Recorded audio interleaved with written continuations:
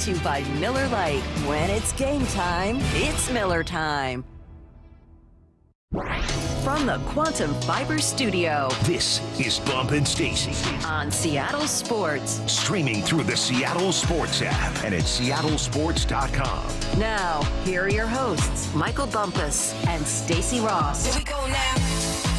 Bump, yesterday we wondered whether the Mariners' bats would be able to heat up. Prior to this game, Game 2 of the ALCS, they had scored more than 3 runs just once. That was in Game 3 against the Tigers. That first game in Detroit, they knock in 8 runs. Fantastic. And then at no other point in the ALDS, nor in Game 1 of the ALCS, did they score more than 3 runs.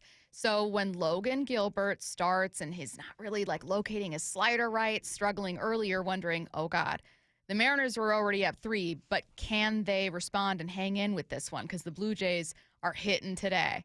And the answer is yes, not only did the bats heat up, but every bat did, everyone. Everyone came up big today. And it wasn't, you look at the score, you see 10-3, dang, dominance. These guys were killing it. But the start of the game was a little shaky, I would say, right? Because you go off 3-0, and then the Blue Jays come up. They knock in 2 runs. They tied it up. They tied it up at 3. It was, you had to battle. There was an error at first base, right? You're trying to get a runner out at first base. Logan wasn't hitting his spots the way he's used to doing it. So the final result is great. You got home runs, Polanco. You got Naylor. Mitch Garver getting a triple, almost going yard. The end result is yes, it was dominant, but they had to battle through some adversity to start this game. So I think that's what I appreciate the most is that you had almost every emotion. Mm-hmm. You had the excitement of them starting early or starting fast. And then you had the worry of Logan. Then you had the Blue Jays battle back. And then at the end of the game, you were coasting. You were chilling. I was watching the game at Moonshine. That's my spot. And I gotta go watch every game there now unless they're home. And I wouldn't get out of my seat. I'm like, nah, I'm not moving yet. Bump, the game's over. It's 9-3. What are you doing? You never know what could happen. They're only down 7 runs. I'm listen, I've seen things in my life. These eyes have seen some things, and I'm going to stay here. So, yeah, I like the game. It finished off with a dominant performance, but they had to battle through some stuff. Let's run through some of those positive moments, at least. Julio with a 3-run home run in the first. The stretch and the pitch. Julio swinging a drive deep down the left field line. Stay fair. It is a fair ball. Goodbye, baseball. Just fair down the left field line. Julio Rodriguez with a home run, scoring Randy and Cal out in front of him. And just like that, the Mariners have a 3-0 lead here in the top of the first inning.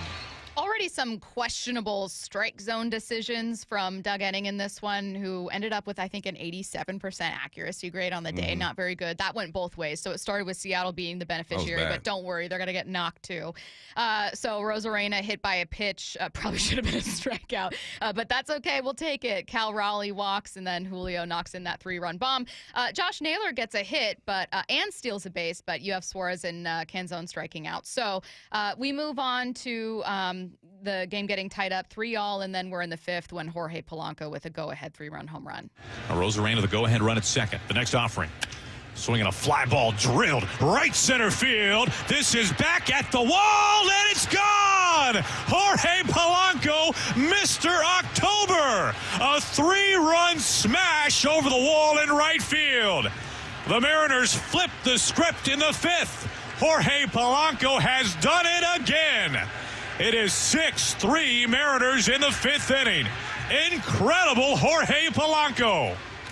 Absolutely incredible. Let's talk about Jorge Polanco. Bump from ESPN, or from Sarah Langs. She says the most go-ahead plate appearances in a single postseason in Mariners history. Jorge Polanco with 4 so far, and Ken Griffey with 4.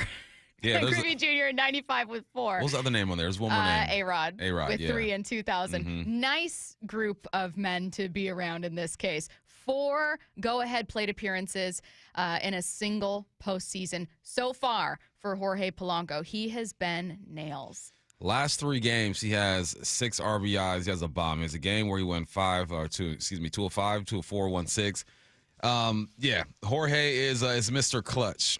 Whenever you need something done, Jorge has delivered, and it's I'm happy for him, man. Like I mentioned yesterday, he's been through some stuff, right? Didn't play his best ball here, but now you depend on him. I have a different feeling when he's in the box now. I'm thinking, all right, he can get this done. Whereas, for a while, I had a feeling, I wasn't the most confident when he was in that thing, but he's doing good, man. Switch hitting, Mr. Reliable right now.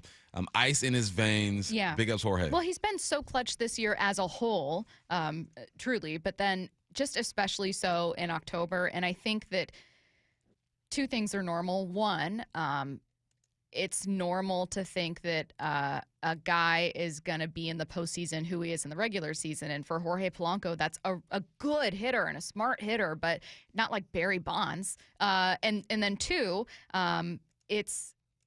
it's okay to just be like so pleasantly surprised by people. And those clutch moments are hard, man. Like the best players in the game can still crumble or make bad swing decisions or make an error trying to field a ball or whatever it is. Like those lights are bright. I've never experienced it in my life. And the tiniest part of me that tries to empathize thinks, oh my God, I can't imagine how stressful that must be.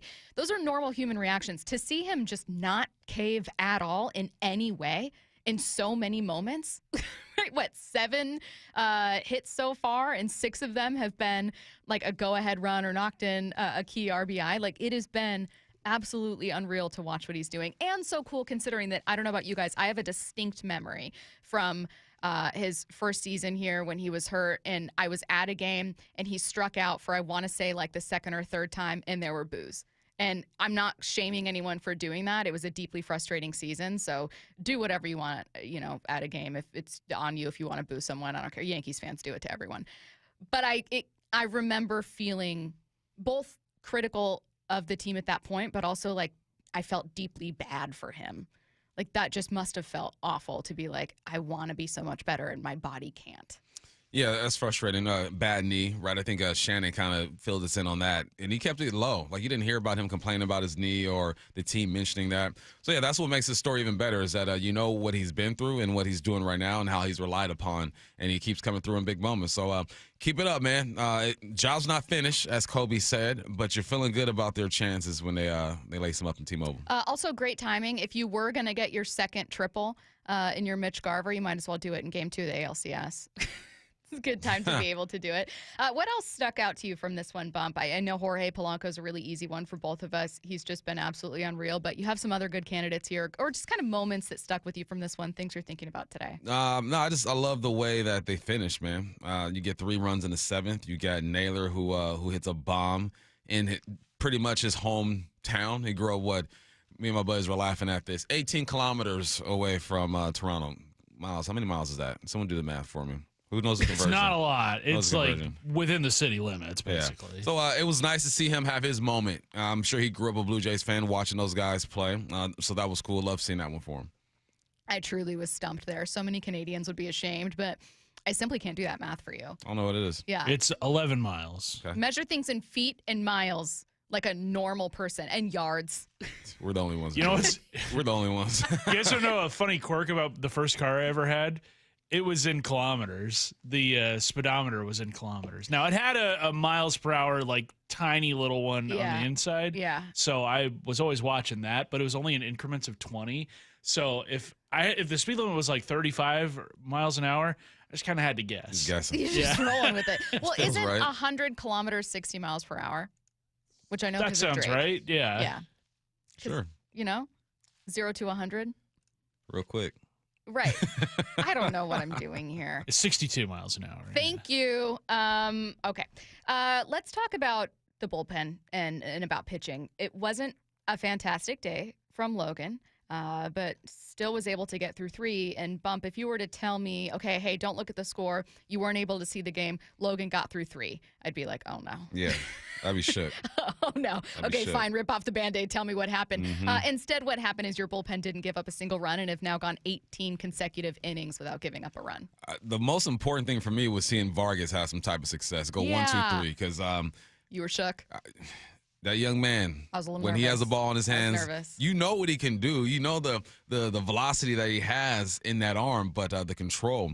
So to see him get in there, I believe he had an inning where he went 3 up, 3 down. I think that was important. Bizzardo has all my confidence in the world right now. He's playing at a high level. And then Emerson, it was good that he got some reps in there too. The game was put away, so you weren't really too stressed about it. His command wasn't the greatest, but I think those reps are important. Yeah, Munoz in his postseason 6 1/3 innings pitched, no hits, no runs, 2 walks, 5 strikeouts. Bizardo, 6 innings pitched this postseason, 6 hits and 3 runs. All 3 of those runs coming in that Game 4 loss where Spire, Bizardo just kind of fell. It was like their only bad outing, really. I know Spire gave up a 2-run shot, but still. And then just 2 hits outside of Game 4. So I think Bizardo and Munoz, especially to me, I have been so blown away that the thing that I had some fear in heading into the postseason, which was your pitching in general. Like on paper, you have lots of guys that you really love, but we had a caller segment. Remember, this was ahead of the ALDS, and I think we were saying like, hey, how do the Mariners get this done? Or, and we had a lot of people say a little nervous about middle relievers, but if you can somehow get to Munoz or your starters can pitch deep into games, then maybe you can get it done. Yeah, it turns out pretty much every single one of your arms has looked amazing, including those middle relievers. Yeah, it's good, man. They're and like I said yesterday, the Blue Jays aren't going to strike out much, right? They're going to put the ball in play. So you just make them chop them down, keep the ball on the ground, and let your defense do your thing for you. So all around, just a good win. Like I said, you got everything. You jumped up, they tied it up. You jumped away from them. You got into the bullpen. Vargas had a good outing. Bizardo continues to be there. You saw Emerson Hancock. It was a quality type of win for the Mariners, and it makes you believe that they can really get it done. Mm-hmm. After Game 1, you believe, obviously, right? You snuck a game. That's all you wanted to do over there. But after 2, you're thinking to yourself, there's no reason why they shouldn't get it done. But you still got to come here and play at home, and we know that the Mariners are great when they are at home. So yeah, I'm at a weird place right now because I went into this series thinking, yeah, let's get it. Anybody can get it. Let's go. And now I'm like, okay, let's finish now. Like I'm like, it's becoming real. It's like when your last 100 miles on your trip across country, and you're like, we're almost there. Yeah. Like, I don't want to stop to go to the bathroom. We're gassed up. I got my snacks. Let's just get there. That's where I am right now. I'm still a little bit nervous, and sticking with me after this one was a tweet I saw from Fox's Aaron Levine, and he mentioned, and Curtis, you're going to know this offhand, that series between, was it the Astros and Rangers, ALCS, when Texas takes a 2-0 lead and then drops 3 consecutive games. And Aaron asked Mitch, hey, you were on this Texas team. You guys ended up winning and advancing to the World Series and winning a World Series. But, like, you had a 2-0 lead and almost became one of the very few teams to then drop a best-of-7 after that. And Mitch mentioned that he planned on talking to the team. I don't know what that speech or what those comments are going to entail, but I appreciate that there's someone who's experienced, hey, guys, just so everyone knows I've been here, don't take your foot off the neck. Like you got to keep grinding it. You never tell a professional athlete, like, pedal to the metal. Everyone's going 100%, but, like, don't let up. And I wish I could hear what Mitch would be able to tell them about, like, this is what I think happened. This is why I think we gave up, games 3, 4, and 5 consecutively. This is what I saw. So. Yeah, it's important to it's hard in baseball. Like, I don't think baseball's not an effort type of sport, right? It's more of a focus type of sport. So I think that's probably his message. When people say, like, don't let up in baseball, I go, how do you let up in baseball? You don't go after a fly ball, like, you don't hustle to first base. Like, baseball is so skilled that it's a focused sport. So I think his message to the team is probably just stay locked in, keep your routines going. Let's make sure that we don't change our approach at all, because I've been there and I've been on the wrong side of this. Well, and there were people all year long clamoring for the Mariners to move on from Mitch Garver, and we saw it in September too when Harry Ford got called up, and it's like, well, Mitch Garver has a lot of value in moments like this because he's been here first before. Run. It was a sack fly to score Naylor. Exactly. He's been here before, and it was pretty recent, too. It was 2023 when he got his ring with the Rangers. Harry Ford's got all the talent in the world, but, I mean, you can't replicate the kind of experiences that Garver has had, the kind of experiences that Victor Robles had with the 2019 Nationals. Like, those guys are of the utmost importance in that clubhouse right now. Last one. This one's a question. They said, we need Woo. What is it they're not telling us? I don't think there's anything not being told. There was a video the other day from Woo during doing live, what was he, throwing live? Live BP. Live BP. Yeah. I don't know if there was anything outside of that, but there was a video posted. I think I saw it from Shannon. I don't think they're hiding anything. I think that working a starter back into a situation like this is just a delicate situation. Mm-hmm. Yeah, take your time with it. Take your time. I'd be okay with, knock on wood, if they don't need Wu in this series, are fortunate enough to not need him to continue to wait. Yeah. So, all right, let's get to headline rewrites. Extra, extra, read all about it. Headline rewrites. We must make headlines. The real story behind the headlines in today's news with Bump and Stacy. Headline number 1, the Dodgers survived a late rally from the Brewers to take a 1-0 series lead in the NLCS. What's the real headline? I think you mean the Dodgers survived the best double play we've ever seen. I didn't see it. Huh? I didn't see It was it. a fly ball hit to center field. You didn't see it? I didn't see it. No. Oh, my God. How did I Bump. miss that? It was, I need to I gotta show you pull on it my- up. What the yeah, heck? pull it up on your computer. So this was, what was it, 8-6-2? It was an insane double And here's play. the thing, people were critiquing, especially Teo, but just like Dodgers base running. I think that's actually easily forgivable because it was a deeply weird moment. I've never seen anything like it before. And I think people were like, oh, like you should. Oh, yeah, I did see that when Yeah, it bounced yeah, off the yeah. wall. Yeah, okay. I was tripping for a second. Yeah, that was weird. That was weird. Here's the play itself. 2, and Muncy skies one to center field, hit well. This one's got a chance. Freeland going back to the wall. He leaps. It's in and out of his glove, but he caught it. And now chaos on the bases. Might have a play at the plate. The throw. Not in time. No, he's out. JK, it's in He's time. out. That was tough. That was tough. Yeah, even the outfielder, you see him walk over after play. It's like, what just happened? He's Like, got his what's- hands what's up in the going air on? like, Thank you for doing the what do we do? radio-friendly edit of what he actually Yeah, said, you guys. I was listening to, God, what was I listening to? I think, not baseball tonight, talking baseball maybe this morning, and there was someone who was a Brewers fan just being like, yeah, it's done. It's over. It's like, it's one game. Brewers have been exceptional this year. And it was very close. I mean, they almost tied it late. They were a hit by pitch away from tying that game late. So, Yeah, I mean, the Brewers, they got some dogs over there. No name dogs, no dog tags, but they'll no bite dog you. tags, but microchipped. Microchipped up. Yeah. Headline rewrites. Headline number 2, the Bears stunned the Commanders with a 25-24 win on a field goal as time expired. What's the real headline? The Bears might have stunned the Bears too. So, There's a for story them. here that not too many people are talking about. oh, So do you remember when obviously Moody get was my a kicker coffee for the here. 49ers? Oh, yeah. And he was shanking kicks like he does. Mm-hmm. Debo Samuel smacks him in the head, tells him to lock it in. Oh. Guess who hit the game winner last night? Moody. Guess who's on the Commanders? Wow. Debo Samuel. Let's There you go, go. Moody. Well, Get your how revenge, the baby. turntables turn. how the tables.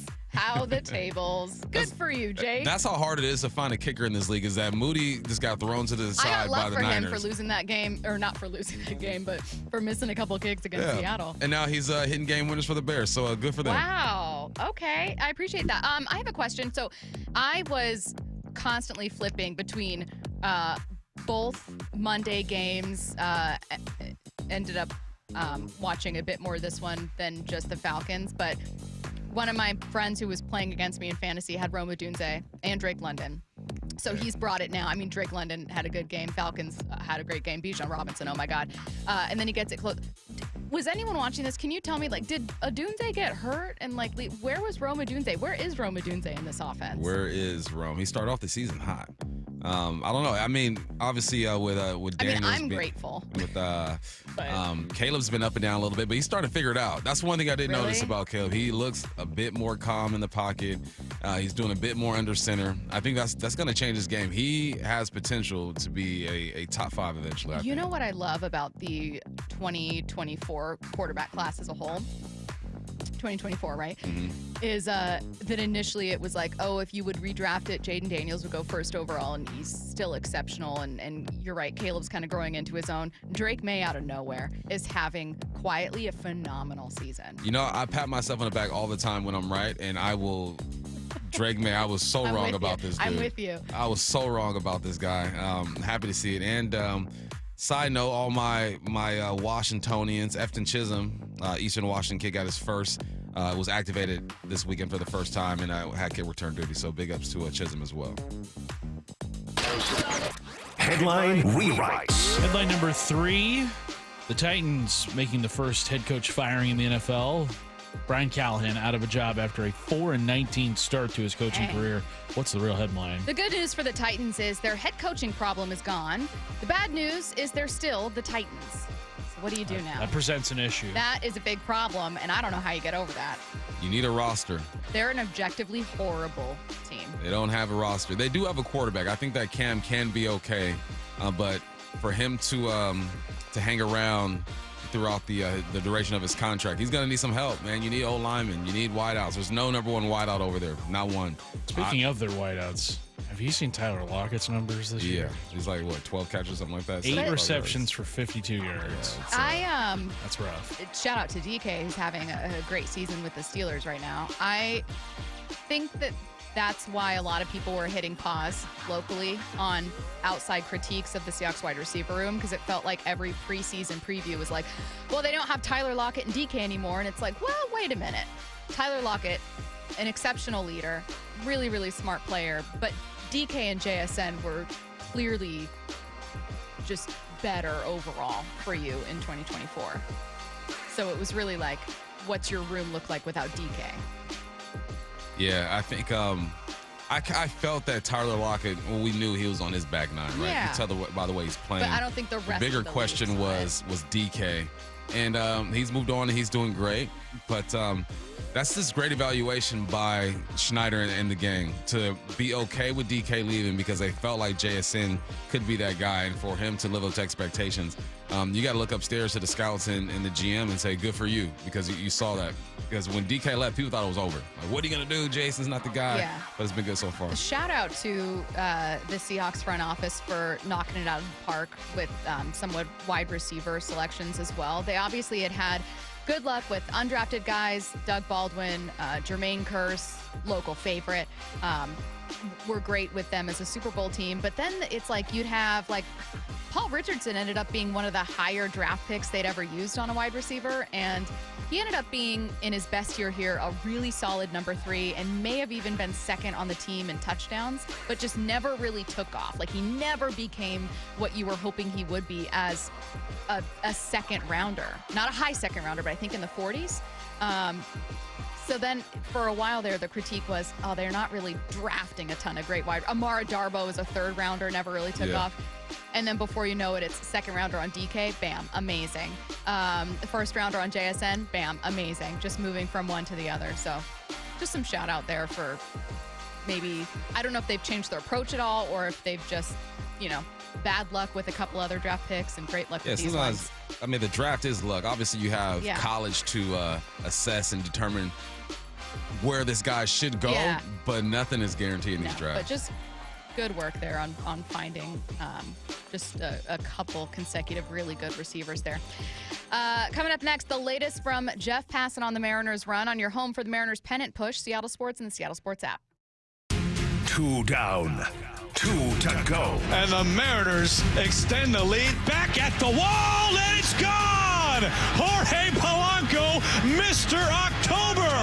The Mariners go for a commanding 3-0 series lead. Tomorrow, it's Game 3 of the ALCS at T-Mobile. First pitch at 5:08. We're not done yet. We got a World Series to go get. Only on Seattle Sports on 710 and the Seattle Sports app. What is that sound? Ugh, that sounds like a plumbing sound. Luckily, there's a company that fixes all the plumbing sounds across Puget Sound. That's All Sound Plumbing. Puget Sound's plumbing experts. Have a sound? Visit allsoundplumbing.com. Have you tried the dining district at the Bellevue Collection? Grab lunch with friends, meet up for happy hour, and stay for dinner and beyond. You can sample international flavors and local favorites from talented chefs. Try a new cocktail on a rooftop bar or watch the game with friends and explore the lively nightlife scene. The Dining District at the Bellevue Collection, where your taste adventure begins. Learn more at BellevueCollection.com/dining district. Matt Coker here with West Coast Men's Health. In the past 5 years, we've seen thousands of men at our clinics. Most guys tell us the same story. that in their early 50s, it's not that they couldn't function, they just needed help. They started taking Viagra, and it worked great at first. But after a few years, it stopped working. The problem is that their arteries had become more restricted since they started taking it, because Viagra does not unclog arteries. Here at West Coast Men's Health, we use acoustic wave therapy to target the real problem. We break down plaque and clear up the arteries so blood can flow like it did in your 20s. This restores function. And guys, listen to this. You won't have to take a pill anymore. So if this sounds like you, give West Coast Men's Health a call today and see how we can help. With clinics in Redmond and Tacoma, call 206-519-6541. That's 206-519-6541. 206-519-6541. Online at westcoastmenshealth.com. It's the World Fighting Championships at Emerald Queen Casino Event Center, Saturday night, October 25th. Experience the thrill and excitement of high-energy mixed martial arts. Tickets at emeraldqueen.com. Don't miss this amazing professional mixed martial arts event, the World Fighting Championships, October 25th at Emerald Queen Casino, the entertainment capital of the Northwest. 21 and older, need gambling help? Call 800-547-6133 or visit emeraldqueen.com. Hey, it's Dr. Coogan with Eastside Weight Loss Clinic, and it's time to make the final push to the end of the year. Do you want to lose weight, improve your health, and have more energy? We have a proven system and a team of health coaches that have helped over 4,000 people in Washington lose up to 10 to 20% of their body weight in just 8 weeks without expensive injections or uncomfortable side effects. No gimmicks, no tricks, no drugs, just teaching you how to become a fat-burning machine and keep it off long term. Visit eastsideweightlossclinic.com now to schedule your free consultation. Yeah, it's Mike Salk here. And just like writing that essay back in high school or maybe in college, starting, that can be the hardest part. Well, Eastside Weight Loss Clinic makes it as easy as possible. They helped me lose 35 pounds in just 60 days. A no-pressure, free 15-minute phone consultation. See if it's right for you. And if it is, you got nothing to lose but the weight itself. Many clients lose 20 to 30 pounds in a month or two, and you can do our program remotely from anywhere you live. Schedule your free consultation at eastsideweightlossclinic.com. That's eastsideweightlossclinic.com. Dr. Ryan Coogan, D.C. Results may vary. Open enrollment for Medicare is coming up. Are you ready?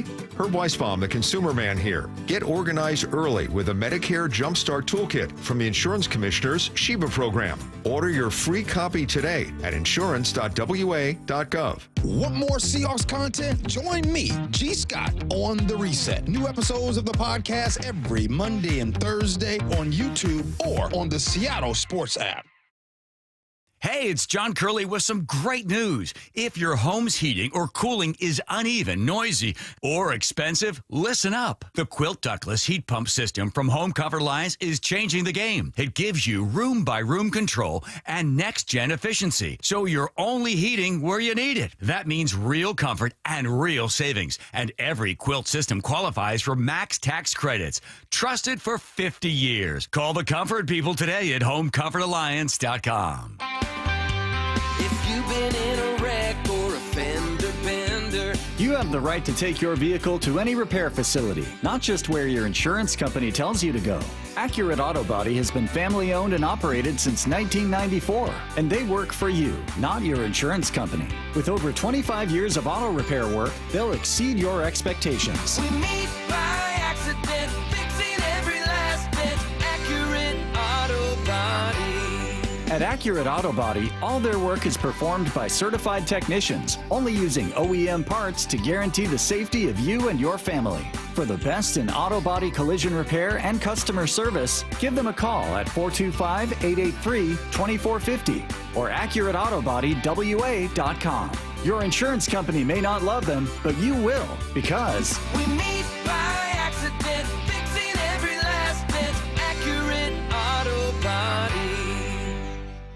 Why is Mazda of Everett the #1 dealer on the West Coast? Mazda of Everett is locally owned and operated for 20 years. They work hard to get you their best deal every time and to make sure you drive away happy. With over 700 new Mazdas, they stock more than anyone in the Seattle area. Find out for yourself why people keep coming back to Mazda of Everett. Take advantage of the Mazda of Everett price during the More to Move You sales event. MazdaofEverett.com. Claims based on Mazda USA inventory and sales reports. From the Quantum Fiber Studio. This is Bumpin' Stacy. Weekdays 10 to 2. On Seattle Sports and 97.3 FM HD2. ESPN's Jeff Passan was on with Braun this morning talking about the Mariners' run, everything he's seen, not just from a thrilling ALDS Game 5, but from 2 games in the ALCS so far. Let's start with his thoughts on Jorge Polanco. It's remarkable what he's done this postseason. And it's the sort of thing on which World Series runs are built. It's great to have Cal Raleigh performing like he has. And after all these years that you can rely on the starting pitching that the Mariners have. But you need those other contributors. You need someone to have like an Eddie Rosario series. And right now that's Jorge Polanco, Eddie Rosario's teammate for a while with the Minnesota Twins. Just absolutely remarkable what he's doing. And I like his point about like sometimes great World Series runs or, fill in the blank championship series, a great Stanley Cup run, a great Super Bowl run is built on the most random person being absolutely clutch. Oh, Malcolm Smith. Right. Coming up, being clutch in the Seahawks postseason. Like I'm not saying that Jorge Polanco isn't talented, but like it can't always be your superstars. You know who Tommy Edman is? Exactly. He played great for the Dodgers in the playoffs last year. You know what I mean? And you have those guys step up, and then it's like a chain of moments, right? Every championship run has someone who steps up who you don't expect to step up, and then just defining moments, whether it be in a series, in a game, or whatnot. So we're watching these guys play, and we're starting to see these championship-type moments. You got guys stepping up who you didn't expect to step up. 90% of baseball fans did not know who Rivas was. Who's Rivas? Who's this young lefty stepping into the box? Then you have dominant performances. Cal still going yard in the playoffs. So, yeah, it smells like a championship-caliber type of team, and it feels like it. 100 miles left until you reach your destination. We're almost there. Let's look back before we look ahead. Jeff Passan on one of the things he'll remember most about ALDS Game 5. One of the things that I'm going to look back at, the 15-inning game, and always remember is the game that Cal Raleigh called. Cal Raleigh judges himself based on not the number of home runs he hits and not the home run derby titles or the all-star selections or the MVPs. He judges himself as a catcher and as a baseball player on how he calls games. Like that to him is the highest level of what he can do. And the game he called that day, it was so good that it had the announcers just consistently confused. Like, you can't throw this many sliders. And Cal was just like, hold my beer. Those were some of the funniest tweets I was seeing was people going, AJ Przinsky's head just like, surely a fastball here, slider. No. The slider was what are you doing? Slider gang for sure. Bing, bing, bang. Bing, bing, bang, slider gang. No, that's and I'm glad that Cal's being mentioned with everything that he does, right? Of course, the bombs or whatnot, but he has to call a game. Mm-hmm. He is calling the game.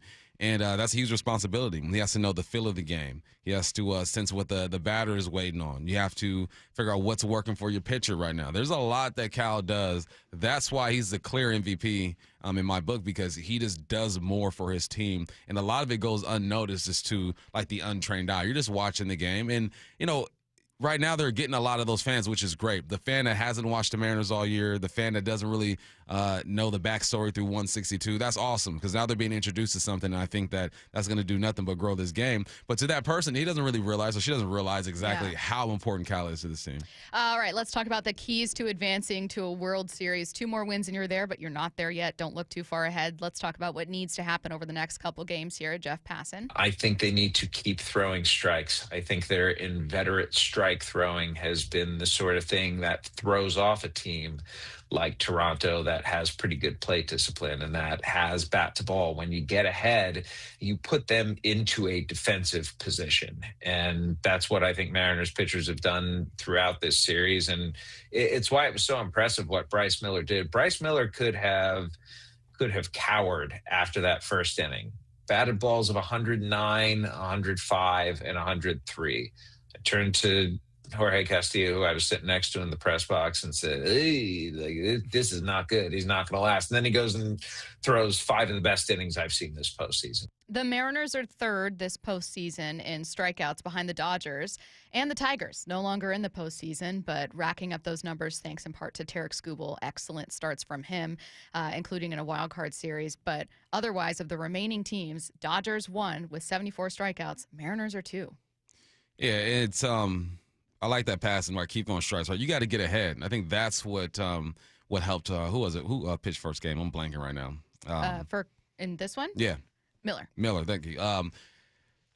Once you get ahead, you control the whole vibe of that AB, and I think that's extremely important. Be aggressive because you have the talent to be aggressive. You don't have a guy in a rotation that you're crossing your fingers and praying that he can execute. So yeah, I like that. You've been a good rotation in the playoffs so far. Yeah. So continue to throw those strikes and get ahead. All right, one more key here for Jeff Passan. I think number 2, they keep hitting home runs. Like, you go and look at the record of teams in the postseason, and the teams that hit more home runs than the other teams are playing like 850 ball.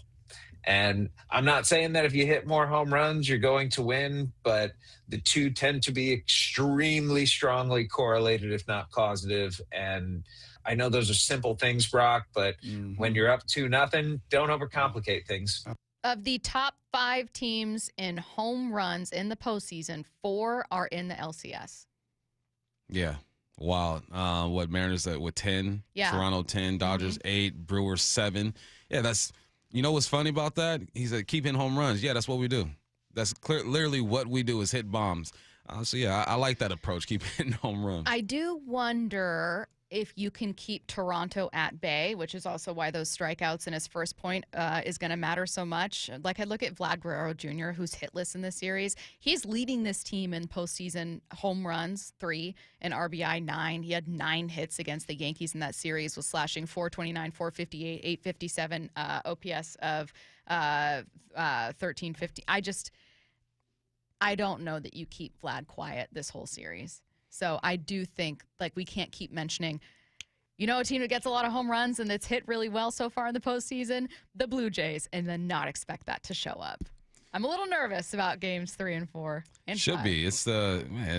Should be nervous. This is a big deal, and you're right. I don't expect Vladdy Dottie to continue to struggle the way that he has, but I also think that if he gets going, the Mariners have enough to get going with him. Yeah. Yesterday was a perfect example. You go up 3-0, you're feeling good about it, and then it's tied 3-3, and then you separate yourself from the pack. Why? Because you hit bombs and because your pitching settled down and you were on point. There's enough here for these guys to get it done, but you respect the opponent because the Blue Jays have shown they're dangerous. Okay, so one more key here.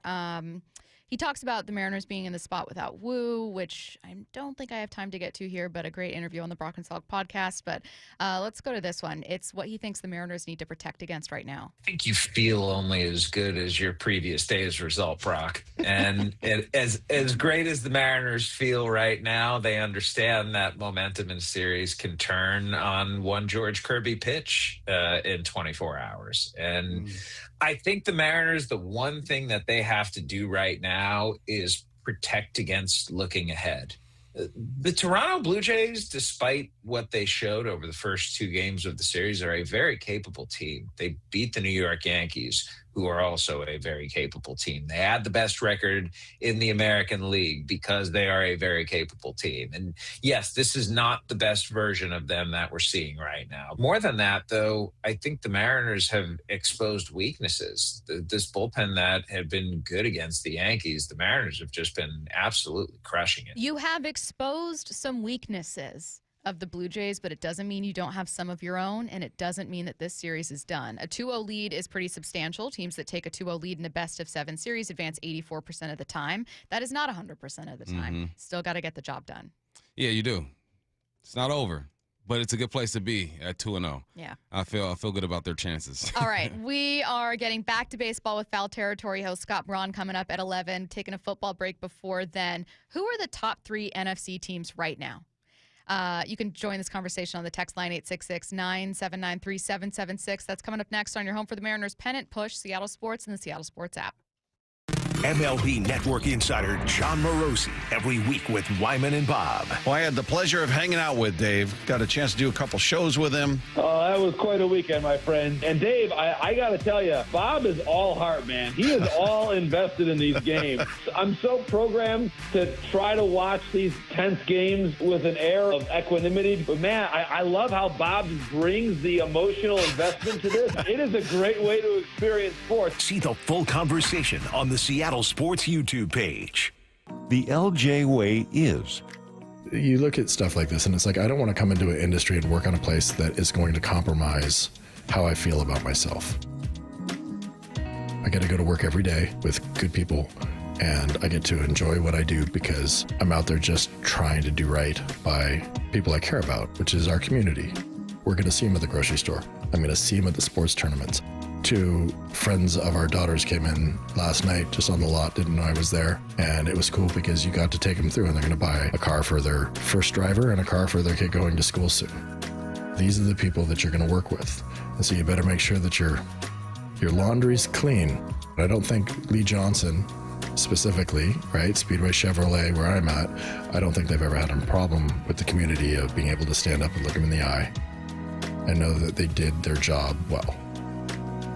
The LJ way is the Lee Johnson Auto family. This is a special alert to all Americans who own a vehicle with less than 200,000 miles with an auto warranty about to expire or with no warranty coverage at all. Due to a decline in the economy, CarShield is announcing a low-cost month-to-month vehicle protection plan that is now available to the public to save any driver out-of-pocket expenses on future auto repairs. Call now to find out how you can pay almost nothing for covered auto repairs. Yes, you heard that correctly. Pay almost nothing for covered auto repairs. An open phone line has been established for all drivers to call for a free quick quote. Call 800-292-4541 now. Drivers who are covered will not have to pay for covered repairs again. This protection plan is at an all-time low. Additionally, drivers who activate this vehicle protection today will also receive free roadside assistance, free towing, and car rental options at no additional cost. Call us for your free quick quote today. 800-292-4541. That's 800-292-4541. What do you have to lose? Call 800-292-4541. Again, 800-292-4541.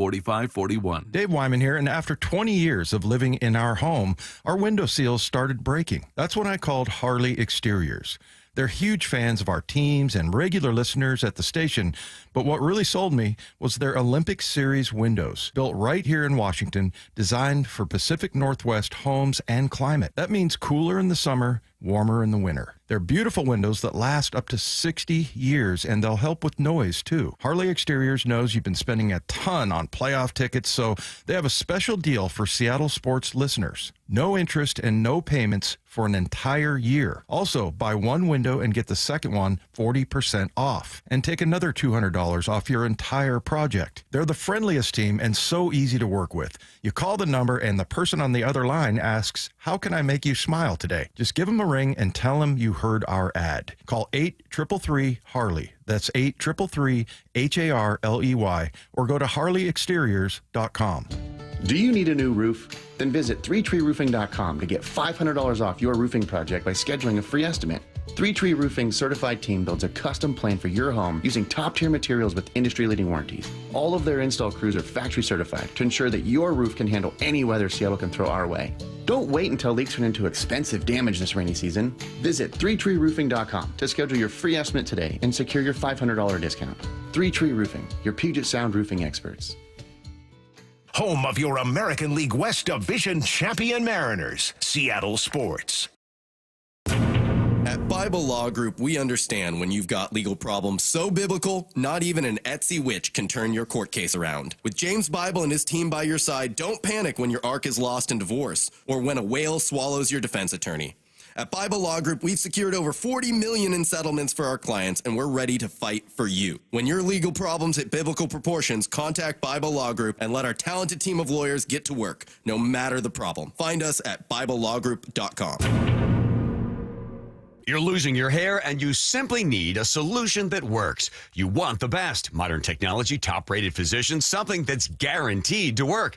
Guys, you need world-class Dr. Perungo and his team at Advanced Hair. Advanced Hair has completely redefined hair restoration. From the experience itself to their unmatched results. Receding hairline, bald spot, thinning hair, maybe all three like I had. Get your hair back with Advanced Hair's simple one-day treatment that begins to regrow your own natural hair the very next day. Advanced Hair has changed tens of thousands of lives, including mine. And get this, Advanced Hair is once again the winner of the 425 Business of the Year. For your free consultation, call 425-449-8185. Right now, you'll get $250 off and 250 free hair grafts.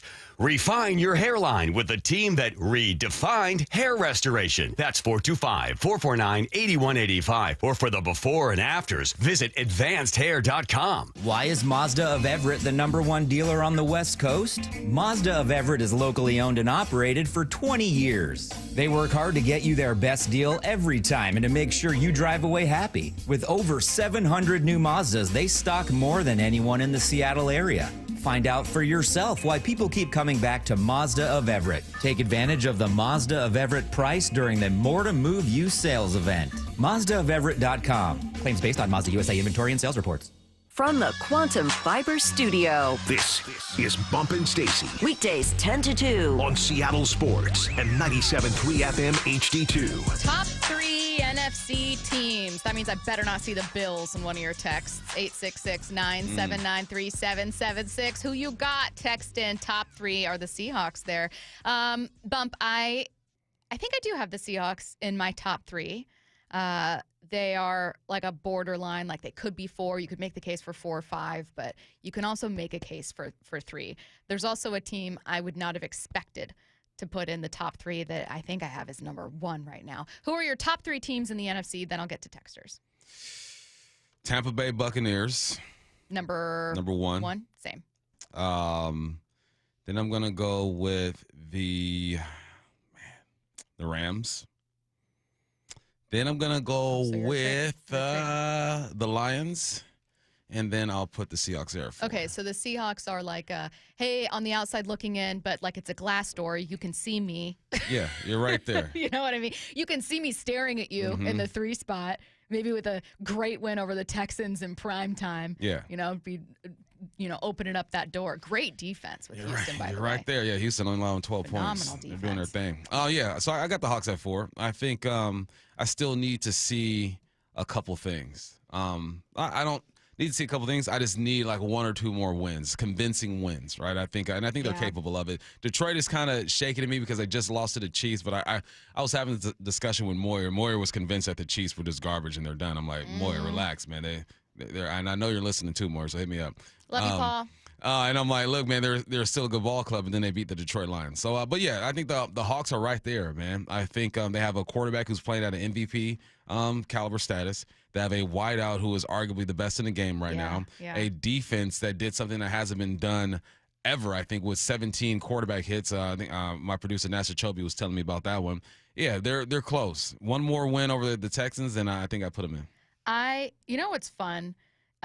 If Dallas had a good defense, they'd be #1. They have the best offense, certainly a top 3 offense league-wide right now. They're putting up 387 yards a game, just absolutely dominant. They're #2 passing. I think they're just outside the top 10 in rushing. They're #3 in points per game, just behind the Lions and Colts. If they wouldn't have traded Micah, they'd be part of this conversation. Unfortunately, Dallas, I'm sorry, I cannot put you there because your defense is like 30th or worst in several categories. So you don't get half point for offense. Instead, I'm going to go Bucks #1.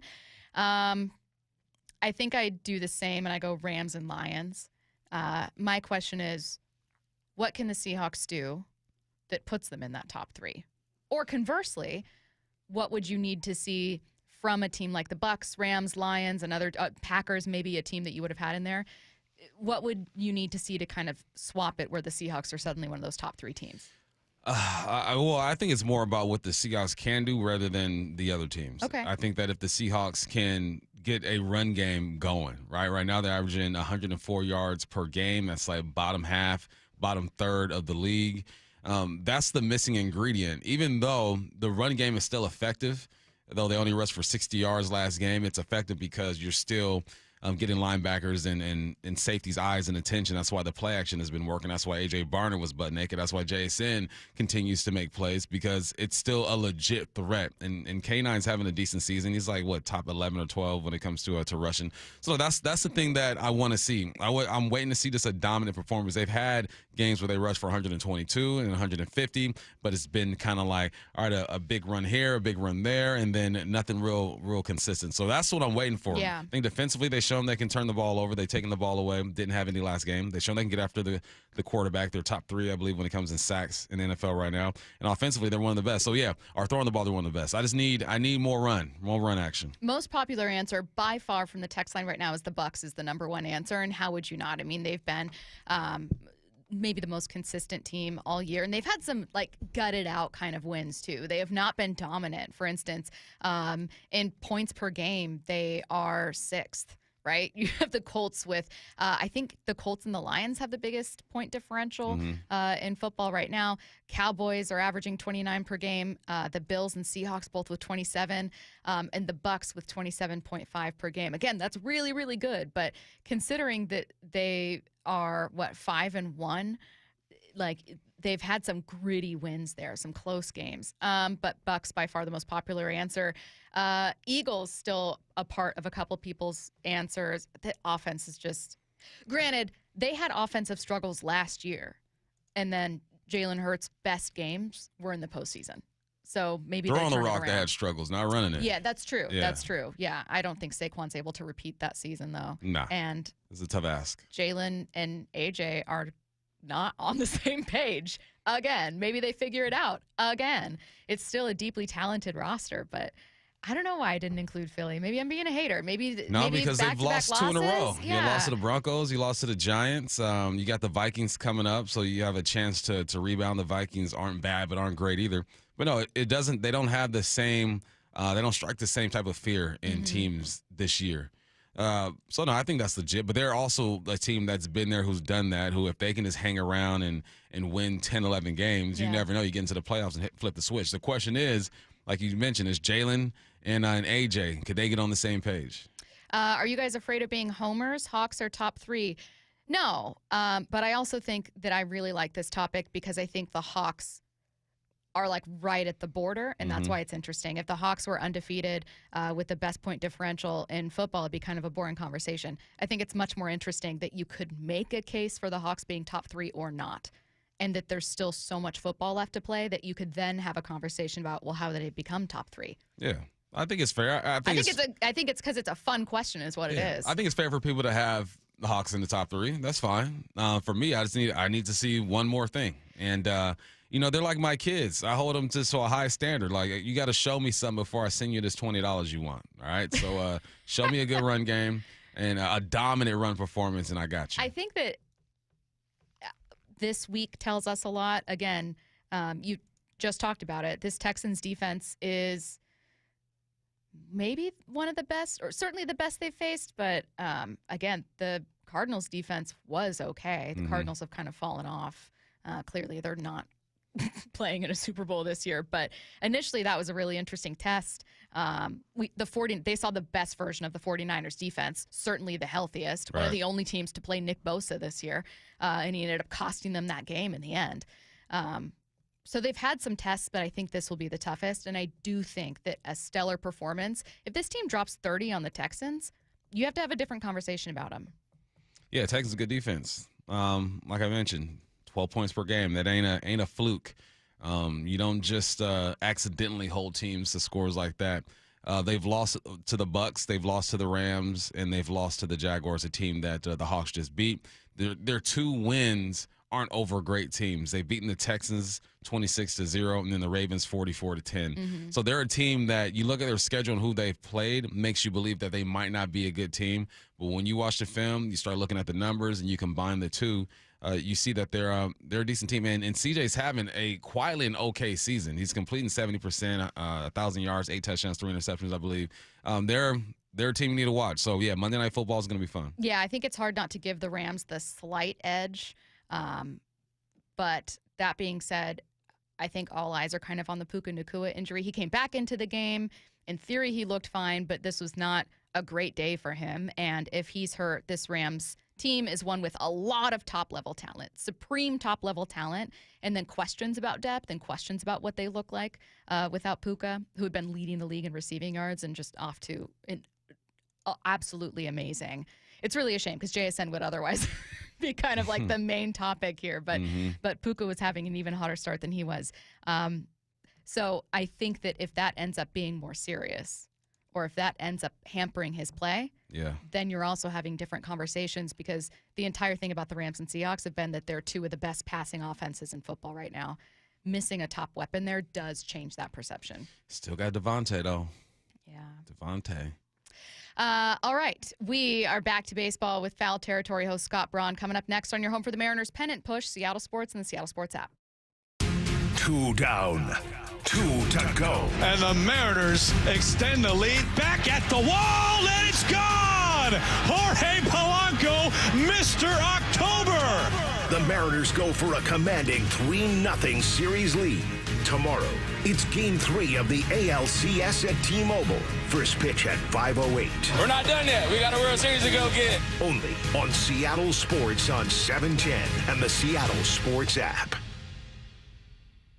Hey, Brock Hewitt here for my friends at PCF Construction. It was a couple years ago. We were seeking a complete outdoor living space. Molly wanted a new deck. She wanted to really make our outdoor space pop. And boy, am I glad we called PCF. Why? Because whether it's a very specific project or outdoor living, like an underdeck ceiling, deck, patio cover, railings, PCF has you completely covered. You know, Molly's an interior designer. She knows construction. She knows attention to detail. And PCF, they checked every single box along the way. And right now is the time to make the call. Up to $6,000 off your project, plus no payments and no interest until 2027. And you can save an extra $1,500 when you bundle your deck with a patio cover. Find all the offer details, get project ideas, and browse photos at pcfgroup.com, or simply call today at 425-629-8476. That's 425-629-8476, pcfgroup.com. The stock market's on fire. AI stocks are performing at all-time levels. We hope you, like many of our investors, have taken advantage of it.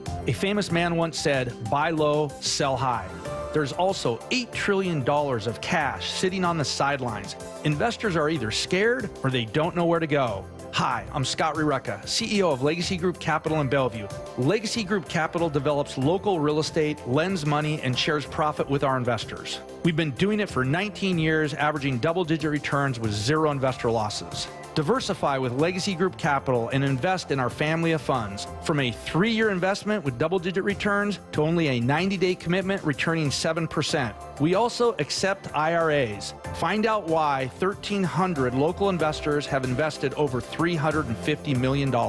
Legacy Group Capital at legacyg.com. This is not investment advice. Investments available to accredited investors only. Details at legacyg.com.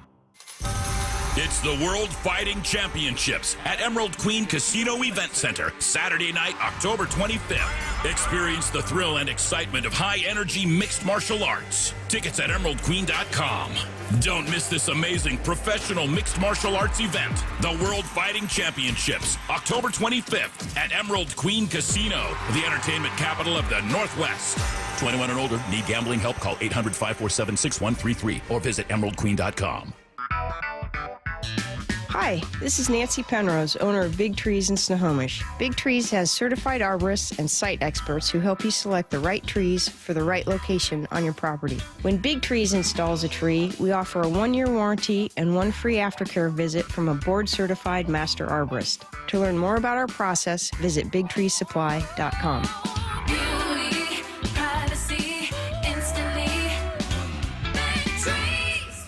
This message comes from Viking, committed to exploring the world in comfort. Journey through the heart of Europe on an elegant Viking longship with thoughtful service, destination-focused dining, and cultural enrichment on board and on shore. With small ships that bring travelers closer to the destination, there's more time to explore. And every Viking voyage is all-inclusive, with no children and no casinos. Discover more at Viking.com. Okay, I have to tell you, I was just looking on eBay where I go for all kinds of things I love, and there it was. That hologram trading card. One of the rarest, the last one I needed for my set. Shiny like the designer handbag of my dreams. One of a kind. eBay had it, and now everyone's asking, ooh, where'd you get your windshield wipers? eBay has all the parts that fit my car. No more annoying, just beautiful. Millions of finds, each with a story. eBay. Things people love. This might be the most surprising statistic I've shared in decades of doing local news. More than 75% of commuters will be involved in a car accident at some point. JP Pendergast of Pendergast Law with more. What makes it more surprising? The average person will be involved in 3 to 4 collisions in their lifetime. With accidents unbelievably prevalent, what are some safety tips if it happens to you? Safety first. Secondary collisions are not uncommon while awaiting help. Turn on those hazards and remain in a safe place. If a bystander witnessed the accident, capture their information and encourage them to remain at the scene. Seek medical attention immediately if needed, as delaying can be a costly mistake. Lastly, remember that statements made to police and insurance adjusters can affect your case. Collisions are more common than we'd like to think. If you find yourself in one, follow these helpful tips and then call my friends at Pendergast Law. If you or a loved one's injured in a car accident, call Pendergast Law. We can help. PendergastLaw.com. Baseball's postseason is here. Seattle Sports Playoff coverage is presented by Honey Bucket, 710 KIRO AM Seattle and KIRO FM HD2 Tacoma. Seattle Sports Snapshot. The Mariners took a 2-0 series lead with a 10-3 win over the Blue Jays in Game 2 of the ALCS yesterday. 3 home runs for the M's, and this one a 3-run bomb from both Julio Rodriguez and Jorge Polanco, plus a 2-run home run from Josh Naylor. 2 other runs knocked in 2 separate plate appearances by J.P. Crawford. Off day today while both teams get ready for Game 3 here in Seattle. George Kirby's going to be on the hill for that one. It's going to be a 5:08 p.m. first pitch tomorrow. We're going to have extended pregame coverage beginning at 2 p.m. on Seattle Sports. Snapshot, brought to you by Miller Lite. When it's game time, it's Miller time. From the Quantum Fiber Studio, this is Bump and Stacy on Seattle Sports. Streaming through the Seattle Sports app and at seattlesports.com. Now, here are your hosts, Michael Bumpus and Stacy Ross. Here we go now. One of our absolute favorite shows. We reference it all year long, Foul Territory. The host, Scott Braun, joining us now on the Emerald Queen Casino Sportsbook Hotline. And Scott, I am so happy to be talking about current Mariners games that are happening this late into this season. Are you surprised by a 2-0 lead in this series by Seattle? Wow. It's October 14th, and we're talking ALCS. Mariners up 2-0. I've been on this show for years with you. It's one of my favorites that I pop on, so the love is mutual from the Foul Territory side, and often we are in a bit of complaining mode. Yep. And why are we in that mode? Because we all collectively say, oh, if they only cared a little bit more, this starting staff and this overall pitching staff could lead a team to their first ever World Series appearance. What a surprise. It's happening. So am I surprised that they're up 2-0? Honestly, not really. I mean, if you told me that they were down 2-0, I wouldn't have been surprised either. These are 2 really good teams. I know Toronto's not playing well right now, and the Mariners definitely look like the better team. But Kevin Gausman and Trey Savage are 2 very good starters. There's less to say about Savage because he's not spent that much time in the big leagues yet, but the stuff looks ridiculous from prior starts. But overall, Stacy, I am not surprised. Sure, am I surprised that Jorge Polanco looks like one of the most clutch October performers of all time? Yeah, given that he didn't look good last year and clearly he was hurt and bounced back this year. Those kinds of narratives stand out. Cal Raleigh hitting 60 homers and then continuing success in the postseason, even though he's not a power machine in the playoffs. he's contributing, I think, in OPS 1,000 plus now. They're intentionally walking him left and right. So times are great in Seattle, and I'm loving what I'm seeing from this team. Yeah, we all are, Scott. And, to start the season, Polanco was hot and then kind of cooled off a bit. And obviously now he's doing his thing. Can you remember a time in previous time in his career where he showed this type of potential? You know what? He was always very solid, without, as I'm driving right now, without looking season by season at the numbers. He's been one of the more consistent players in the bigs, and that's why you looked at last year like, what happened? There's only so much blame you can do with the Mariners' home ballpark, and we're doing less of that these days, which I really like. Clearly, there was injury problems there. I don't think he was ever touted as superstar potential. I think he was looked at as more of a role player and a consistent player. So I would say no. And the thing that stands out to me, Michael, more than the overall production is the timeliness of the production. That's what's really standing out. Like, again, if you look at his postseason numbers right now, my guess is his OPS would be like in the 800s, which is really good, but it's not next level superstar status. And we're going off a small sample size. But in the playoffs, it's not about that. It's just about coming through in the right moments. And to have go-ahead hits in the fifth inning or later in 3 straight games now is just stupid clutch. So I would throw everything out the window and just say this guy knows how to deliver at the right moments. He's coming through. You're seeing a lot of good rips to right field. And, I mean, they clearly made an incredible call to sign him in February and trust that the surgery went okay. There weren't that many teams interested in him, not at $7.5 million. So good for Seattle on that one. Seattle finished the season as not just one of the better offenses league-wide overall, but arguably the hottest in September, 3rd league-wide in home runs over the course of the season. Cal Raleigh, no small part of that. But, oh, my God, when you have Gino and Naylor and a bunch of other guys here, that helps. So I expected, not that they'd be raking in the postseason, but that offense would come a little easier for them than it has. Scott, this is just the second game, the one they had last night against the Blue Jays, in which they've scored more than 3 runs. And it's the pitching, which had been a little more up and down this year, surprisingly, that has just been steadfast. What have you made of these arms, whether it's the bullpen, whether it's the starters for Seattle?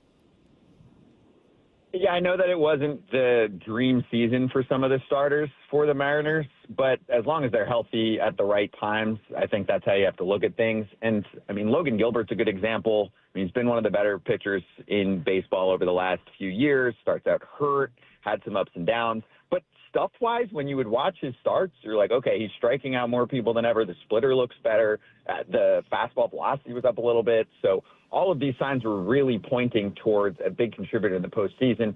First off, I'm going to throw away yesterday's outing to an extent, and at least he was able to get out there. But coming off what he did in Game 5, it's not easy. There are few starters these days that are built to come off of short rest, and it's not like it was a side session for him, right? He went 30-some-odd pitches.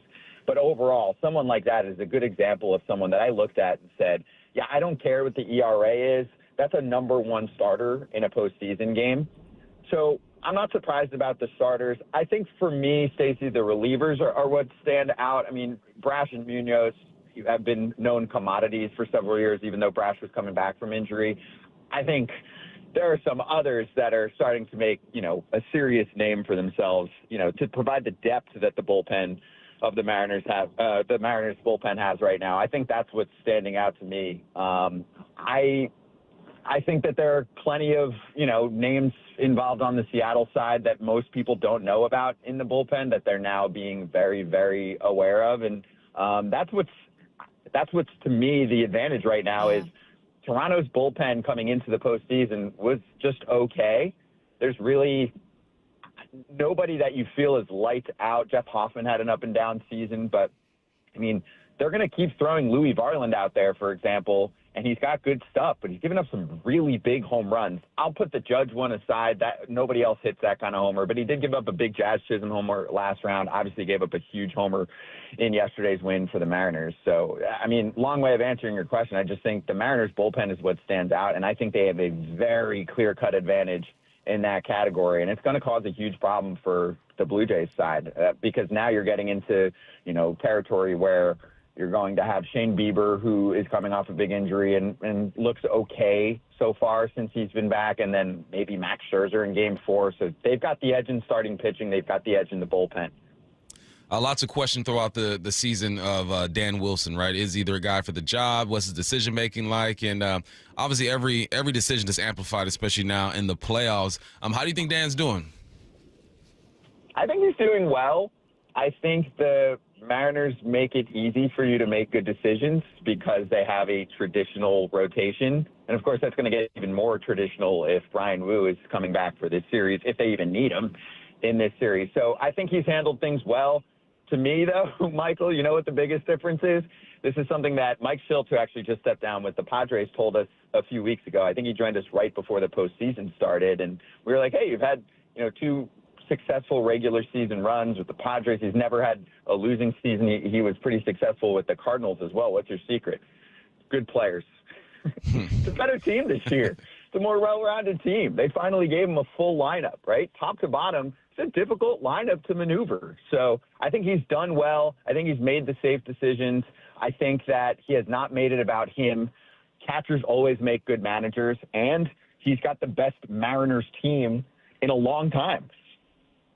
Speaking of catchers, I know that votes are already done, and we'll find out who is the American League MVP. But I feel like the narrative is still ongoing about Cal's value. It's hard not to have that conversation. You guys had Logan on Foul Territory recently. He looked so excited to answer a question about what he didn't like about Cal. It was a hilarious decision there to ask him about that one. What stood out to you from maybe not just that interview, but maybe in the conversations that you guys have been having all year long about the MVP race?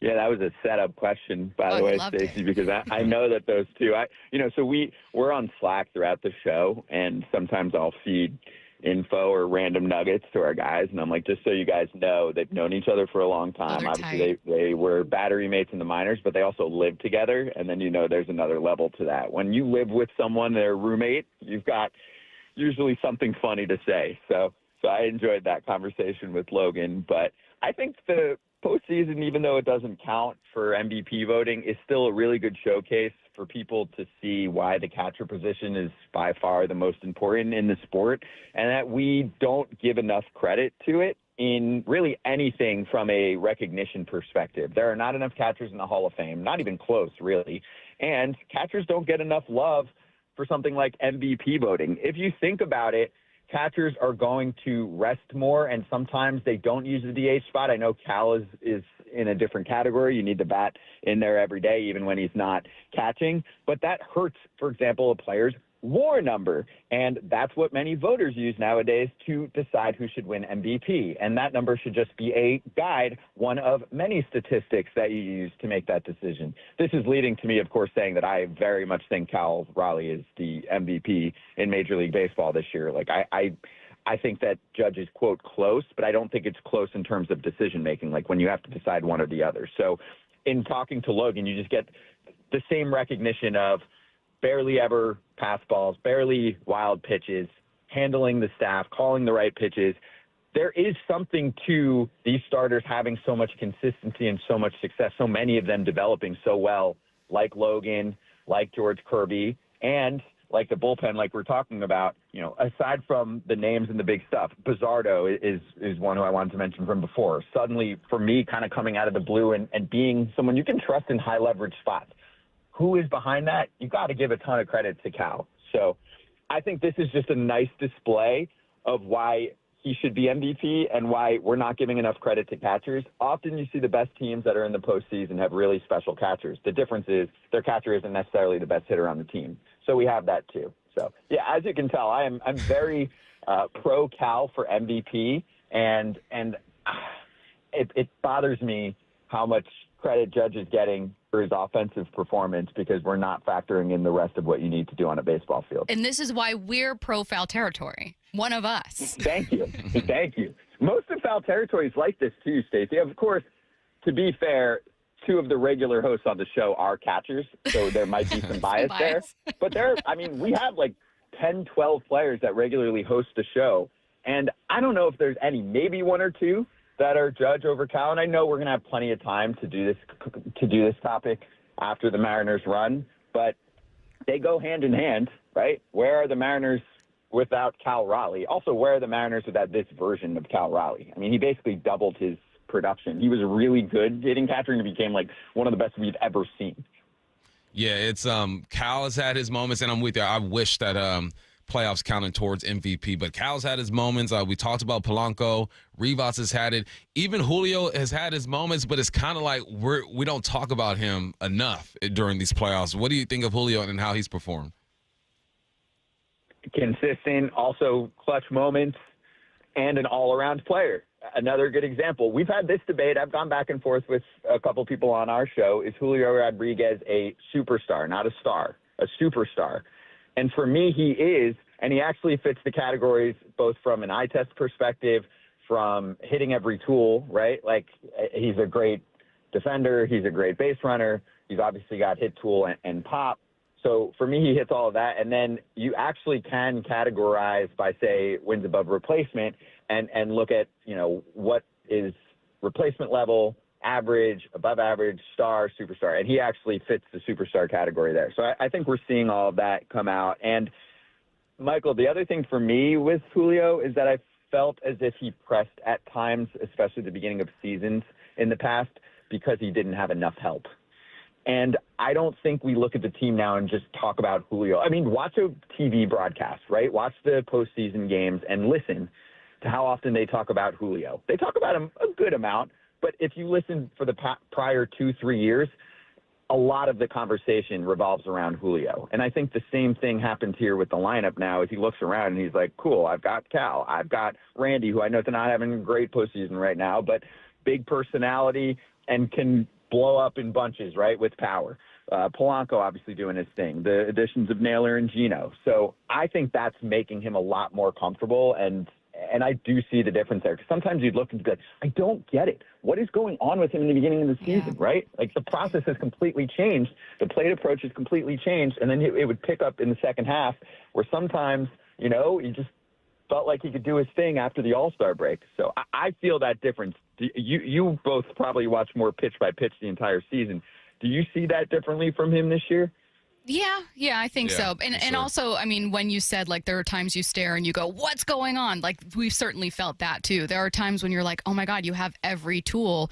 Why'd you swing at that? Or what's going on here? But I agree with you in that he's pressing less and is so patient in this series too. So hugely important. I thought that the Blue Jays might end up being a slightly more patient lineup here, and I worried the Mariners would press, but look at them. Last question, if you got time for it here, is we'll just wrap it up quickly with a look over at the NLCS. I did not think that in a day in which the Mariners dropped 10 runs and took Game 2 that we'd be talking about an even more wild series happening with I don't know if I've ever seen this double play. What'd you make of that game? Oh, my God. I cannot wait to talk about it because we did a post-game show on our YouTube channel for the ALCS, but usually we pick and choose, right? So we're like, all right, we'll give the crew one late night off, and we'll leave that NLCS game to our Dodgers territory show. And then, of course, that game was crazy. I'm excited to talk in less than an hour about a play that nobody's ever seen before, right? And that's what it is. I mean, I think someone like Kratz is going to get on our show, or Kratz, and rip Teoscar Hernandez. It doesn't matter. The team ended up winning, but, I mean, tag and go. Either way, whether you think it's a catch or not. Also, people have to pay attention to left field ump, who ruled it not a catch quickly. It was just weird. You'd never seen it before. Kind of feel bad for Max Muncy. He's a great dude, and it's the longest double play you've ever seen. But the credit also should go to Blake Snell, and here's how I'll tie it to your audience, Stacy. If you're a Mariners fan, I think you should be rooting very hard for the Brewers to upset the Dodgers. I know the Brewers had a better regular season record. The Dodgers had their ups and downs during the season. It's crazy that they ended up a wild card team. They're the first team I've ever seen that legitimately was preparing themselves for October all season long. They felt like they had enough talent to do that. It's a tough matchup. You'd rather face the Brewers, in my mind. The Brewers have a lot of what Toronto has right now, and the Mariners are matching up well against them. Doesn't mean they won't match up well against the Dodgers, but the Dodgers are a force. They have bullpen issues, but the problem is that right now their starters look so damn good that you don't need much bullpen. And Blake Snell put together one of the better postseason performances I've seen in a while. So that game was super fun, one-run game. There's so much you can say about it. But if you're a Mariners fan, you should be saying go Brewers and at least beat them up and take them to 6 or 7 games so you can get a Dodgers team that has to make some pitching decisions coming into your series. A ton of really, really great baseball insight and some of the funnest interviews you're going to watch all year long. Foul Territory, you can catch it Monday through Friday on YouTube. Also, wherever you get your podcasts, they do have a recap of last night's game if you guys wanted to go check that out, too. He is host Scott Braun. Thanks, Scott. Thanks, Scott. Michael and Stacy, thank you. Enjoy the home games coming up. Thanks. Have a good one. Let's get to 4 Down Territory. This is 4 Down Territory, going inside the game with former Seahawks and Coug wide receiver Michael Bumpus. First down. Why is the NFL so much more interesting to you this year? It is. I was looking up the power Last year rankings. wasn't good enough for I mean, it's always interesting. This one's just a little different. The Bills just lost 2 in a row. Yeah. The Ravens are a non-factor. 1 and 5. The Chiefs are trying to bounce back. When's the last time we said that? I looked at Pro Football Power Rankings. The Bucks number 1, Colts number 2, Let's go. Lions 3, Rams 4. They had the Seahawks at 9, which I think is baloney.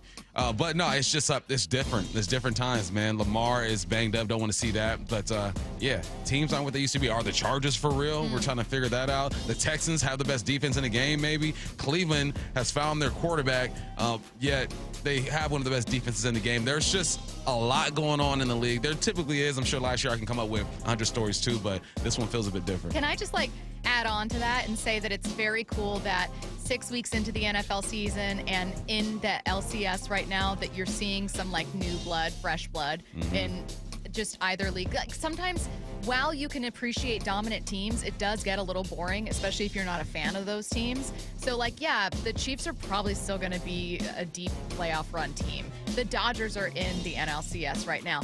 But you also have the Brewers and the Mariners and heck, even the Blue Jays, making it that far. And then conversely, what's this? I know the Bucks won a Super Bowl in 2020, but I didn't expect them to be this dominant with Baker Mayfield, who's been so easy to root for. And look at Daniel Jones. Danny Dimes. Look at Danny Dallas. Indiana Jones. And the Colts. It's just fun. It's fun to tell new stories. Second down. What doesn't look likely, but you think will happen? Chiefs are going to win the division. Boring. They're going to win the division. I was just talking about how it's all crazy. Chiefs are going to bounce back, but I'm looking at their schedule, and I think they're going to be fine. You don't think the Raiders will catch them? They got the Raiders next, W. The Commanders, crapshoot, but I think they'll win that one. You got the Bills to see if they're struggling. You got the Broncos again. The Colts should be a good game. You got Dallas, Chargers, Titans. I think they're still going to win the division because I don't really believe in everyone else in their division. I think the Broncos have a good defense. I think the Chargers have a good offense. But I think when it comes down to it, the Chiefs are going to find a way to execute and still be division champs. I had more faith in the Chargers the first 2 weeks of the season.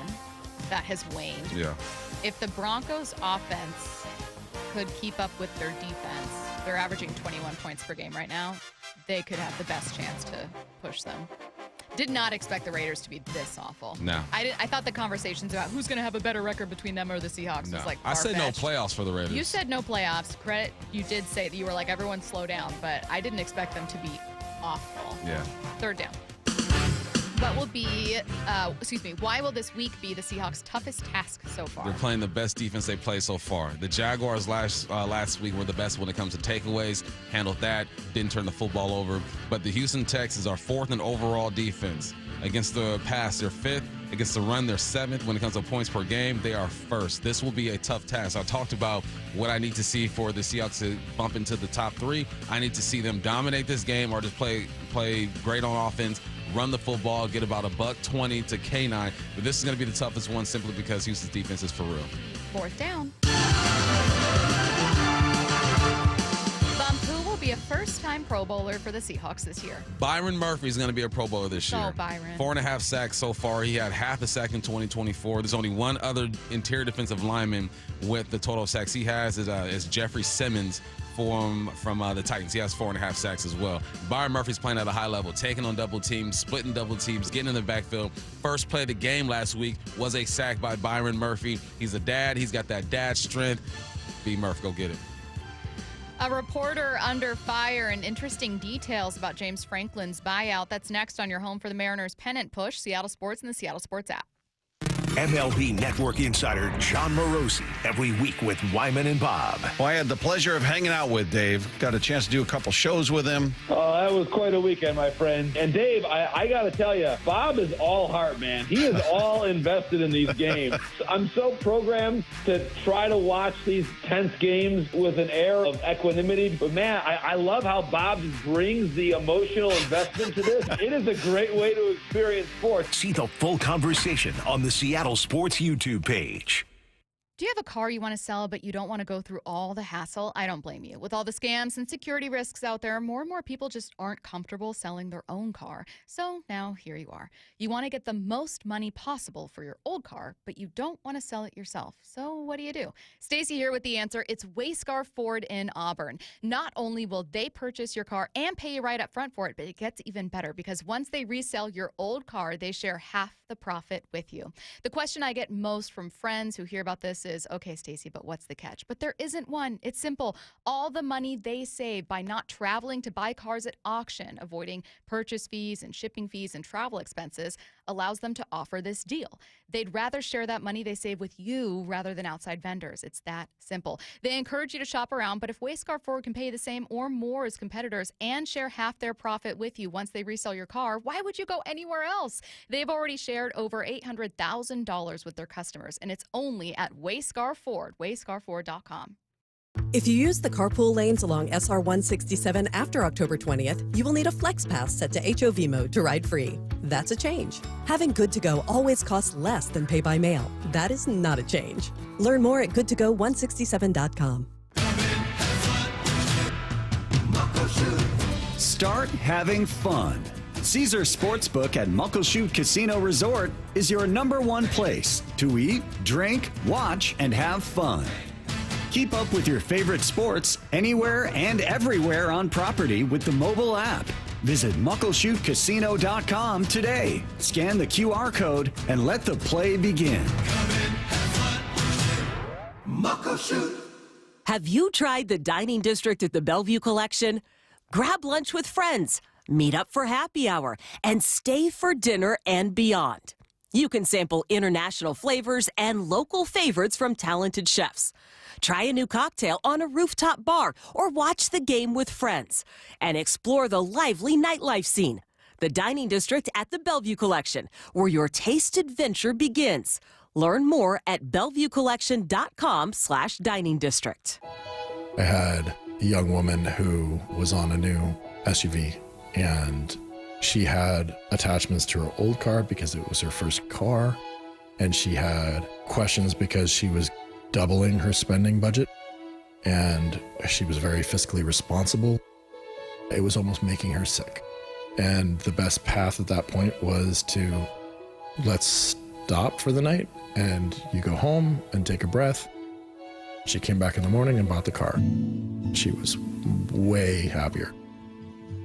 These are major life accomplishments. You have the ability to afford at this tier. You've secured one of the major needs in your life. You should be feeling a tremendous amount of pride and respect for your accomplishments. I'm just grateful that we get to celebrate it with them, that we get to be part of it in that aspect of it. The LJ Way is the Lee Johnson Auto family. Hi, I'm Justin Shirley.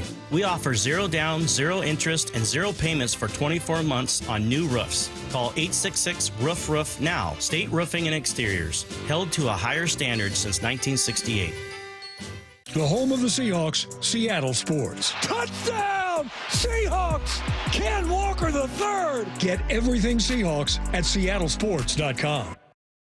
Luxury has arrived at Snoqualmie Casino and Hotel. It's Mike Salk here. You can book now for an unforgettable experience. Let's talk about Hawks Peak. It is the place to be for game days this football season. With over 66 TVs, indoor-outdoor concept, the deck is covered and it's heated as well. And the food, oh man, it was excellent. All with breathtaking views of the Cascades and the Snoqualmie Valley. Yep, you can go to snocasino.com. Seattle's closest is now Snoqualmie Casino and Hotel. Mike Rowe here with a quick question. Have you noticed cracks in your drywall, chimney, or exterior walls? I hope not, because if you have, they could be indications that you've got a much bigger problem with your foundation. That's where Groundworks comes in. They can honestly assess your situation and create a plan to stabilize your foundation. Schedule your free inspection at groundworks.com/row. And while you're there, check out my latest dirty job. It's a good one. Licensed in all states where work is performed. See website for details. I had pain. I had numbness in my feet. That pain and that numbness just got worse and worse and worse as time went on. This is Greg describing life with neuropathy. I went to 5 podiatrists, tried different treatments, tried different orthotics, tried different shoes, had cortisone shots in the tops and the bottoms of my feet. Saw a neurologist. All my medical doctors said, can't help you. Live with the pain. You're not going to be able to sleep. This is your life. And then I just gave up until I found Sound Pain Solutions. I'm Dr. Mark Shelley, a chiropractic physician and board-certified functional neurologist at Sound Pain Solutions. Our neuropathy treatments can rehabilitate damaged nerves. We use FDA-cleared, non-surgical, drug and pain-free procedures that help neuropathy sufferers like Greg find relief. I feel better. I mean, just feeling better is huge. If you experience numbness, shooting or burning pains, or loss of balance, call us. Sound Pain Solutions, 855-996-0025 or click soundpainsolutions.com. This is The Timeline with Bump and Stacy. Brought to you by 1-800-DUI-AWAY. It is The Timeline on Bump and Stacy, taking a look around the sports world. We're going to start with the other LCS that's happening, this one in the National League.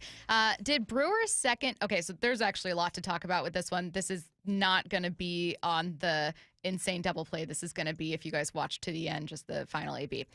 So we're going to start by this one. Did Brewers second baseman Bryce Terang cost Milwaukee Game 1 by ducking a pitch coming right at him with the bases loaded? Here's what that sounded like. Trinan deals. Oh, we almost hit him. Fight or flight. Terang, a swing and a miss, and Blake Trinan closes the door. The Brewers strand the bases loaded. And the beleaguered Dodger bullpen searching for answers. Bump, were you nervous? Am I nervous? Bases was I nervous? loaded, Oh, yeah. You know I was nervous as heck. Loaded. What was it, 2-1 at this point? I'm going to have the task, hopefully, of watching a game and not knowing what to feel, right? Because I think the Dodgers are going to, I'm going to rock with the Mariners, but I'm still going to feel something. Yeah. Like, I think the Dodgers are going to pull this off. They should. And I think the Mariners are going to pull this off. But, I was a bit nervous. I can't really blame Terang for dodging the pitch in a split second. Here's what he said after. You know, it sucks. It is what it is. Natural reaction to kind of get out of the way. And there's nothing I could do. I can't go back. And then I was looking up at the top of the zone for the sinker sweeper that he's throwing, and he threw me a four seam, and it took off. So, it is what it is. This is where I think, and what I would imagine most Brewers fans were more upset about today. You have a walk for Christian Yelich. Then you have, now granted, Roki Sasaki gets replaced, but still William Contreras walks. So the batter right ahead of you has already drawn a walk. The final, and not a lot of command on those pitches, 1 strike thrown, really. The final at-bat, your final swing, go look at if you did not watch this game at all, go look at the strikeout posted on MLB's game day. It looks like it's 6 inches above the zone. Yeah. It was like at his eyeballs. Yeah. But going back to old boy, 4-seamer, heater, going right at you. Stacy, I can stand here. I would jump out of the way. I can stand here and throw a teddy bear at you as hard as I can. You're going to try to move out the way. Yeah, I'm someone where, if I bump into something, I go, ow, before I even knew if it hurt.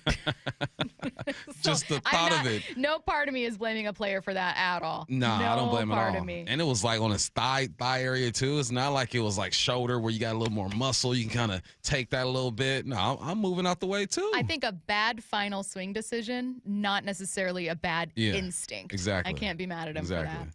Front Office Sports has obtained some interesting details in the $50 million buyout of former Penn State head football coach James Franklin. First, Franklin's required to look for another job in coaching or broadcasting, which that's a bummer. I would want to be at home with my $50 million eating Taco What if he Bell thinks all he's day. not qualified to coach anymore? What if he thinks How are you he's not a TV qualified kind to of guy? coach anymore? If I'm him, that's what I'm saying. I'm like, listen, man, I don't think I can do this anymore. The stress is getting at me. I don't think I can be on TV. Just give me my $50 million and let's call it good. If his new job pays him less than the $8 million per year he's owed from Penn State, the school is only on the hook for the difference. Coach high school football.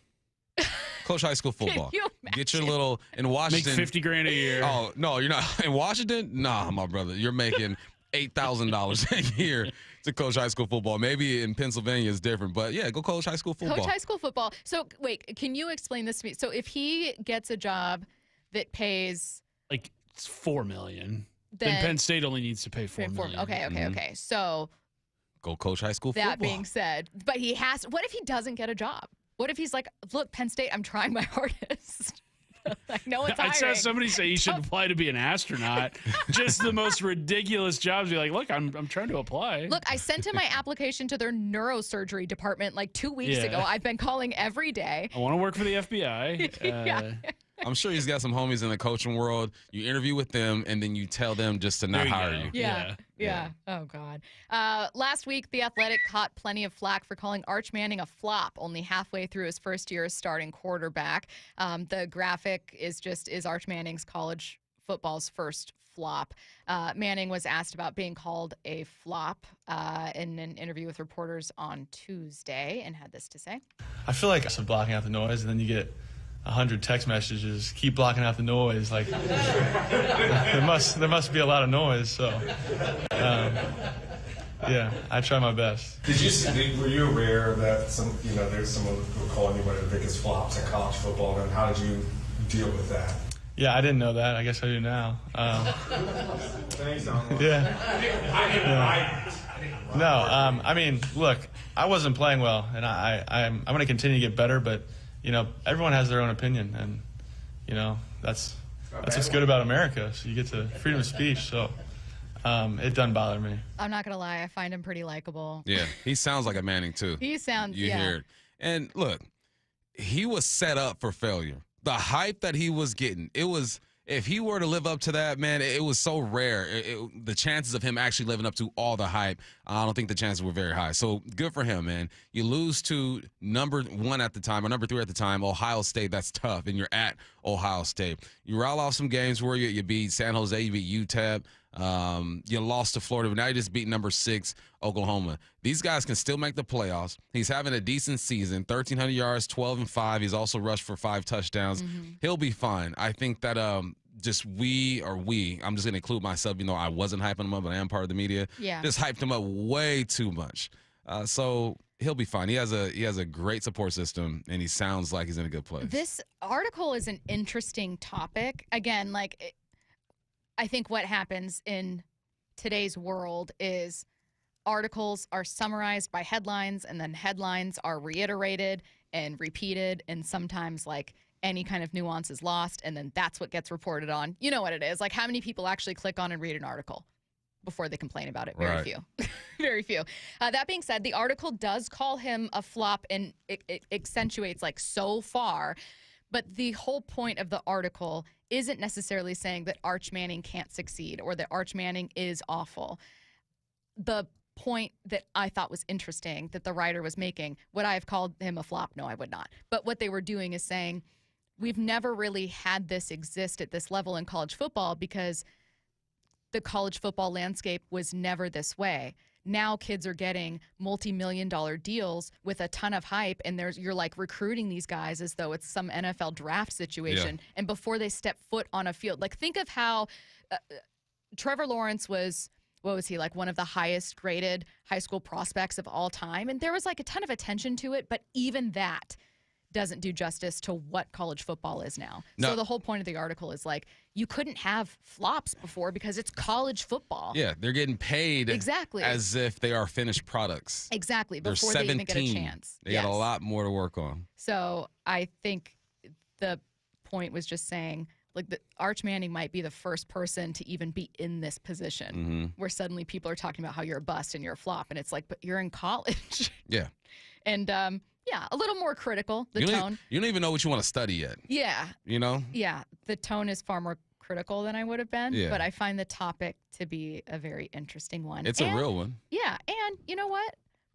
After listening to the way that Arch is responding to it, I'm kind of rooting for him. Yeah, I'm rooting for him too. Wasn't rooting against him before. No. But I was rooting for him. I want to see him light it up. yeah, I find him very interesting, and I hope that he figures it out.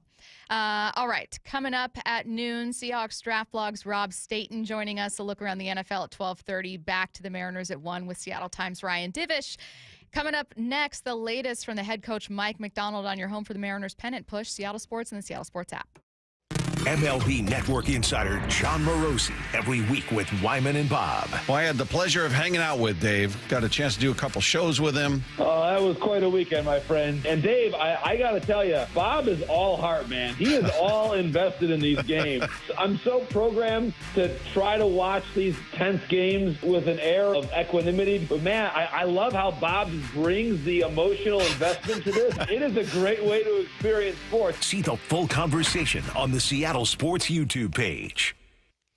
Things are getting spooky around here, Bump here, and fall is my favorite time of the year, obviously for football, baseball, playoffs, fall golf, the leaves turning colors, and seeing all the kids and adults dressed up in funny costumes. What's not to love? This year, I want to start a new tradition. Make the easy drive up North I-5, Silver Reef Casino Resort, and check it out. They have everything you need. Deluxe rooms where you actually feel spread out and you can relax and be comfortable. You can head downstairs and watch the games on their big screens at the sportsbook while grabbing a bite to eat. Then head outside for a tea time at Loomis Trails Golf Course. They have a race that you can't beat for a course this nice. There's water, there's trees. It loops back into the forest, and for a couple of holes, you feel like you're the only group out there. While golfing, the missus can check out the spa, and then we'll meet back up for a delicious dinner at either the steakhouse or the cantina. It sounds like a great trip. You should try it. It's off I-5 exit 260, silverreefcasino.com. Crawl space and attics are not places you want to spend much time, but many homes in our area can have serious issues behind the hatches. Hi, it's the owner of Crawl Pros, Richard Herron. For years, you've heard us talking about how we go where you don't want to. With our free corner-to-corner inspection to keep your crawl space and attic well insulated and free of mold and water.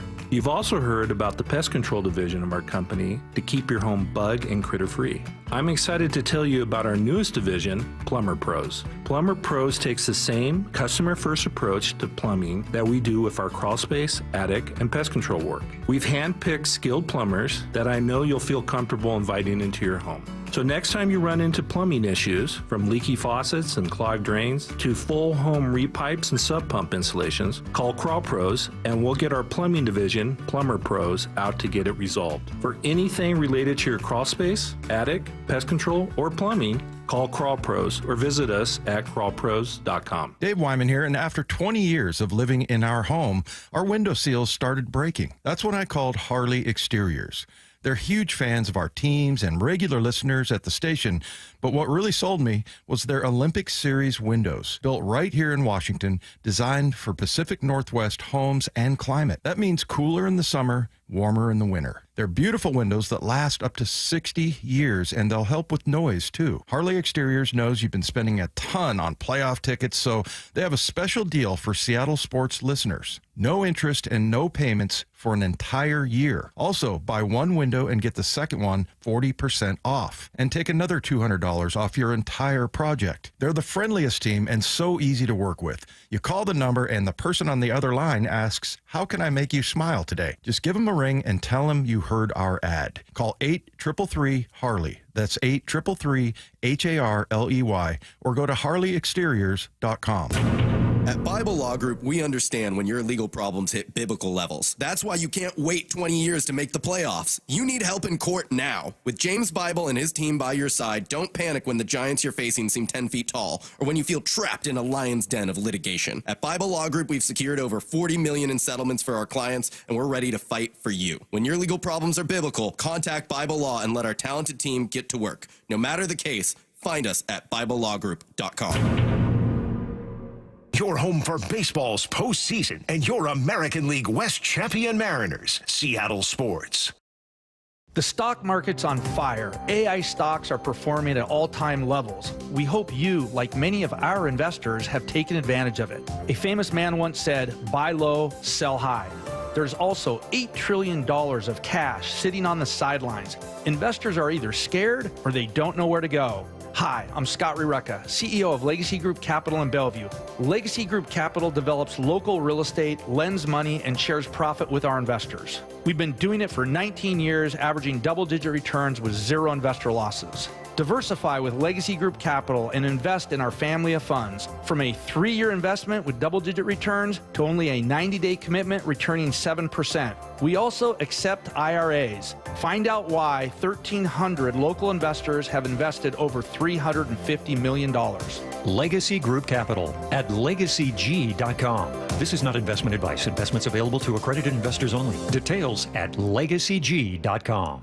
Hey, it's John Curley with some great news. If your home's heating or cooling is uneven, noisy, or expensive, listen up. The Quilt Ductless Heat Pump System from Home Comfort Alliance is changing the game. It gives you room-by-room control and next-gen efficiency, so you're only heating where you need it. That means real comfort and real savings, and every quilt system qualifies for max tax credits. Trusted for 50 years. Call the comfort people today at homecomfortalliance.com. John here with Happy Hauler. We want to help get your unwanted items to those in need. Furniture and household items you plan on throwing away? We'll take them and prioritize donating and recycling, keeping items out of the landfill, and giving useful items a second happy home. Happy Hauler is Seattle's eco-friendly junk removal. We work with over 20 nonprofits all over Western Washington to donate used items. Make yourself, your community, and the planet happy. Reclaim your space. HappyHauler.com, hauling with a heart. From the Quantum Fiber Studio. This is Bumpin' Stacy. Weekdays 10 to 2. On Seattle Sports and 97.3 FM HD2. An exclusive MLB with Mike Macdonald on the Mike Macdonald Show every Monday following a Seahawks game. This upcoming week, it's going to be on a Tuesday. We have a lot to talk about here. Head coach with Brock and Salt going over. Let's start with the pass rush. It's everybody. It starts with our plan that we generate as coaches to give the guys a tight, clear plan, which I felt like we needed to improve on coming out of Tampa Bay. One that we can execute and do it at a high level, and the guys buying into that plan, preparing their butts off so they can go take advantage of it, play fast, and then you got to go execute. And in order to hit the quarterback, he's got to have the ball. So in order for him to have the ball, he can't have anywhere to throw. And so it takes everybody to be able to work together so the rush can come alive. Having a successful pass rush takes everybody, says Mike Macdonald. But, Bump, I feel like that's especially true when it comes to the Seahawks because not a single one of their players ranks top, let's see, I'm looking at like 1 through 20 in overall pressures. Yeah, it's all connected. He mentioned it. He goes, I was wondering where he was going. He goes, well, the quarterback needs to have the ball. I'm like, yeah, coach. The quarterback always has the ball. And then he goes, why does he have the ball? Because there's coverage on the back end. Yeah. So just like the defensive line helps the back end by creating pressure, maybe forcing the quarterback to make a bad decision, the back end helps the front by being sticky on defense and now allowing or making the quarterback stand there in the pocket and let this D-line get active. So, yeah, man, it's all connected. You know what? I do need to correct myself. Heading into this game, no one was in the top 20. Byron Murphy's now 11. He's tied with 14 pressures. Oh boy. My mistake. B. But Murphy. I actually think put that on my 4 down. Yeah, B. Murphy, 14 pressures, tied with, if you can believe it, TJ Watt and Max Crosby right now. Leading the league right now, Nick Herbig, Byron Young, and Jared Verse both have 17 and are 2 and 3. So that Rams defense still bringing some pressure. But, man, Byron Murphy, what a year 2 for him. He's Wyman talked about this on what do you call it? We do on Thursdays, the Huddle, and he was talking about how we interviewed Drake Thomas, and he was giving him love because he was a shorter linebacker. He goes, man, I wish I was shorter because I can just get leverage, get under. That's what Byron Murphy is. He's like my height, but he's like 200 pounds heavier and wide and strong. And that's an advantage because these offensive linemen are like minimum 6'4". But you're going up against the center, you might get a 6'2", 6'3" guy. But these guards and these tackles are big boys. So him just being shorter and strong is helping him out. And he's just starting to figure this game out. The first year he was decent, but this year is another level. Remember Speaking of the huddle, remember when Wyman told A.J. Barner, Levante David's so good, and A.J. Barner said, facts. Facts. Okay. And then he ends up breaking a tackle to score on Levante David, look at him. Let's talk JSN. This from the head coach. I think it's a function of time. In order to do that, in order to get down the field and run 15-yard out cut or a 15-yard in cut or a post, that takes time. And we lived it the wrong way against Tampa Bay, where it takes too many Mississippi. You have to be able to protect the quarterback and give him time. And there's other receivers in the routes too that have to manipulate coverage, or the ball's going to them. You know, we had an opportunity to hit Torrey yesterday down the field where we want to be able to come down with that ball. And you saw Coop on the through route, on the play action pass that was like a quick, but all those things, it all plays off one another. And so, yeah, you could run 5-step no hitch timing to jacks all day, but teams are going to start taking that away. You can run a quick game to them, or you can throw a deep ball. You can't just do one thing. You got to have the whole, arsenal of all the plays at your disposal. So that's really tough to defend all the time. And that was a long answer from the head coach about how JSN opens up the whole offense. What's your version of an answer to that question? No, I loved his answer because I think what's lost a lot of the times when JSN is getting open, the other receivers are helping him get open just by doing what they're supposed to do. Just like JSN got A.J. Barner open on his 61-yard game. He's running across the field. He's taking defenders with him. The safety's eyes are going with them. You help each other out. If you're running a route and the spacing is jacked up because the outside receiver isn't doing his job, you're not going to get the football. No one's going to get the football. And there are times where JSN is making sure he's where he's supposed to be. On the touchdown by Horton's last touchdown at home, JSN just runs a deep cross, and he takes a corner with him. He takes a safety with him. Therefore, Torrey Horton's able to go underneath. There's no flat defender there. He's wide open. So I love the explanation there because it paints the broader picture. It's not just JSN being filthy, which he is, show him love, but everyone else is contributing as well. Okay, let's talk about the run game. Again, Seattle's had one of the best passing offenses in football this year. They entered the year saying, we're going to establish the run. We want to be better here. We believe in our guys. We're going to add to the interior of the line. This is the plan. This is what we're going to do. And it's been kind of up and down. Like, you want to give them credit for having some explosive runs. Ken Walker with a 31-yard rushing touchdown against, I think, the Buccaneers. But they've been a little more inconsistent. So Mike Macdonald, in this case, was asked by Brock and Salk, hey, what things are contributing to some of that inconsistency? Yeah, it's all the above. I mean, we got to keep chiseling away at it. It's not we're just going to give up on our run game. Can't throw it 70 times a game and be the type of team that we want to be. I feel like we're on record with that. But we've played some good fronts, played some good, a lot of great players, some good schemes. So that's part of it. And I also feel like we got to keep attacking, what we're running, how we're getting to plays, the biggest thing I'm seeing is how we're executing it. I mean, they're solid, sound plays. They're plays we've been running since we got here in April. It's not like we're reinventing the wheel every week, figuring out new ways to run the same, kind of package set of plays. And, it's a block here, it's a block there, it's a communication here, it's an angle there, it's a how we run it, that, it's all these little things. So, again, a lot of little things at play here. What do you think is happening with the Seahawks run game, which I don't want to knock too much? Again, this is a team that is 4-2, coming off of a win, heading back home to take on the Texans in primetime. There are some great opportunities here ahead, deeply competitive team, but they're not quite having the success they would have wanted. They're not getting away from it. He reiterated that as part of this interview. But what are you seeing here? I think he mentioned one of them. You're playing some good fronts. I mean, you got some ball players on the other side of the ball. I think the angles are tough with a wide zone. I think the overflowing linebackers have an advantage there. Sometimes on the edge, you're asking receivers to set the edge, so maybe they're blocking an end, maybe they're blocking a safety, but that blocking is so important. It's like you're setting a screen in basketball is what you're trying to do, but in football, you can run through that screen. In basketball, you can't do that. So I think it's rare that everything's hitting at the same time. Every now and then you have a lineman who probably doesn't get to a spot. What I've seen, too, is the unblocked linebacker is making the play. Like, you're not going to be able to block everybody. Who you leaving unblocked? Typically, it's the backer to the backside. I saw this week they rolled the safety down into the box, the Jaguars did, and they left the play side backer unblocked, and he just shoots down and makes a play. Guys are making plays, and there's a flow and a timing that happens with this outside zone, which it hits sometimes. We've seen it hit. Yeah. But, it's just angles and flow, man. It's they're getting there, but they're having enough success to where teams are respecting it, though. Let's ask Seahawks Draft Blog's Rob Staton what he thinks about the run game and maybe where he'd rank the Seahawks in his top NFC teams. That's coming up next on your home for the Mariners pennant push, Seattle Sports and the Seattle Sports app. MLB Network insider John Morosi every week with Wyman and Bob. Well, I had the pleasure of hanging out with Dave. Got a chance to do a couple shows with him. Oh, that was quite a weekend, my friend. And Dave, I got to tell you, Bob is all heart, man. He is all invested in these games.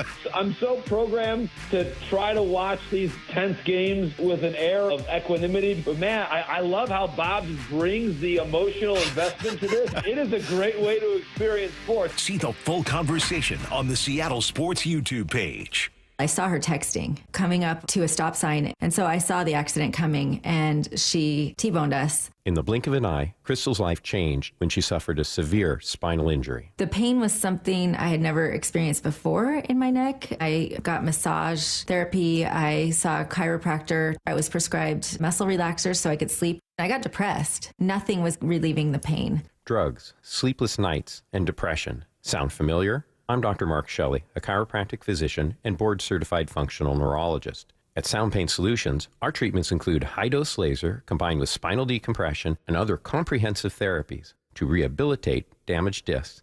We use treatments that are non-surgical, FDA-cleared, drug and pain-free. I was able to get off my pain medicines, and I was able to sleep through the night, and that was what I was desperate for. To learn if you're a candidate for our treatment, call us. Sound Pain Solutions. 855-996-0025 or click soundpainsolutions.com. This is for all you guys on Viagra. ED pills are no longer needed. The brutal side effects like 4-hour headaches, blurred vision, and that flush feeling can all be put behind you with our treatment. Here at West Coast Men's Health, we have a better approach to ED. Acoustic wave therapy creates blood flow circulation by safely removing the plaque in your arteries and restoring function naturally. Guys, let me be clear. Pills will never fix your problem. Our equipment is the latest technology, and our medical staff is the best in the industry. So give West Coast Men's Health a call today. Speak with our clinic manager. Ask him any question you like, how it works, the science behind it, and even the cost. If you suffer from ED or Peyronie's disease, give West Coast Men's Health a call today. It's not just about better health.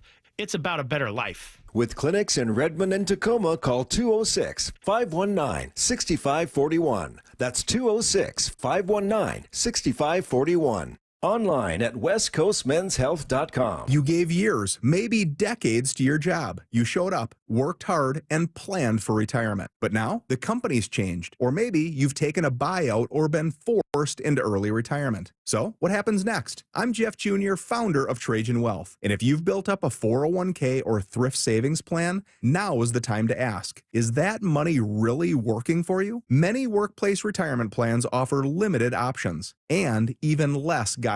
At Trajan Wealth, we help people just like you roll over their accounts into IRAs with more flexibility and personalized investment strategies built around your goals. For households with $500,000 or more, let us build you a personalized plan. We operate on veteran values, service, trust, and doing what's right. Your next chapter starts now. Call Trajan Wealth, 206-466-3300. That's 206-466-3300. Advisory services offered through Trajan Wealth, LLC, an SEC registered investment advisor. More fiber and laxatives, eh? Who are you? I'm future you. Future me? Constipation with belly pain still coming back? Our doctor figured it out. It's irritable bowel syndrome with constipation, or IBS-C, and Linzess could help you get ahead of it. Linzess linaclotide is a prescription medicine that treats IBS-C in adults. It's not a laxative. It's a once-daily pill that helps you get ahead of your symptoms. It's proven to help you have more frequent and complete bowel movements and helps relieve overall abdominal symptoms, belly pain, discomfort, and bloating. These symptoms were studied in combination, not individually. Do not give Linzess to children less than 2. It may harm them. Do not take Linzess if you have a bowel blockage. Get immediate help if you develop unusual or severe stomach pain, especially with bloody or black stools. The most common side effect is diarrhea, sometimes severe. If it's severe, stop taking Linzess and call your doctor right away. Other side effects include gas, stomach area pain, and swelling. Talk to your doctor and say yes to Linzess. Learn more at linzess.com or call 1-800-LINZESS. You're listening to Leaf Filter Radio, and the guru of gutter protection himself, Chris Coonahan, is here to take your most pressing leaf-related questions. Hey, everybody, Chris here. I understand we have Ron on the line. Ron, where are you calling from? Uh-oh. Ron, are you calling from a ladder? Well, I was. I wanted to ask Chris what I need to do to get my gutters ready to have leaf filter installed. Oh, Ron, you don't have to do anything. A Leaf Filter Trusted Pro will come out and clean out your gutters, realign and seal your gutters, and install Leaf Filter, America's #1 gutter protection system. So I didn't need to get on this ladder? Ron, Leaf Filter Trusted Pros are in your neighborhood and ready to help. Just visit leaffilter.com/deal to schedule your free gutter inspection and get up to 30% off. Thank goodness. What was that site? To get this special radio offer, go to leaffilter.com/deal for your free gutter inspection today and get up to 30% off. That's leaffilter.com/deal for up to 30% off. leaffilter.com/deal. See representative for warranty details. Baseball's postseason is here. Seattle Sports Playoff coverage is presented by Honey Bucket, 710 KIRO AM Seattle and KIRO FM HD2 Tacoma. Seattle Sports Snapshot. The Mariners took a 2-0 series lead with a 10-3 win over the Blue Jays in Game 2 of the ALCS yesterday. 3 home runs for the Mariners in this one, a 3-run bomb from both Julio Rodriguez and Jorge Polanco, and a 2-run home run from Josh Naylor. 2 other runs were knocked in 2 separate plate appearances by J.P. Crawford. Off today, both teams get ready for Game 3 here in Seattle. No extra innings show tonight. We will be joining NLCS Game 2 after Wyman and Bob at 6 p.m. Snapshot, brought to you by Miller Lite. When it's game time, it's Miller time. From the Quantum Fiber Studio, this is Bump and Stacy on Seattle Sports. Streaming through the Seattle Sports app and at seattlesports.com. Now, here are your hosts, Michael Bumpus and Stacy Ross. Here we go now. Talking Seahawks with Seahawks Draft Blogs, Rob Staton on the Emerald Queen Casino Sportsbook Hotline. Rob, earlier Bump and I were debating, okay, who are our 3 best teams in the NFC right now? And we were torn on whether the Seahawks were 3, 4. Where do you put the Rams? Both of us have the Bucks as probably number 1 right now. Where would you put the Seahawks in a very quick power ranking of the top 3 NFC teams? I know I'm springing it on you. Well, I think you have to put the Buccaneers first. They're playing the best football at the moment, and Baker Mayfield, fantastic again at the weekend. I think then after that, you could probably put about 10 teams in a hat and just pull one of them out and say that's the second best team. That's what we struggled with.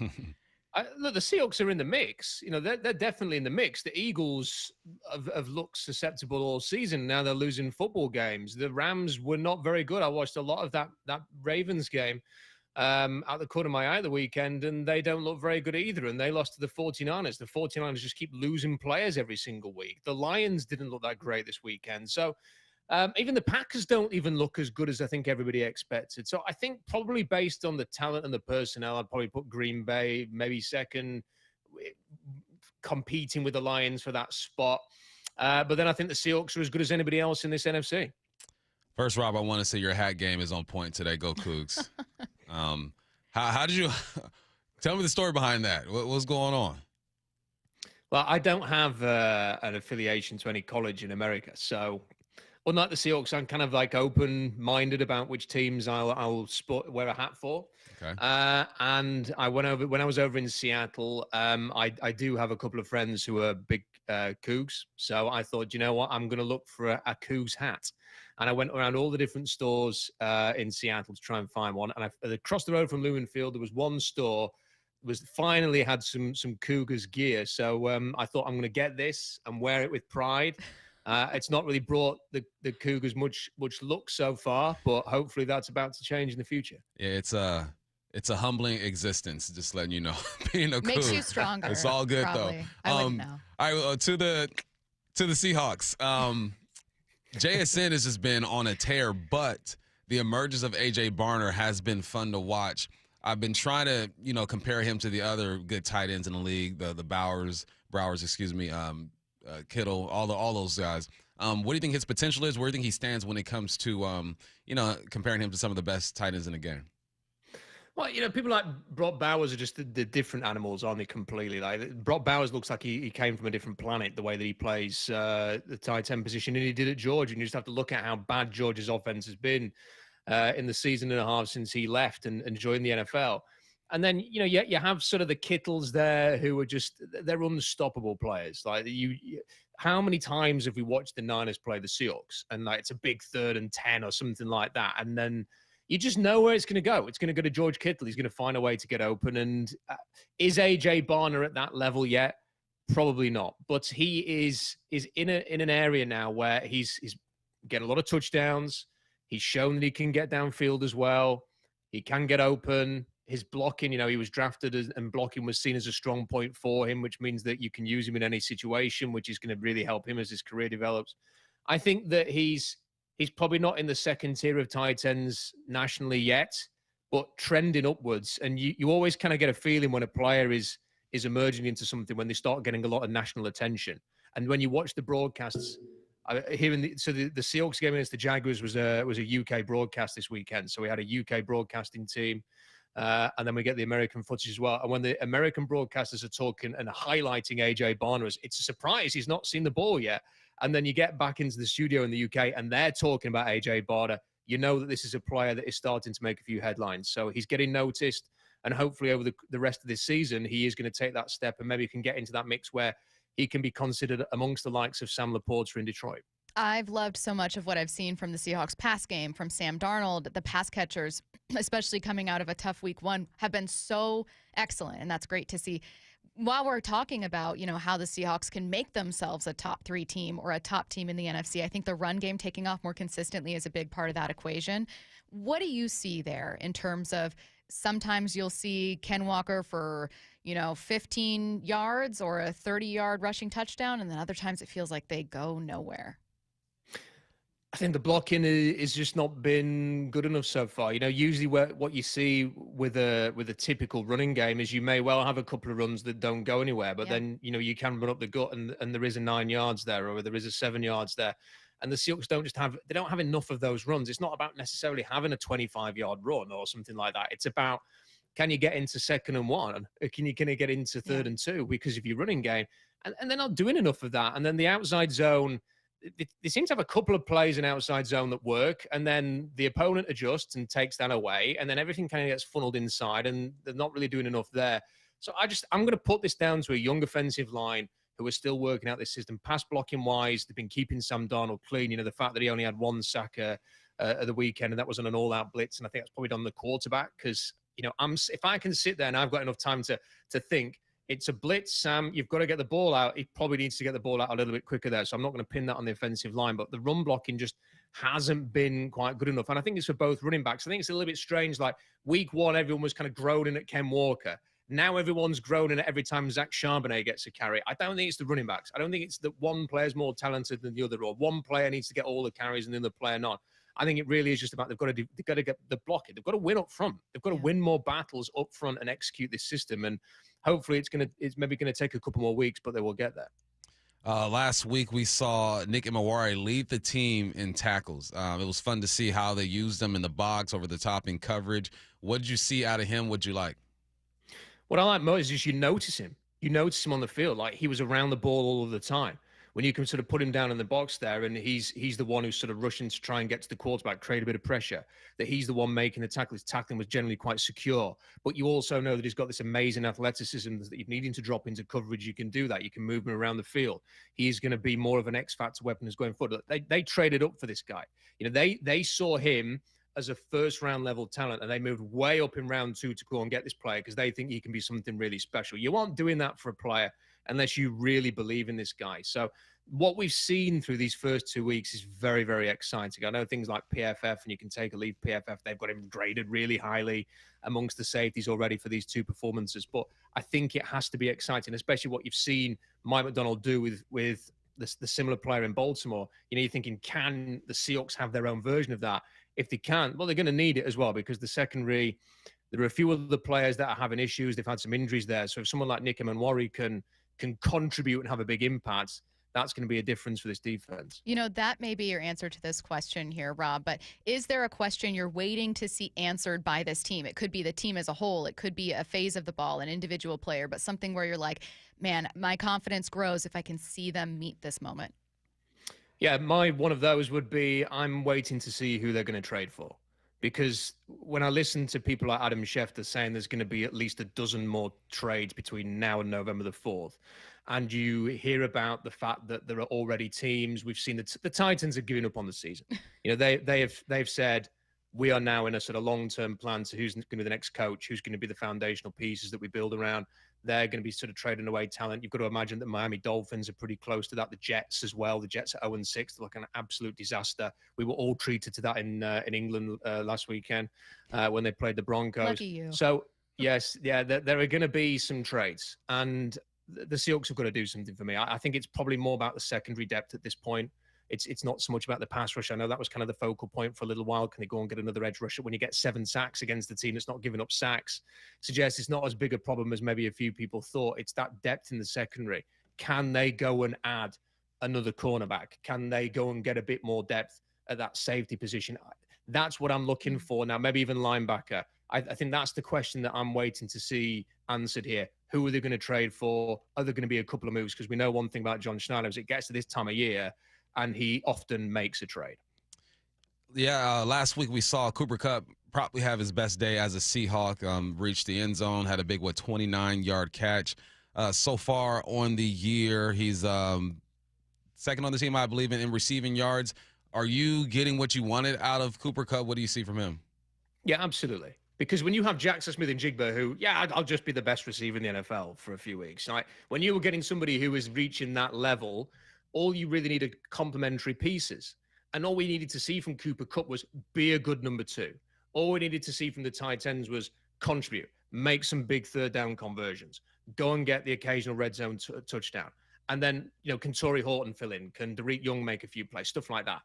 To see what Cooper Kupp has been doing with his blocking as well, not just his receiving, that's exactly what you need. And now he's added a touchdown to the mix. He's made some really big plays. His third down plays the previous week, really big. I'm really liking what we're seeing from Cooper Kupp. This is exactly what you needed. He's not going to be the guy who gets 2,000 yards again. He needs to be this guy now for a year or two. And I think couldn't be happier with what he's doing for the Seahawks at the moment. Has Sam Darnold met or exceeded your expectations? He's got to have exceeded everybody's expectations. Right. I know he had a great year last year for Minnesota, and perhaps we need to start seeing this as back-to-back great years from him. Forget the last 2 games. There were so many reasons why those 2 bad games happened, and very few of them were down to Sam Darnold. That was massively overstated. But he is playing so well. It's a privilege to watch a player emerge like this at the age of 28 and think he could be your quarterback for the next few years. You don't have to think about drafting anybody. You don't have to think about going and acquiring anybody. He can be the guy that can get you sort of down the line into the playoffs and maybe have a bit of a run there. That's the thing you need. It's what every single team needs who wants to be a serious team. He is delivering. He looks poised. He's explosive. His arm looks great. He's not making that many mistakes. He's not flawless, but who is they? Like, nobody's flawless at the moment.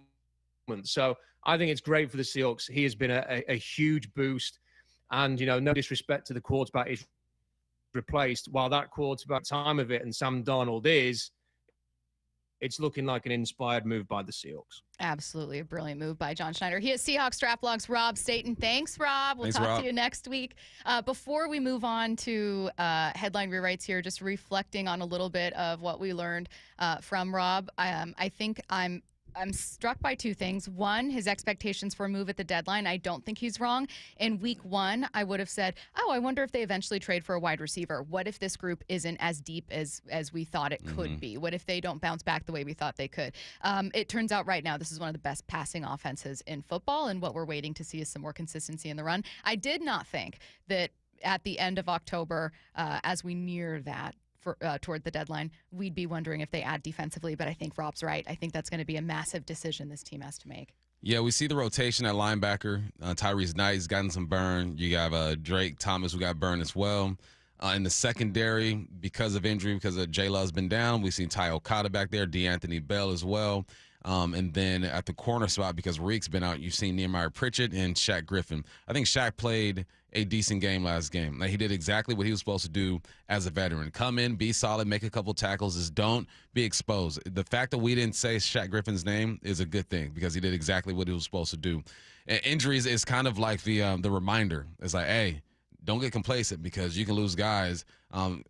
the next snap. So, yeah, I think it's necessary. I also think it's necessary that you bring in a guy on the offensive line to push a couple guys on that situation as well. If Christian Haynes isn't going to be healthy and Oluwatimi is there as well, you can move him from center to guard to back some guys up. But you're always trying to improve your team, and this is where Schneider has to shine. What about our last question for Rob about, hey, did Sam Darnold meet or exceed your expectations, with Rob saying, obviously he's, I think, exceeded everyone's expectations, but I like the point he made, too, about maybe we need to start saying he's having back-to-back great seasons instead of, oh, he just randomly was good and then was back to being bad. Like, what it looks like now is that this person is playing really good football over 2 consecutive years.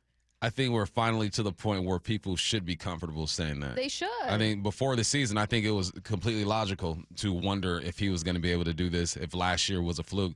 But 1,500 yards, 11 touchdowns, 3 interceptions, your top 5 when it comes to yards, your top 3 when it comes to touchdowns, your QBR, your top 3. There's no reason not to believe what Sam Darnold is doing at this point. So, it's he's having another good season. Okay, I have a question for you. This one about the run game, continuing our conversation from a listener. They said, well, I wonder how much losing the fullback affects the run game. Robbie Oots, seemed like a big part of what they were trying to do. I know he's a mid-round draft rookie, but he felt really important. I think he was important, but I also think that a game without him, they went over 100 yards.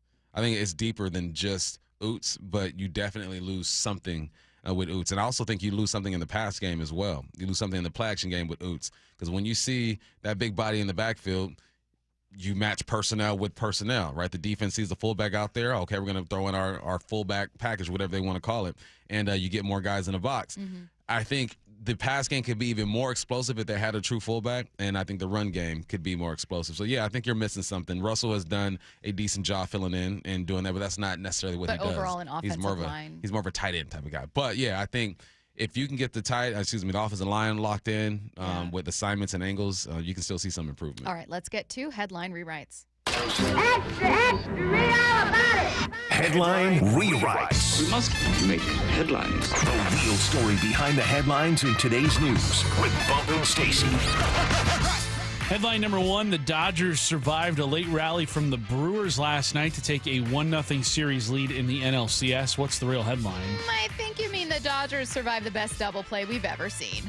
Yeah, that should have been a home run, eh? Should have been a home run. Yeah. Would that have been a grand slam? I can't remember. Yes, it would have been a grand slam. I mean, it was. He tipped it back to himself. Yeah, no, that was just a great effort, great play. And I was just like whoever the center fielder was. I'm like, what's happening? And that's just good heads-up play, right? You catch it, it hits the wall. You catch it again, you throw it in, you throw it to home. The catcher tags the runner out. He runs to third base to make sure everything is good. That's heads-up baseball right there, even if you don't really know what's going on. You just go through the process like they did there. But, yeah, it should have been gone. Yeah, it's interesting that on the other side, in the ALCS, was a game where the Mariners dropped 10 runs.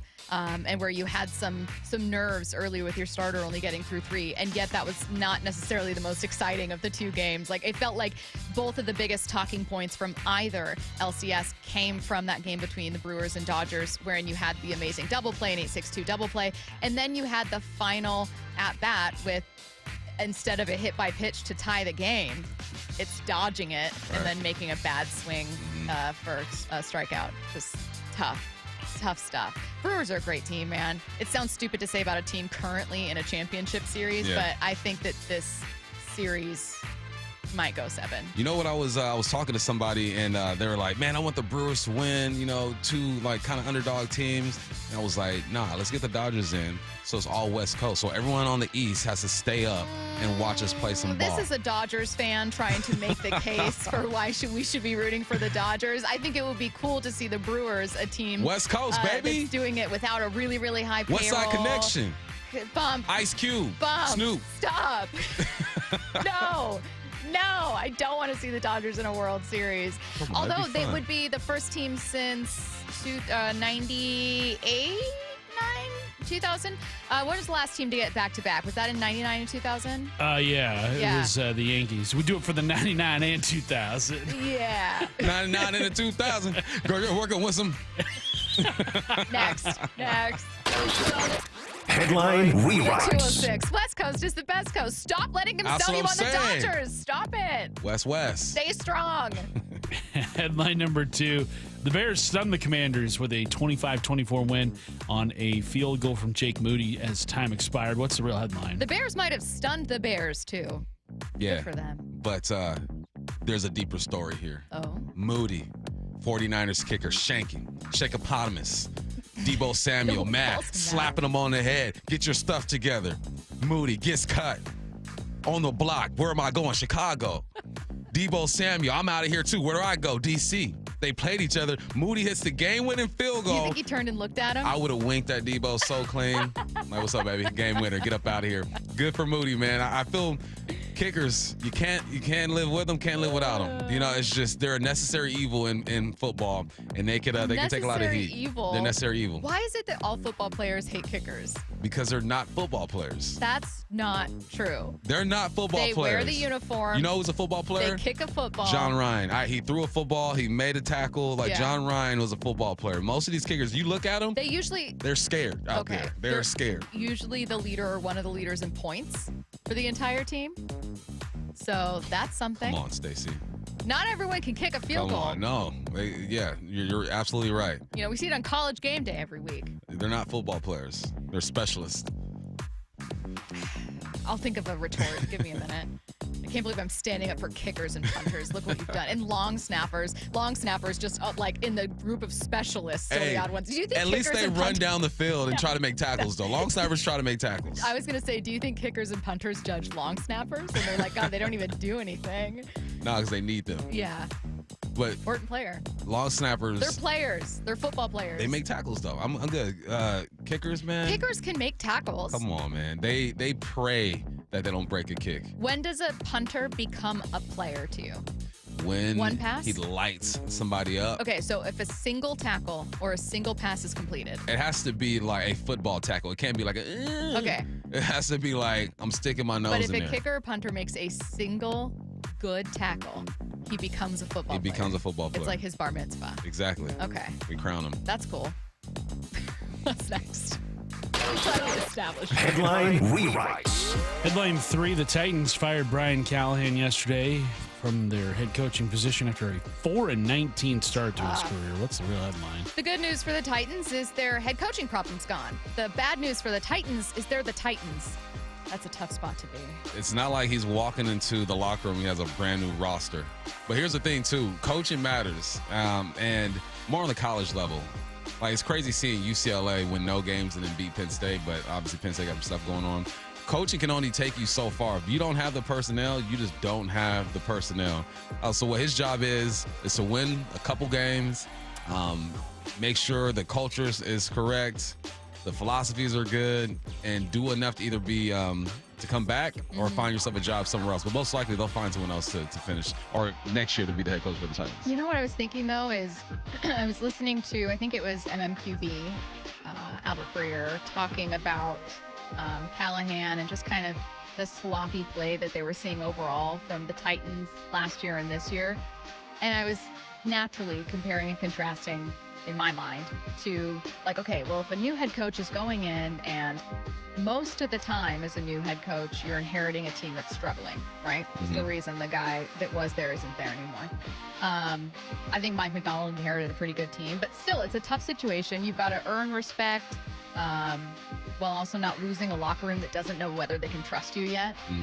But I do think that you see a lack of discipline and like players speaking in a way where they're clearly checked out is fully the result of coaching in my mind. Yeah. Because Dan Campbell, what was Dan Campbell's first season with the Lions? What do you have, like 2 wins? Something like that. 2 or 4? Those guys would run through a wall for that guy. I think there's a way to do it, and Callahan didn't do it. Mike McDaniel, probably going to get fired too. Aaron Glenn, see if he can do it. People on the text lines are coming after me right now. For being a kicker hater? It says so Pat McAfee was a football player, right? I think McAfee was, because he's lit some dudes up. Well, because he still follows your rubric. The question is, can a kicker who never tackles anyone in his career, but let's say he plays 15 years, is he a football player? Specialist. No. Yes. No. He's a specialist. What about, someone says, what about a trick play and he runs? All right, I can see that. Okay. Run. You have to do a football move. When you think of football, no one thinks about, oh, man. Well, no, I think of literally like a Heisman Trophy. Yeah. You have to do a real football action. But specialist isn't a thing on its own. It exists within the family of football. You know what I mean? Like it is, I think, on its own. Coyotes are dogs, but they don't, are they? They're in the dog family. Are we positive? No, but they look like they are. I always get messed up with coyotes and foxes. The point being, they're not their own separate thing. They are. You know why? Go to a football practice and see where the kickers are. Oh, I've already been there. Coyote is a species of canine native to North America. Thank you, Curtis, for making my point. Is he a dog, though? They're all dogs. Or is he a Dogs fox? are part of the canine family. All the canine family. When they you all got see a that dog coyote, in do you go, them. look at that dog? Or you say, look at that Wolves, coyote. I don't know. dogs, I mean, coyotes, there and have been times I've jackals. seen coyotes and I've thought, I wish we could domesticate them. Yeah, but there's a reason why you don't. Well, has anyone tried hard enough? I mean, we've been here long enough. I'm sure someone's tried. Well, we should try harder. I was thinking the other day, I really want a coyote, and I want to buy an otter, but I don't think you can buy them. Look, Jose getting at me because I was a punt returner. Bump. What about punt return specialists? Well, You catch the ball and dudes are trying to kill you. I will die on this hill, and I will eventually find an argument that wins with specialists, kickers, punters, even if they don't make those specific football plays, are football players. I'm dying on this hill. You are. A lot of people are dying with you, too. Great. Taking a look around the NFL next. 2 down, 2 to go. And the Mariners extend the lead back at the wall, and it's gone! Jorge Polanco, Mr. October! The Mariners go for a commanding 3-0 series lead. Tomorrow, it's Game 3 of the ALCS at T-Mobile. First pitch at 5:08. We're not done yet. We got a World Series to go get. Only on Seattle Sports on 710 and the Seattle Sports app.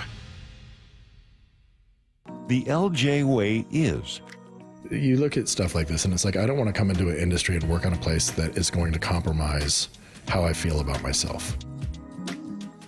I get to go to work every day with good people and I get to enjoy what I do because I'm out there just trying to do right by people I care about, which is our community. We're going to see them at the grocery store. I'm going to see them at the sports tournaments. 2 friends of our daughters came in last night just on the lot, didn't know I was there. And it was cool because you got to take them through and they're going to buy a car for their first driver and a car for their kid going to school soon. These are the people that you're going to work with. And so you better make sure that your laundry's clean. I don't think Lee Johnson specifically, right, Speedway Chevrolet, where I'm at, I don't think they've ever had a problem with the community of being able to stand up and look them in the eye and know that they did their job well. The LJ way is the Lee Johnson Auto family. What is that sound? Ugh, that sounds like a plumbing sound. Luckily, there's a company that fixes all the plumbing sounds across Puget Sound. That's All Sound Plumbing. Puget Sound's plumbing experts. Have a sound? Visit allsoundplumbing.com. Stacy here. Sell your car to Wayscar Ford, and when they resell it, they share half their profit with you. That's right. Sell your car to Wayscar Ford, Isuzu, and Auburn. They'll pay you today for your car, and once they resell it, they'll share half their profit with you. WayscarFord.com. At Lake Washington Windows and Doors, we provide top-quality windows that are 25% more energy efficient, reduce noise by 50%, and stay clear with low-maintenance glass. With leak armor installation and lifetime warranties, you're protected for life. Visit LakeWashingtonWindows.com. Lake Washington Windows was voted best in the Northwest. Celebrate by saving 25% off new leak armor installed windows through October. Plus enjoy 0 down, 0 payments, 0 interest until 2026. Visit LakeWashingtonWindows.com, a name you can trust. Ooh, that face. Quantum Fiber Internet loves that face. That's Jamila. Hey, Jamila. She's thinking outside the box from inside the box. Quantum Fiber Wi-Fi keeps her meeting game strong. From the back door to the front lawn. Rushing all of the video calls. Back to back to back video calls. Quantum Fiber Internet blowing the soxies up all those people in all those boxes. Yay to you. Switch today at quantumfiber.com. Additional pods may be needed to achieve Wi-Fi coverage in some locations. Limited availability. Service in select locations only. This is a special alert to all Americans who own a vehicle with less than 200,000 miles with an auto warranty about to expire or with no warranty coverage at all. Due to a decline in the economy, CarShield is announcing a low-cost month-to-month vehicle protection plan that is now available to the public to save any driver out-of-pocket expenses on future auto repairs. Call now to find out how you can pay almost nothing for covered auto repairs. Yes, you heard that correctly. Pay almost nothing nothing for covered auto repairs. An open phone line has been established for all drivers to call for a free quick quote. Call 800-292-4541 now. Drivers who are covered will not have to pay for covered repairs again. This protection plan is at an all-time low. Additionally, drivers who activate this vehicle protection today will also receive free roadside assistance, free towing, and car rental options at no additional cost. Call us for your free quick quote today. 800-292-4541. That's 800-292-4541. What do you have to lose? Call 800-292-4541. Again, 800-292-4541. The Bump and Stacy Show is powered in part each day by the caring and compassionate team at Pendergast Law Personal Injury Lawyers. Go to pendergastlaw.com. New siding doesn't have to break the bank. We offer affordable options that add value and protection to your home. This is Justin Shirley, CEO of State Roofing and Exteriors. And while we're at it, ask about our roofing, windows, decking, and gutter services for even more savings. Call 866-ROOF-ROOF or visit stateroofing.com today to schedule your free siding inspection. State Roofing and Exteriors, held to a higher standard since 1968. State Roofing, the best roof you'll ever need. Ladies and gentlemen, this is for you too. Stubborn fat is really hard to get rid of, and then there's all those gimmicky lasers, fat freezing methods, and prescriptions. Imagine a simple solution that takes just one day and provides immediate noticeable results. Introducing ProSculpt. ProSculpt uses air-assisted technology that's safe and gentle yet powerful, delivering instant fat-reducing and skin-tightening results. Performed by board-certified plastic surgeons while fully awake, ProSculpt contours your body with minimal downtime. It's designed to target those problem areas: waistline, neck, face, arms, thighs. ProSculpt gently removes unwanted fat and tightens loose skin with FDA-cleared plasma technology, all in a simple, guaranteed one-day procedure. ProSculpt is one and done. Schedule your free consultation at prosculpt.com for $250 off. For powerful permanent fat removal and skin tightening that works for ladies and you men, it's prosculpt.com. Why is Mazda of Everett the #1 dealer on the West Coast? Mazda of Everett is locally owned and operated for 20 years. They work hard to get you their best deal every time and to make sure you drive away happy. With over 700 new Mazdas, they stock more than anyone in the Seattle area. Find out for yourself why people keep coming back to Mazda of Everett. Take advantage of the Mazda of Everett price during the More to Move You sales event. MazdaofEverett.com. Claims based on Mazda USA inventory and sales reports. From the Quantum Fiber Studio. This is Bump and Stacy. Weekdays 10 to 2. On Seattle Sports and 97.3 FM HD2. They're on you, Buck. Yo, my dome The specialist community is out here. This is what people don't know about me. Ride deep. I was a kicker in high school, punted, field goals, and kickoffs. And in college, I did punt against UCLA. So I've done it all, okay? It's just weird that you wouldn't be more empathetic and champion your fellow specialists. Listen, I got love for them. They are important to this game. But they're not like us. They're not like us. Some are. I stand some by. are I like actually us. think my Coyote argument was a pretty solid one. You know what I mean? You can't just say that they're specialists. They're specialist football players. Sure. It's within the football family. They have pads on and helmets. Yeah. Yeah. And they're playing the game of football. I love you, kickers. Mike Tomlin had a few words for Browns GM Andrew Berry ahead of Pittsburgh's Thursday night game against the Bengals and their new quarterback, Joe Flacco. Take a listen. You know, to be honest, it was shocking to me. Andrew Berry must be a lot smarter than me or us because it doesn't make sense to me to trade a quarterback that you think enough of to make your opening day starter to a division opponent that's hurting in that area. But that's just my personal feelings. Okay, genuine question. Is this Mike Tomlin suggesting that they were wrong in the first place to start Flacco over either Gabriel or Shedeur Sanders? No, this is him saying this is not how the AFC North does business. I've been here 16 years. Okay. You don't trade starting caliber quarterbacks within the division. If you're going to trade them, you get them out of the division. Okay, so saying like that's messy. Now you're making it tough for us. Yeah, he's like, that's just not how we do business. He's the OG on the block, him and Harbaugh. He sure I wonder is. what Harbaugh has to say or how he feels about this. I don't think he's going to say anything. Yeah. Tomlin's a bit more outspoken with stuff like that, but he's just saying that's not how we do Okay, business. that makes sense. See, at first, I thought it was, I thought you guys loved Joe Flacco so much that you wouldn't let Shedeur or Dylan play. But but that makes more sense to be like, you're messing it up for everyone else. That's not like a normal way to do business. That's the Browns, though. You know what I'm saying? Mike, you know. You know how it is. Dolphins head coach Mike McDaniel. Speaking of Mikes, another one. Mike McDaniel was asked about the comments made by Tua Tagovailoa that were critical of team's leadership. If you guys remember, Tua postgame mentioned players being late to meetings and then said that it falls on leadership and there needs to be more from leadership. Regardless of an intent and what was on Tua's mind after a loss as the franchise quarterback, that's not the forum to displace that. I think he knows that now. I do honestly believe it was not. There's no ill intention, but you're talking about misguided representation of player orchestrated film sessions. I dig Mike McDaniel in theory, but the last several times that I've played his answers to things, usually in the timeline, I kind of zone out. I'm going to be really honest with you guys. He went from... Because I think he wants to say something he can't. Yeah, and he's in a weird place right now because he went from all the cool young...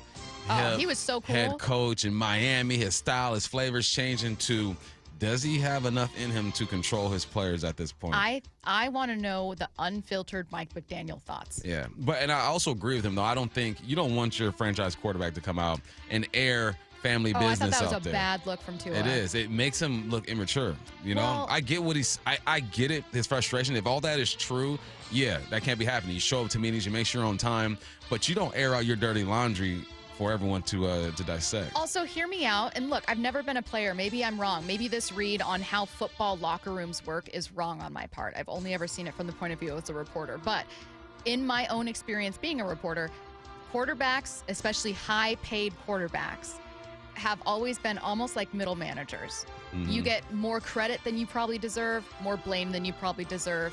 And so when you come out here and you critique leadership and culture, Tua, you're not a first or second year player. You're one of the highest paid quarterbacks in the NFL. You're like 1 foot in the door with leadership. It's kind of on you. You know what I mean? At a certain point, if you're going to be the captain, if you're going to get that much money, if you're going to outrank everyone, it's kind of on you to make sure that, you think guys are late to meetings? Then did you pull those guys aside and talk to them? Maybe. Are you showing up early to Maybe meetings? Are you setting an example? I think if he wasn't doing that, he wouldn't have said it. Yeah. And I think he thinks that was the move a leader should make. Feels when like in hindsight, no. It just feels like culturally, like for football culture, that feels weird. Yeah. Right? Yeah. I don't know. It struck me like maybe the wrong move. Does Adam Schefter think the Eagles will deal A.J. Brown soon? As a reminder, trade deadline in 2.5 weeks here? He doesn't see it happening. Why would the Eagles trade A.J. Brown for whatever draft pick compensation is, a 2 and a 6, a 3 and a 5, whatever? Why would they trade him for those two picks when I would think that they would be able to trade him after the season for that same draft pick capital compensation? I don't think that trading A.J. Brown in season makes you a better team. That's my feeling. Last year, I think they were 2-2. They had organizational meetings. They were on the ropes, reeling the way they are now a little bit. I mean, they're still at 4-2 right now. Like, it's all relative, but they're not playing the way that people expect. So I just don't see it, but nothing in this league surprises me. Do you agree with Adam Schefter that it just does not make sense for the Eagles, despite those back-to-back losses, to trade A.J. Brown? 100%. He said it perfectly. You can trade him during the offseason and get that same pick.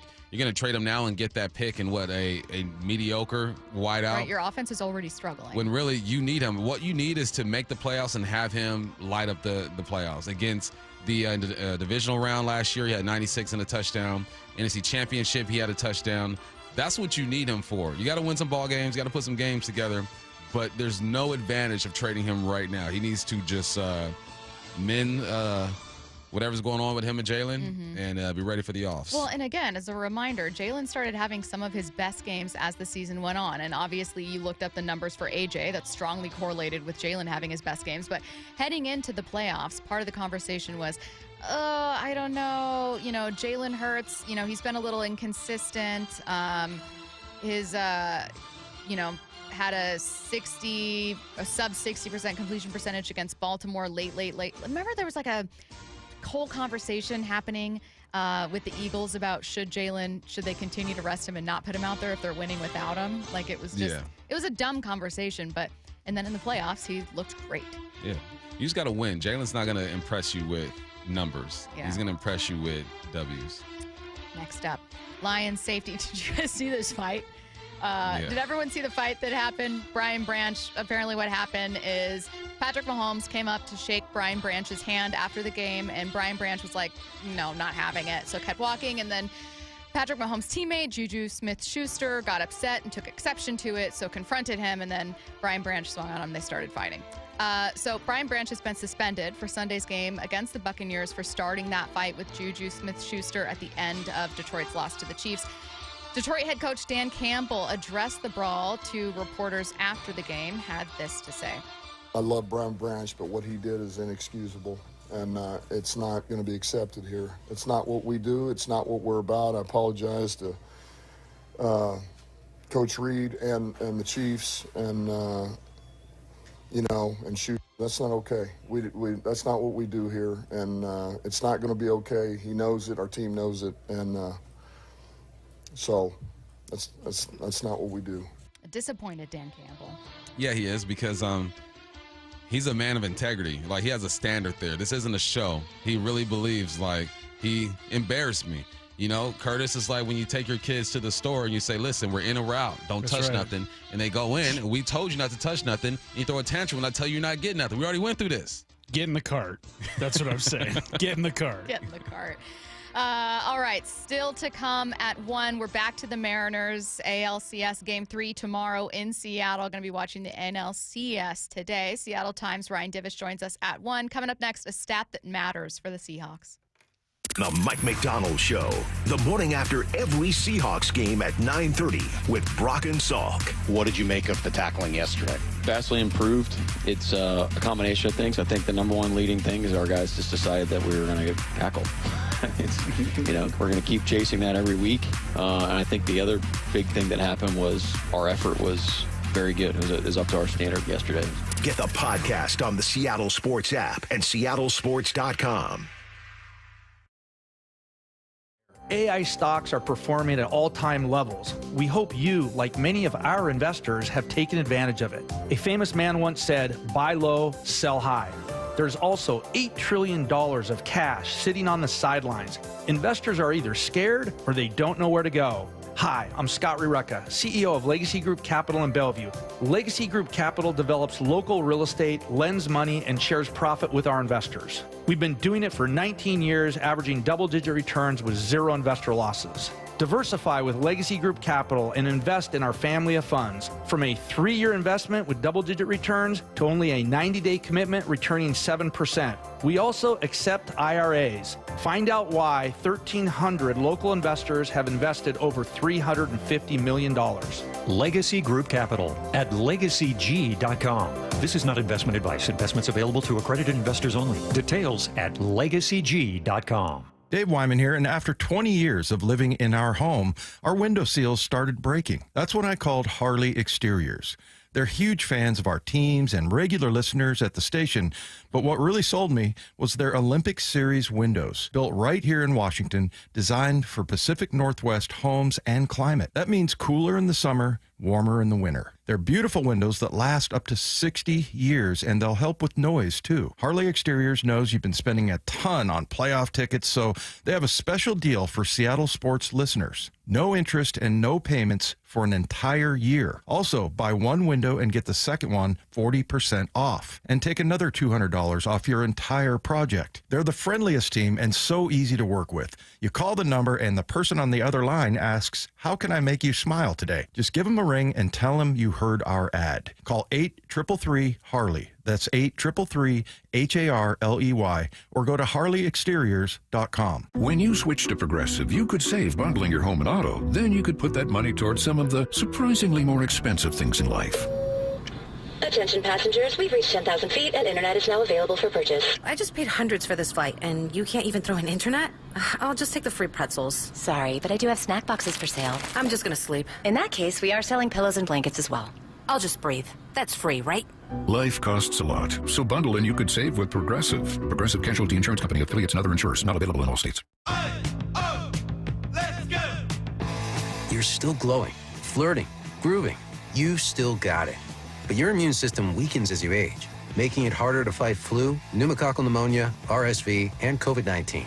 Vaccines are a key part of any health routine and help strengthen your immune response. Ask your doctor or pharmacist which vaccines you need. Schedule in minutes at vaxassist.com. Sponsored by Pfizer.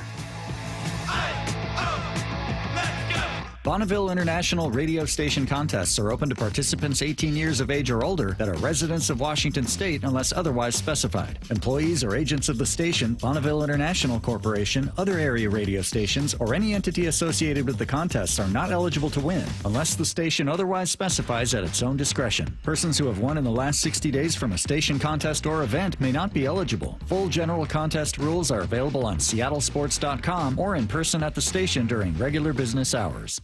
This is where you hear the AL West champion Mariners in the ALCS, Seattle Sports, and the Seattle Sports app. Open enrollment for Medicare happens every year, but for a lot of people, it's still confusing. Hi, this is Herb Weisbaum, the Consumer Man. Don't worry, help is on the way with a Medicare Jumpstart Toolkit brought to you by the Insurance Commissioner's Sheba program. Find out what's changing and learn about your options for Medicare with 7 easy steps to get ready for open enrollment. Order your free copy of the Medicare Jumpstart Toolkit at insurance.wa.gov or pick up a copy at your local library or senior center. Lowe's knows pros want more. Join My Lowe's Pro Rewards for free to get $20 off your first qualifying purchase of $100 or more just for signing up. Plus, enjoy free standard shipping and more ways to save on your next job. Lowe's, we help, you save. Offer valid for new members only. Not valid with any other discount. Free standard shipping not available in Alaska and Hawaii. Exclusions and more terms apply. Loyalty program subject to terms and conditions. Visit Lowes.com/pro-loyalty for details. Subject to change. At Bible Law Group, our team reflects the same lessons learned by our founder, James Bible, while playing for legendary Husky coach Don James. Coach James always said it's amazing what gets done when nobody claims credit. That's the philosophy we carry into every case, because your victory is what matters at Bible Law Group. When your legal problems hit biblical levels and you feel like you're stuck in a lion's den of litigation, you need a legal team that won't back down. At Bible Law, we've secured over $40 million in settlements for our clients, and we're ready to fight for you. Find us online at BibleLawGroup.com. At Lake Washington Windows and Doors, we provide top quality windows that are 25% more energy efficient, reduce noise by 50%, and stay clear with low maintenance glass. With leak armor installation and lifetime warranties, you're protected for life. Visit LakeWashingtonWindows.com. Lake Washington Windows was voted best in the Northwest. Celebrate by saving 25% off new leak armor installed windows through October. Plus enjoy 0 down, 0 payments, 0 interest until 2026. Visit LakeWashingtonWindows.com, a name you can trust. From the Quantum Fiber Studio. This is Bumpin' Stacy. Weekdays 10 to 2. On Seattle Sports and 97.3 FM HD2. Getting to the Mariners in 15 with Ryan Divish of the Seattle Times before we do a stat that matters for the Seahawks from Aaron Schatz of FTN Fantasy. Seattle Seahawks are #1 in DVOA this week, and they are, Aaron adds, the second best 4-2 team, not just like in the league right now, since 1978. How, Sway? So, well, by DVOA, Okay. his metric, which is, I think, a really reliable metric. Explain it to the people. So, like, one way that it's measured would be the efficiency of each play. So, like, this is like the worst way to explain it, but on 1st and 10, if you are getting, like, let's say 7 yards, like, that's a great play. So it's like defensive value over adjusted. I forget the actual Something thing. like that, yeah. But the point is that you're moving efficiently, effectively. Again, that's just like the best, simplest way to explain it. But Putting yourself this in good is- situations. Well, yeah, and so what's probably helping them with that is that because there's DVOA offensively and defensively. So defensively, they are not like tops in yards, but they're not allowing a ton. Yeah. They've been solid in the red zone, not allowing a ton. I think they've allowed like a total of 2 rushing touchdowns. And then offensively, they're one of the most explosive passing offenses in the league. Yep. So anyways, they are, by that measure, the best 4-2 team. The only one that was better was the 2015 Arizona Cardinals. And then you've also got the 92 Phillies 2023 Bills. So he writes down what happened in all of these seasons. So he's got, what is this? About 10 up here. In all but 3, those teams made it to at least a divisional round. 2 of them won a Super Bowl. Another went to a conference championship game. So what you're saying is this team has the potential to go a long way. I think what he's saying is the Seahawks, in any stat that you want to use that would measure how much better they are than the average offense, how valuable individual plays are. If you were to look at like EPA per play for Sam Darnold or like other little breakdowns for other individual players, that if you look at those advanced numbers, they're a really, really, really good team that 4-2 isn't quite doing it justice. And the reason that I also wanted to point to this is we had a listener earlier that said, oh, if, those 2 games they had to the 49ers and Bucs were so close that, like, if it just would have gone the other way, they'd be undefeated. And initially I responded and was like, but it didn't. So, so what? Like, that's just the reality of where they're at. However, that listener was right in that this team has played like a team that probably should be better than 4-2 is ultimately what Aaron's saying. Yeah, I think I think without even knowing DVOA, right, you look at this team and you feel like they're playing better than a team that's 4-2. And like you said, that listener, it's like you're 2 plays away. Honestly, well, maybe more than 2. 1 play with the 49ers, you still got to put together a drive and kick a field goal against the Buccaneers. But you're essentially 2 plays away from being undefeated, or maybe 1 play away from being 5-1. So the 4-2 record makes sense because you got to win those ball games. But if you look at the way they're playing, how they've won, how they've lost, it's easy to think that they're better than what their record says. Well, and that there's a lot of value in how they're playing, right? Like it's their quarterback is adding value to their team. Their offense overall right now is adding value to their team. Like not every 4-2 team is made equal. Not every 21-point game, 21-point win is equal, right? So if you're trying to break it down by looking at like, well, how'd they get those points? And how efficient were they in their drives? And you're trying to look at it that way. It also bodes well for how they can compete in future games. So these aren't lucky wins that they're getting. Right. Is another thing that you can point to here. This is a team that's playing very well. Yep, they're playing good ball, man. Someone texted in, well, can you explain the 1 for 12? Are they 1 for 12 on third downs? Let me double check that stat. 1 for 12. They're 1 for 12 on third down. The Jags were 4 and 16. I would say, without really diving into it, that they were just in third and longs. Third and long situation. Typically, when you're not good on third downs, you're in third and longs. I'm looking at the first 2 drives. You got a 3rd and 13. You have you kick a field goal on another drive. You have a 3rd and goal, just got stuff there. Look at another drive. That was a 1-play touchdown. Another drive, you have another 3rd and 13. You're putting yourself in these positions. So you're getting negative runs, which are negative runs, penalties, pushes you back, and you're in those 3rd and longs. I think third down can be a great indicator of how successful a team is. So like in 2013, I know Denver didn't end up winning Super Bowl 48, but Denver's offense was electric and very, very efficient, and they were 48% on third down that year.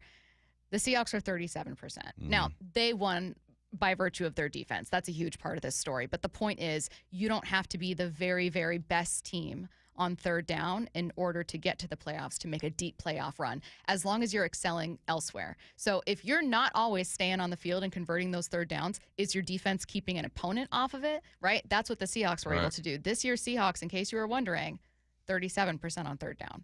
This is not me saying that the 2013 Seahawks. This is me saying there are multiple ways to become an elite team. I do think they need to be better there, though, because this defense is not the 2013 defense.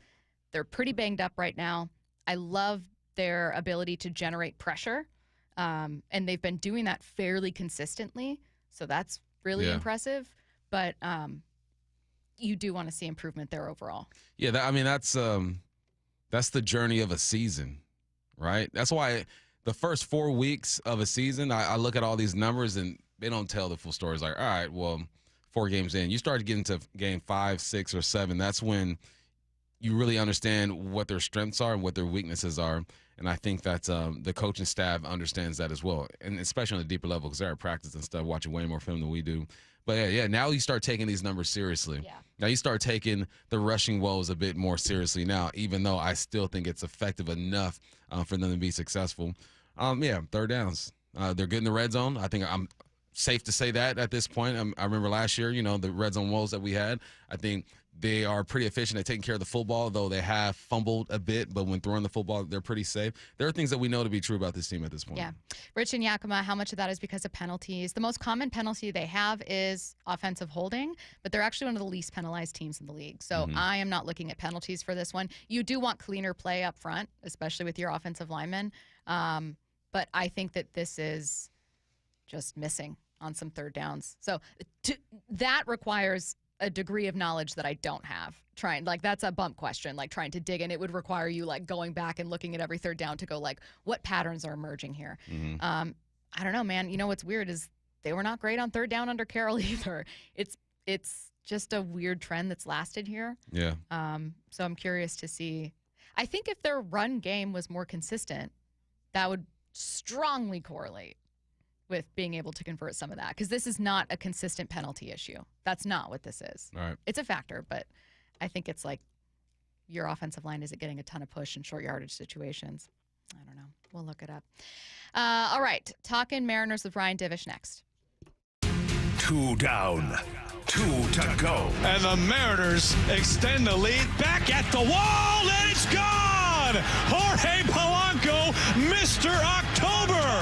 The Mariners go for a commanding 3-0 series lead. Tomorrow, it's Game 3 of the ALCS at T-Mobile. First pitch at 5:08. We're not done yet. We got a World Series to go get. Only on Seattle Sports on 710 and the Seattle Sports app. What if you had the smartest Wi-Fi? If you did, it'd be Xfinity, of course. And it'd come with their best state-of-the-art equipment. It would boost speeds to the devices that needed them most, prioritizing your most important connections, whether you were streaming, gaming, or gaming while pretending to work. And it would let you stream 4. That's right, 4 games on one screen. It would even power your mobile connection so you could bring faster, secure Wi-Fi speeds with you where you use it most. It would be proactive and fix problems before you knew you had them. Impressive, right? And it would have security features that protect you from threats at home and online. Kinda like a force field for your life. If you had the smartest Wi-Fi, well, everything would work together seamlessly to keep you connected, no matter what. Xfinity. Imagine that. Restrictions apply. I had pain, I had numbness in my feet. That pain and that numbness just got worse and worse and worse as time went on. This is Greg describing life with neuropathy. I went to 5 podiatrists, tried different treatments, tried different orthotics, tried different shoes, had cortisone shots in the tops and the bottoms of my feet. Saw a neurologist. All my medical doctors said, can't help you. Live with the pain. You're not going to be able to sleep. This is your life. And then I just gave up until I found Sound Pain Solutions. I'm Dr. Mark Shelley, a chiropractic physician and board-certified functional neurologist at Sound Pain Solutions. Our neuropathy treatments can rehabilitate damaged nerves. We use FDA-cleared, non-surgical, drug and pain-free procedures that help neuropathy sufferers like Greg find relief. I feel better. I mean, just feeling better is huge. If you experience numbness, shooting or burning pains, or loss of balance, call us. Sound Pain Solutions, 855-996-0025, or click soundpainsolutions.com. 1-877 Cars for Kids. KARS Cars for Kids. 1-877 Cars for Kids. Donate your car today. Call 1-877-CARS for Kids to reach a friendly live agent. Donation's super easy, and your car can be picked up as soon as tomorrow. Call us now. 1-877 Cars for Kids. Donate your car today. Did you know you can donate real estate too? Hear that? Sounds like simple. Valvoline Instant Oil Change simple. No appointments. About 15 minutes to change your oil. Then out the door and back to life. Yeah, honey, on my way. Valvoline Instant Oil Change. Expert service doesn't need to be overcomplicated.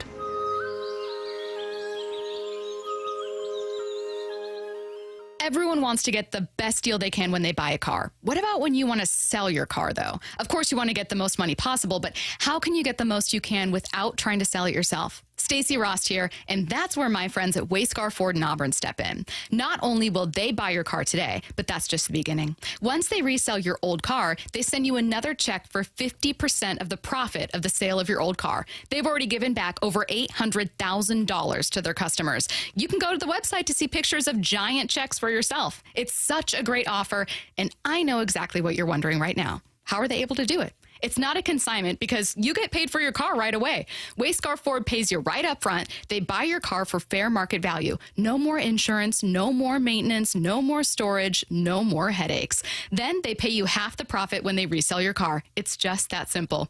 Get the most money possible for your old car at Wayscar Ford Isuzu in Auburn and let them do the work. WayscarFord.com. That's WayscarFord.com. At Fisher Investments, we may seem like other money managers, but we're different. Are you really that different than the rest of us? We are. As a fiduciary, we always focus on what's best for our clients. What services do you offer besides investing? We have a team of specialists in financial planning, estate planning, and more. Your clients rely on you for all that? Yes, we ensure clients receive unparalleled service at every step of the relationship. Okay, but you still sell commission-based products, right? No, because we believe that's a conflict of interest. We prioritize service over sales goals. So, then how do your fees work? We have a simple and transparent fee that's a percentage of our clients' portfolios. So we do better when our clients do better. Wow, we're more different than I thought. At Fisher Investments, we're clearly different. Learn more at FisherInvestments.com. Investing in securities involves the risk of loss. Baseball's postseason is here. Seattle Sports Playoff coverage is presented by Honey Bucket, 710 KIRO AM Seattle and KIRO FM HD2 Tacoma. Seattle Sports Snapshot. The Mariners took a 2-0 series lead with a 10-3 win over the Blue Jays in Game 2 of the ALCS yesterday. 3 home runs for the M's in this one, a 3-run bomb from both Julio and Jorge Polanco, and a 2-run home run from Josh Naylor. Off day today while both teams get ready for Game 3 here in Seattle. No extra innings show tonight. We will be joining the NLCS Game 2 after Wyman and Bob at 6 p.m. Snapshot, brought to you by Miller Lite. When it's game time, it's Miller time. This hour is brought to you by Mazda of Everett. From the Quantum Fiber Studio. This is Bump and Stacy on Seattle Sports. Streaming through the Seattle Sports app and at seattlesports.com. Now, here are your hosts, Michael Bumpus and Stacy Ross. Here we go now. Seattle Times, Ryan Divish joining us now on the Emerald Queen Casino Sportsbook Hotline. Ryan, a pretty hot start here for Seattle and 2 games in Toronto. And I got to be honest, full disclosure, I was not expecting them to take 2. I wouldn't say they stole it. It's just I had some questions about the team, especially concerning fatigue.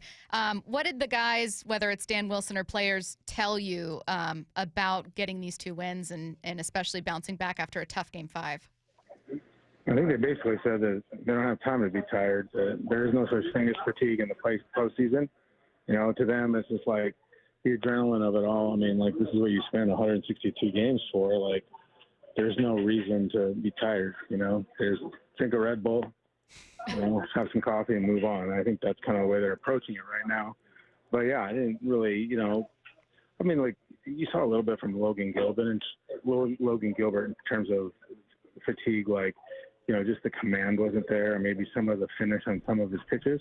But I do think, like, you know, the mental aspect of it, the mental fatigue, I don't think we saw that. I thought they were pretty crisp mentally. You didn't see a lot of mental mistakes.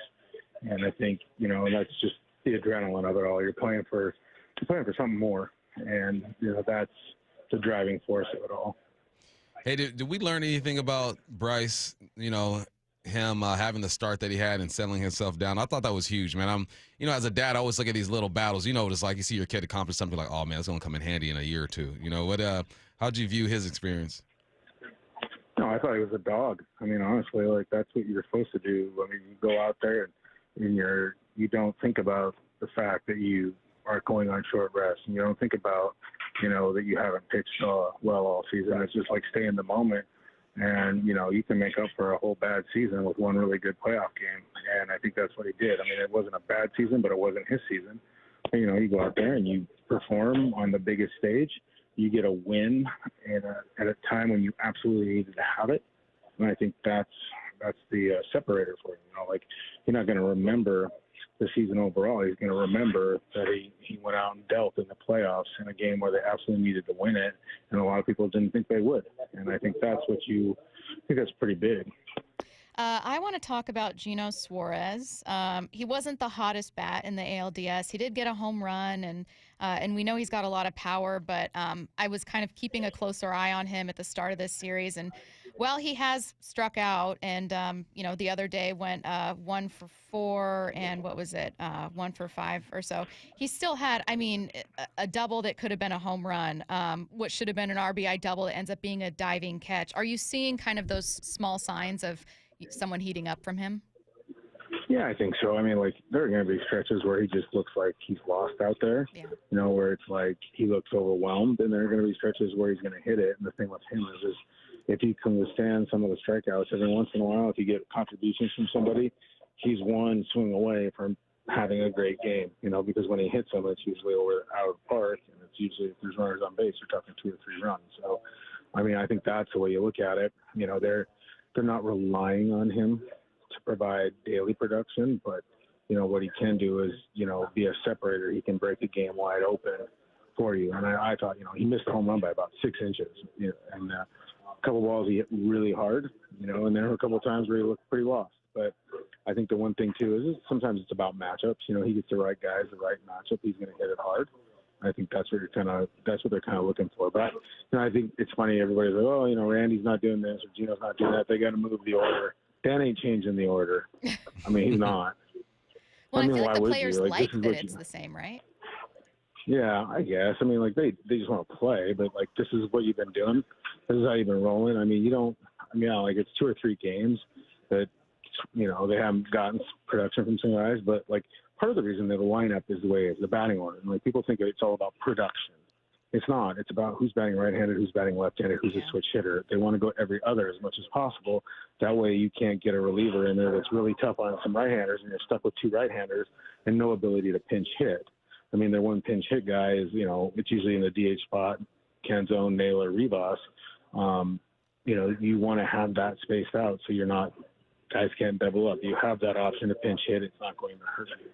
So I think that's the big reason why they have the batting order the way it is. It's not always just based on production or who they think is best, but it's also just about how they can combat relievers and teams that have a bunch of, salty relievers that can really specialize against getting right-handers out or specialize against getting left-handers out. If you don't, it's like one time earlier this year where they had some guys hurt, and this Adrian Morejon from the Padres, who might be the best left-handed reliever in all of baseball, he had a stretch where he faced Canzone, JP, and Cole Young. Like, I don't know that guy's ever faced 3 lefties in a row because teams just don't want to have a lefty bat against him because he carves them up. But the Mariners didn't have that luxury at the time. They have the luxury now of who they want in there, and they're just going to put those guys in a row. They're going to keep them spaced out. They're going to keep the lefty spaced out of the switches so they don't set it up to be easier for any reliever. Hey, what were your expectations going into this series as far as the Mariners' chances? And now that they're up 2-0, what are you expecting now? Well, I thought, that they could go 1-1, and I thought that would be the ideal thing, is go 1-1. I think you're going to get the first 2 on the road, especially in a place like Toronto's was 57-24 this year or something like that. 54-27. I mean, they own people at home. They scored 23 runs off the Yankees in 2 games. In the previous 2 playoff games at home. So you think, hey, just win 1, find a way to win 1, and then go back, win 2 or 3 there, and you're kind of in the driver's seat.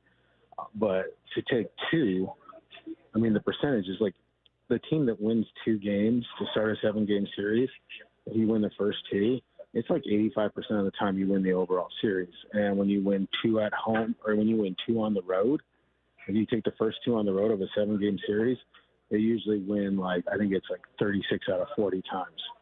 So the Mariners have set themselves up. They're 2 wins away. They have 5 games to find 2 wins. I think ideally they'd like to win those 2 games at home in the next 3. Yeah. But, they've set themselves up to get to the World Series. At no point has this organization been closer to getting to the World Series than they are right now.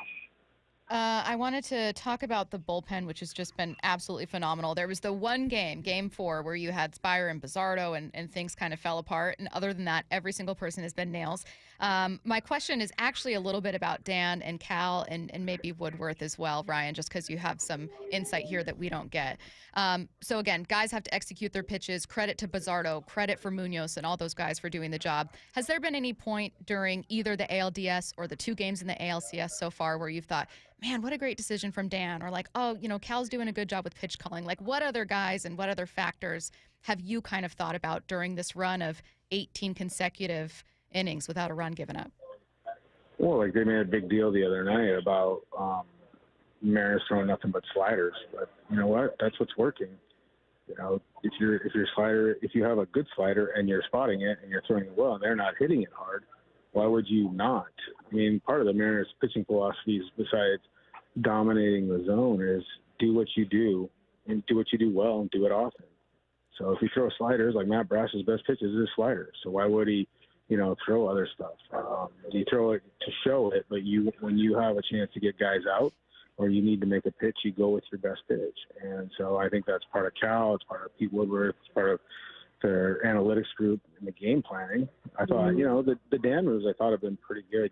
Honestly, like yesterday. So it's 3-3, and Gilbert's obviously done. You steal an inning from him, you get an extra one, you get him out after 3. They knew they were going to have to use Vargas. They knew they were probably going to have to use Hancock, and they knew that they were going to have to piece together 6 innings. The best thing they did was go to Bizzardo, a leverage guy right there, and keep it at zeros for the next 2. Any momentum that the Blue Jays might have been getting from scoring 3 off of Logan, all of a sudden it's 2 zeros. The Mariners take the lead. Polanco hits the homer in the 6th, I think, or the 5th, changes the whole game. But by using Bizzardo and not allowing that momentum or their offense to gain ground or gain traction, I think that was absolutely the right idea. That's not some random thing from Dan. A lot of managers believe in that. But I thought, sometimes the best moves you make are the ones you don't overmanage and don't overthink the situation. Go with what you know. Go with what you've always done. I didn't like that he had Andres Munoz up throwing in the 9th yesterday just because Hancock had walked a couple guys. I didn't think that was a good idea. But for the most part, Dan's been fine. It's usually the mistakes that everybody remembers, not the moves that, work out properly. I want to get into the mental. I don't know if you've asked these questions before, but the numbers of Cal hitting bombs in Toronto, and some guys they feel comfortable in some ballparks. Have you ever tapped into that with an athlete, with a baseball player, about why they have success at certain ballparks, and if so, why do you think Cal has success in Toronto? I think sometimes it's the matchup of who they're facing on a staff. Like with Cal, like some of the guys that he might face, he fits well. He does say he sees the ball pretty well there. Like the batter's eye is pretty even. And the one thing too is like the ball carries in there, especially when the roof's closed. Like when it's going to go. If you hit it properly, you're not going to get robbed. So I think that's part of it. There was also the motivation of some comments by John Schneider a few years ago. I think, when you dislike somebody, you don't necessarily try harder, but your focus, especially like during the regular season, say you're dragging ass, but like you're playing a guy you dislike or a guy you want to prove wrong, then your focus is there. Your approach is just a little bit more focused than maybe if it's a regular season or something, and you don't have some beef with the other team. But I think, part of it too is like the numbers at Rogers Center, he hit a bunch of them off Gosman. And what happens is like Gosman, he'll leave a split that just doesn't get low enough. And then Cal is so big and so strong. And like especially when he's batting left-handed like that, he can just kind of drop the bat head and hit a homer. We saw him do it there. And it's kind of the similar way he's gotten Gosman before. Is like Gosman will make a mistake, leave a splitter just high enough in the strike zone that he can get his arms out and extend it. And, once he does that, he gets his arms extended and he hits it on the barrel. It's going out of the park more often than not. Hey, you've watched a lot of baseball, but this is, as you mentioned, the furthest they've been. Like if they win one more game, the furthest they've been, and it's also the highest stakes baseball that I can remember watching for this team.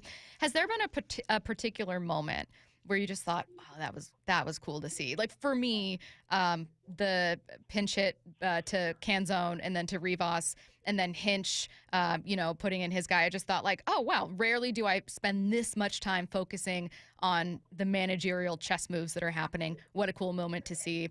Is there a moment, and it could be that one, but a moment from either of these two series where you've just thought, I enjoyed watching that? Yeah, I mean, I think that moment, the whole Game 5 in the sense that, like, look, the Game 5, you get the double from Naylor, or you get the hit from Naylor, and then he steals third, and then it's Garber, who nobody wanted in there, manages to get a ball deep enough, and he actually hit it pretty hard, scores him. I mean, to beat Tarek Skubal twice in a series is pretty ridiculous. And then, in that game, you have the gamesmanship, and you bring Rivas in, and he delivers. A guy that had, up until last year, was a career minor leaguer. Like, I think people forget that when Rivas got called up last year, he wasn't even at Major League Spring Training. He was a minor league guy that wasn't even there, didn't play in, like, the Cactus League and stuff like the other guys were. He was just kind of a guy, and the way it worked out, he was there, and they brought him up, and he did some stuff, and then, same thing this year. So, like, I think sometimes those are the moments is, like, when guys that you're not necessarily expecting to deliver, do that. It's pretty cool. But, like, honestly, though, too, like, when the stars do something, like Julio yesterday, just, keeps his hands inside and hammers a 3-run homer, you're like, okay, that's why they're stars, too. And you want to see stars perform. And that's one thing that's hurt the Blue Jays is Guerrero doesn't have a hit in 2 games. So, you need your stars to perform, and that's also pretty special. What do you think this run is doing for Naylor and him wanting to be a part of this organization in the future? And with his performances or how he's been performing in the playoffs, how much more is he going to be willing or capable of asking for?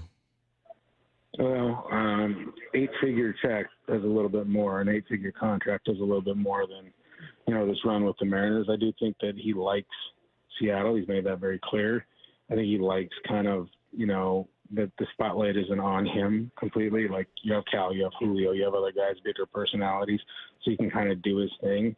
And I think that's important. The one thing is, it's comfortable. He's comfortable here. So, like, let's say next year or this offseason, if there's 2 offers on the table and he's comfortable with the Mariners and he doesn't know anything about whoever, the Nationals or somebody that's trying to sign him, or the Mets, and then maybe he says, oh, I'll just rather go back to the Mariners where I know the guys, I'm comfortable there, I know the city, money's even, I'll just do that. I don't know what drives him. We haven't been around him long enough, but, if the Mariners make the right deal, they offer real money, competitive money, and, based on what the market says, I think they have a really good chance of signing him.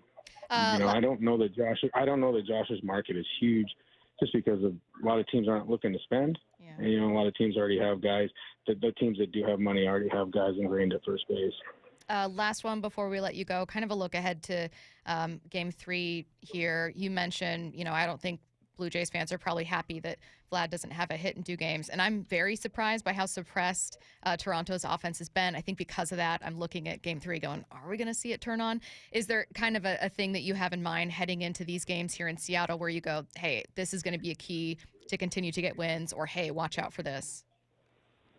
Yeah, I just think, like, the big thing is when the starting pitching has been really outstanding, they're not walking guys. You're not issuing a walk or a hit by pitch. You're doing something silly to get a free runner. I think that's the big thing. And, not giving up the free extra bases, like the other night, Cal throwing out a guy or, making a play, making sure you turn the double play when you have the opportunity, getting those things, avoiding errors. I think that is the big thing. We saw, we've seen how that can really kind of hurt them, just kind of get everything out of order, out of whack. So I think that's a big thing, is just kind of be clean and avoid giving up a lot of free bases and free outs, and they should be fine. Because I think the Mariners, they believe they'll hit at home, and it's going to be cool there and everything else. They're comfortable with that. I don't know about the Jays, but I think they'll be fine if they just kind of limit that kind of stuff. He's Mariners reporter Ryan Divish. Read his work at seattletimes.com or the Seattle Times app. Thanks, Ryan. Thanks, Ryan. Thanks, guys. See ya. Let's get to 4 down territory. This is 4 down territory, going inside the game with former Seahawks and Coug wide receiver Michael Bumpus. First down, Bump. I can't believe it's not interesting to you every year, but why is the NFL so much more interesting to you this year? I could probably say that every single year, honestly. Yeah, you are a football sicko. Yeah, I can probably say every year. Of But addiction. I'm here now. And it's October 14, 2025. That it is. It's weird, man, because the Bills have lost 2 in a row. They're struggling. The Ravens have won, 1 game? 1-5. Lamar's out. Eagles have lost 2 in a row. Eagles lost 2. The Cincinnati Bengals are dealing with familiar things with Burrow being hurt. Pro Football Focus have their rankings, their power rankings. They got the Bucs at number 1, Colts at number 2. What year is this? Is Peyton Manning on the Colts? Is Gruden coaching the Bucs? Like what's going on in this whole deal? Lions are still 3, Rams are 4. There's just a lot going on, man. You got drama in Philly with AJ Brown over there. The football season is just one big soap opera, and it never really turns out the way that you think it is. But for the last several years, there are about 4 teams you felt like you can always count on, and those teams are struggling. So I love it. And look at these Seahawks playing some good football as well, huh? Who thought we'd be here? Second down. Not me. What doesn't look likely, but you think will happen? Yeah, I was talking about how it's all crazy and stuff. Chiefs are 3-3. They're still going to win the division. Boring. They're still going to win it. Wow. I don't believe in the Raiders. The Chargers are starting to look like the Chargers again. What about the Broncos? The Broncos are solid. I think if there's anyone that's going to compete for real towards the end of the year, it's going to be the Denver Broncos. Best defense right now. Yep, great defense. That's why I crown our box the number 2 box in the game and not number 1 because of what the defense is doing over in Denver. But no, I think the Chiefs are still going to win the division. I got into it with my friend, my colleague, Paul Moyer, and he just said, Kansas City Chiefs are a bad team. And I said, simmer down now, Moyer. I think they're a good team. And then they went out and beat the Detroit Lions on Sunday. So, no, I think they're still going to get it done. Mahomes is going to find a way. Guys getting healthy. Rasheed Rice is going to be back or is back. They'll be fine. Third down. Why will this week be the Seahawks' toughest task so far? Because they're playing against the best defense they have seen so far. Last week, the Jags were a good defense at taking the football away. Check that box, didn't turn the football over. This week, you're going up against the 4th overall defense. They give up 265 yards per game. You're going up against the 5th overall passing defense. They give up $175. The 7th against the run, they give up 91. Number 1 when it comes to points per game. They're allowing 12 points per game. Monday Night Football, man, it's a primetime game. We see great performances on Monday night, and I think the Texans are going to be ready to go. They haven't really beaten anybody special. Let me pull up their schedule real quick. They've beaten the Titans, woohoo, and the Rams, who knew? And they've lost to, the Ravens. They've lost to the Rams, the Bucs, and the Jags. So that Rams game was close. It was close, 14-9, low-scoring game. Yeah, the Bucs game was close, 20-19. The Jags game was within a score, 17-10. This is going to be a tough football game, tougher than what people think. Can I say something? Of course you can. Can I say something? Is this a safe space? I don't like double headers for prime time. I don't either. Especially when I got to work the late one. It made both games were worse to me because I had to flip between them, and then one of them started while we're still watching ALCS game 2, and then you got the NLCS going on. Now, sometimes it's going to happen where you're going to have playoff baseball, like 2 leagues, 1 league in the playoffs, 1 game in the regular season. You're just going to have to swap between. We can all handle 2 screens. 3? Now you're pushing it. Now you're pushing the limits of what I'm willing to watch here. Yeah, I don't like it either. Pick a game. Hawks play at 7. So pregame from 4 to 7. I got things to do. Game's going to go from 7 to 10:30. It's my bedtime at 8. I got another 2.5-hour pregame, 3-hour pregame. Horrible. I'm not done until midnight, 1 o'clock. Horrible. Crazy. That's my complaint. And I got to show up here. You mean you get to? I get to. And hang out with us. It's a privilege. 4th down. I'm so fired up now. Who will be a first-time Pro Bowler with the Seahawks this year? Byron Murphy. He's got 4.5 sacks. Last year, he had a half a sack. The only other interior lineman who has the amount he has of sacks is Jeffrey Simmons from the Tennessee Titans at 4.5. And then I piggybacked off of you. He has created 14 pressures, tied with T.J. Watt and Max Crosby. 17 is the highest number of pressures created right now. Yeah, Byron Murphy is he's in the zone. He's doing his thing. He just had a baby. Big ups to him. His baby was premature, but she's healthy. So I've been there before. My brother, be strong.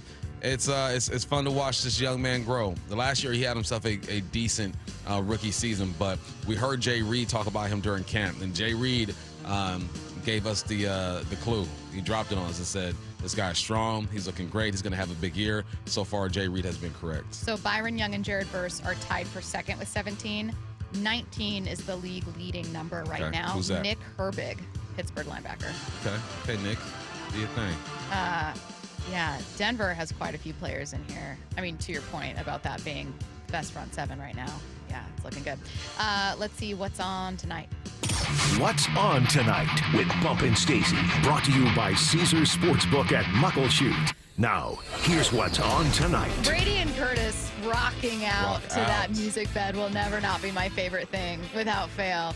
Game 2 of the NLCS immediately follows Wyman and Bob. Seattle Sports will join In Progress starting at 6 p.m. Hype Train coming your way next on your home for the Mariners pennant push. Seattle Sports and the Seattle Sports app. Brock and Salk. Joe Davis joining us right now, Brock. Morning 6 to 10. Fox Sports is calling this series. How much in Seattle have you and Smoltz ever done? The All-Star game. That's it? Just the All-Star game, yeah. It's hard to change a narrative that's existed for the last, whether you want to call it 4 or 24 years. Nationally, I think it's probably not until these last 2 games where eyes have really been opened. I can't wait to get to Seattle for Game 3. Brock and Salk. Morning 6 to 10. Only on Seattle Sports. Start having fun. Caesars Sportsbook at Muckleshoot Casino Resort is your #1 place to eat, drink, watch, and have fun. Keep up with your favorite sports anywhere and everywhere on property with the mobile app. Visit muckleshootcasino.com today. Scan the QR code and let the play begin. Muckleshoot. Ryan Rowland-Smith here. For more than 35 years, the NBA Health Insurance Trust has been helping local builders, contractors, and their employees save money and gain peace of mind. They offer customized group health plans from the state's leading insurance providers. Small and mid-sized businesses deserve big healthcare access. The NBA Health Trust brings you the coverage you want at a price you can trust. Find out more at mbahealthtrust.com. That's mbahealthtrust.com. Let's talk about your hair. Well, maybe after we talk about my hair. I've got great hair, as you know, and it's because of Advanced Hair. Yep, Advanced Hair Restoration. Their simple one-day treatment offers life-changing results that I can attest to. Guys, it's not magic, but it's close to it. They put hair where you need it most, and bam, it grows. It's actual science. Advanced Hair has top-rated physicians, modern technology, and best of all, you get your very own natural hair that begins to regrow the very next day. It's even guaranteed to grow for life. So schedule your free consultation now at 425-449-8185. Mention Curly to qualify for $250 off and 250 free hair grafts. It's a limited time offer. Advanced Hair, the winner of the 425 Business of the Year, and the team that gave me my hair back. More importantly, they'll do the same for you, guaranteed. 425-449-8185 or advancedhair.com. Do you need a new roof? Then visit 3treeroofing.com to get $500 off your roofing project by scheduling a free estimate. 3Tree Roofing's certified team builds a custom plan for your home using top-tier materials with industry-leading warranties. All of their install crews are factory certified to ensure that your roof can handle any weather Seattle can throw our way. Don't wait until leaks turn into expensive damage this rainy season. Visit 3treeroofing.com to schedule your free estimate today and secure your $500 discount. 3Tree Roofing, your Puget Sound roofing experts. You're listening to Leaf Filter Radio, and the guru of gutter protection himself, Chris Coonahan, is here to take your most pressing leaf-related questions. Hey, everybody, Chris here. I understand we have Ron on the line. Ron, where are you calling from? Uh-oh. Ron, are you calling from a ladder? Well, I was. I wanted to ask Chris what I need to do to get my gutters ready to have leaf filter installed. Oh, Ron, you don't have to do anything. A Leaf Filter Trusted Pro will come out and clean out your gutters, realign and seal your gutters, and install Leaf Filter, America's #1 gutter protection system. So I didn't need to get on this ladder? Ron, Leaf Filter Trusted Pros are in your neighborhood and ready to help. Just visit leaffilter.com/deal to schedule your free gutter inspection and get up to 30% off. Thank goodness.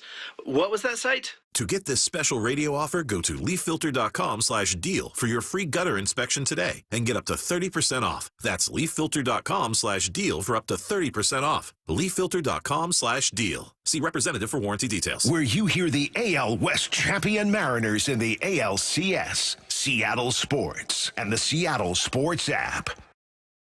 Eric Johnson here. I spent the past 30 years working to help make our community better informed, better protected when it comes to consumer issues, and better equipped to take on whatever life throws at us. That's why I love the free Washington Accident Book Series from Davis Law Group. These books keep us better informed about the law, better able to protect ourselves on and off the road, and better off when all is said and done after an accident. Chris Davis didn't have to write these books. He did it because he saw a need. People who were in accidents or other legal situations didn't know what to do, what pictures to take, documents to request. Only a tiny fraction of the people who get these free books will ever become clients of Davis Law Group, but that's not the point. Chris wrote them because it was the right thing to do. The free Washington Accident Book Series is a must-have for drivers who want to be prepared for whatever the road might throw at them. Get yours at WashingtonAccidentBooks.com. Hey, Brock Ewart here for my friends at PCF Construction. You know, it was a couple years ago. We were seeking a complete outdoor living space. Molly wanted a new deck. She wanted to really make our outdoor space pop. And boy, am I glad we called PCF. Why? Because whether it's a very specific project or outdoor living, like an underdeck ceiling, deck, patio cover, railings, PCF has you completely covered. You know, Molly's an interior designer. She knows construction. She knows attention to detail. And PCF, they checked every single box along the way. And right now is the time to make the call. Up to $6,000 off your project, plus no payments and no interest until 2027. And you can save an extra $1,500 when you bundle your deck with a patio cover. Find all the offer details, get project ideas, and browse photos at pcfgroup.com or simply call today at 425-629-8476. That's 425-629-8476, PCFgroup.com. This hour is brought to you by Mazda of Everett. From the Quantum Fiber Studio. This is Bumpin' Stacy. Weekdays 10 to 2. On Seattle Sports and 97.3 FM HD2. All right. Get your questions in for What I Need to Know. 866-979-3776. Coming your way in 15 minutes. Before we get to it, let's head to the station for Hype Train. Let's look to the NLCS to get us started here. Dodgers take game one. Despite initially looking like Milwaukee might take this one with one of the most amazing double plays we've ever seen, no. It ends up being a bases-loaded situation. Dodgers get out of a jam. They take game one. This is your Hype Train. The Brewers even up the series tonight. I grew up in Culver City, California. Mm-hmm. It is considered West Los Angeles. Grew up going to Dodger games. Used to take my glove to the game. Never came close to catching a foul ball. That makes me most sad. They used to blow up beach balls and then hit them all in the crowd. I hit a beach ball before. Okay. Used to be in the bleachers with all the essays, getting rowdy out there. Mm-hmm. Giants fans used to leave the game early because they knew what was up. Brewers ain't doing this. Okay. Go Doyers! Go Doyers! I thought I was going to be flipping it and going, but unfortunately. Okay, the Brewers even up the series tonight. We will be joining this game in progress, by the way, after Wyman and Bob at 6 p.m. Bump is not boarding. Go Dodgers. Curtis, are you boarding? Doyers. Bump, you said Culver City's West L.A. It is. Milwaukee is Midwest L.A. I think the Dodgers are going to win this series. I don't think the Those are so stupid. I don't think the Brewers have much of a chance. You hang out with men all day. All day. You should hear a Seahawks pre- and post-game show during the breaks. So dumb. Some of the dumbest conversations you'll ever hear. Not only am I surrounded by men, I'm surrounded by dads. I was shocked that in the break when I said, I'm hungry. You didn't say, hi, hungry. I'm Bump. Hey, I almost did. And it's automatically played in my head. So annoying. Brady, you want to play? Are you boarding this one? Brewers even up the series tonight. It's no split chance. Right now. It's the Dodgers. Okay. Every time. Okay. Yeah, I think they even it up. 2-2 split on that one. No, you're all by yourself. What? No. Okay, fine. Then I get sole credit when the Brewers even up the series tonight. How brave of Stacy to board a train by yourself. 4-3 final. Thank you. Next. I'm a brave girl. Kickers or football players? Oh, God. Wow. I'm going to start this again. I'm getting death threats. No, you're getting not. hate DMs. No, you're not. They're on my dome piece. Listen, in high school, I was the punter. I was the field goal kicker. I was the kickoff guy. In college, our punter got hurt. Had to punt against UCLA. All right, I understand the importance of the petite men who run out on the football field with these massive human beings. And have to be in there with a bunch of. Imagine what a kicker feels. He's out there with a bunch of dogs. Don't add some kind of just twist. Dogs out there, and he's fragile. Are kickers football players? No, they're specialists. Answer the question. No, they're specialists. Wow. Who have pads on. That's crazy. There are are some kickers who are football players. Wow. McAfee was a football player. John Ryan was a football player. There are some who are legit football players. If a running back signs a football a contract with a professional football team, suits up, and never has a single carry or tackle on special teams, is he a football player? Yeah. But a kicker's not. No. That running back is getting lit up during preseason for sure. Curtis, kickers or football players? I will board the train, and I know it's controversial to some, but here's my reasoning for it. Who is one person that is part of like Mike Macdonald's like brain trust? I don't know. Stephen Hauschka. Oh. Former Seahawks kicker. He's like a guy that Mike Macdonald sends his like meeting tape to like critique. Why? Because Hauschka's a football player. No, because Hauschka went to college and studied this. Every other player went to college. No. Specifically study like the psychology of whatever the heck Mike Macdonald wants. He's not the only psych major in the NFL, Bob. What does Hauschka giving him notes on meetings have to do with him being a football Bob is player? like a football player robot that can't. What? Wait, hang on a minute. Hang on. Oh, hey, coach. Yeah, your meetings are running too long. Hauschka, no disrespect, man. Much love. Appreciate you, dog. But Hauschka, or coach, hey, your meetings are running too long. Maybe you need more eye contact. What does that have to do with being a football player? He's a ball knower and a ball player. Yes, I'm boarding this train. Of course you are. Kickers are football players. You can't be like within football, someone's a running back, someone's a tackle. You know, like there are different things you can be. Someone's a specialist. That's his position. Check this out. It's all within the family. What are you doing when you're a specialist? What are you doing? In what sport? Check this out. Bones. What's up? You play golf? Yes, I do. Are you a golfer? Professionally or just golfer? Are you a golfer? I consider myself a golfer. There are some people who play golf who aren't golfers. Who don't live it and breathe it the way that I do. Get paid millions of dollars to play golf? No, that's different. They're professionals. Oh.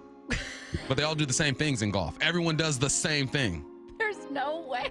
Everyone does the same thing in golf. Semi-pro kickers, are they still kickers? Are they football players in semi-pro? They're exactly who the NFL kickers are. Specialists. Boom. Specialists doing what? Kicking. In what? On the field. Next up. No more Monday doubleheaders. See, you're torn. I like them, but I don't at the same time because I'll never say no to more football. I'll say no to me working a 7 p.m. Kickoff and then getting home at 2 o'clock and then waking up at 5 to be here and beat traffic. But in theory, if the Seahawks weren't playing in one, are you like okay with Monday? I'm okay with it. I just want them to stagger it more. Yeah, I know. Like one quarter should overlap. That's it. Yeah. Okay, Bump not boarding this one. He would like some rule changes though. He just has some editor notes. No more Monday doubleheaders, Curtis.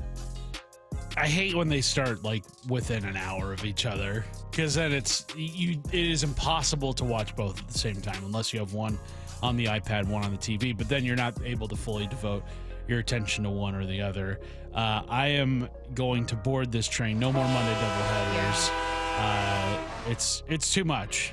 I don't mind having. I do. I like if it's a 4 o'clock and a 7 o'clock start, it's fine. But also, it stinks that the Seahawks are going to be the first 7 o'clock start of the season because I was doing dishes last night around like 9 p.m. and I let out a yawn. Whoa. And then I looked at the clock and I was like, man, next week it's only gonna be halftime at 9 p.m. You know it's bad when you're Goodness tired gracious. in single digit time too.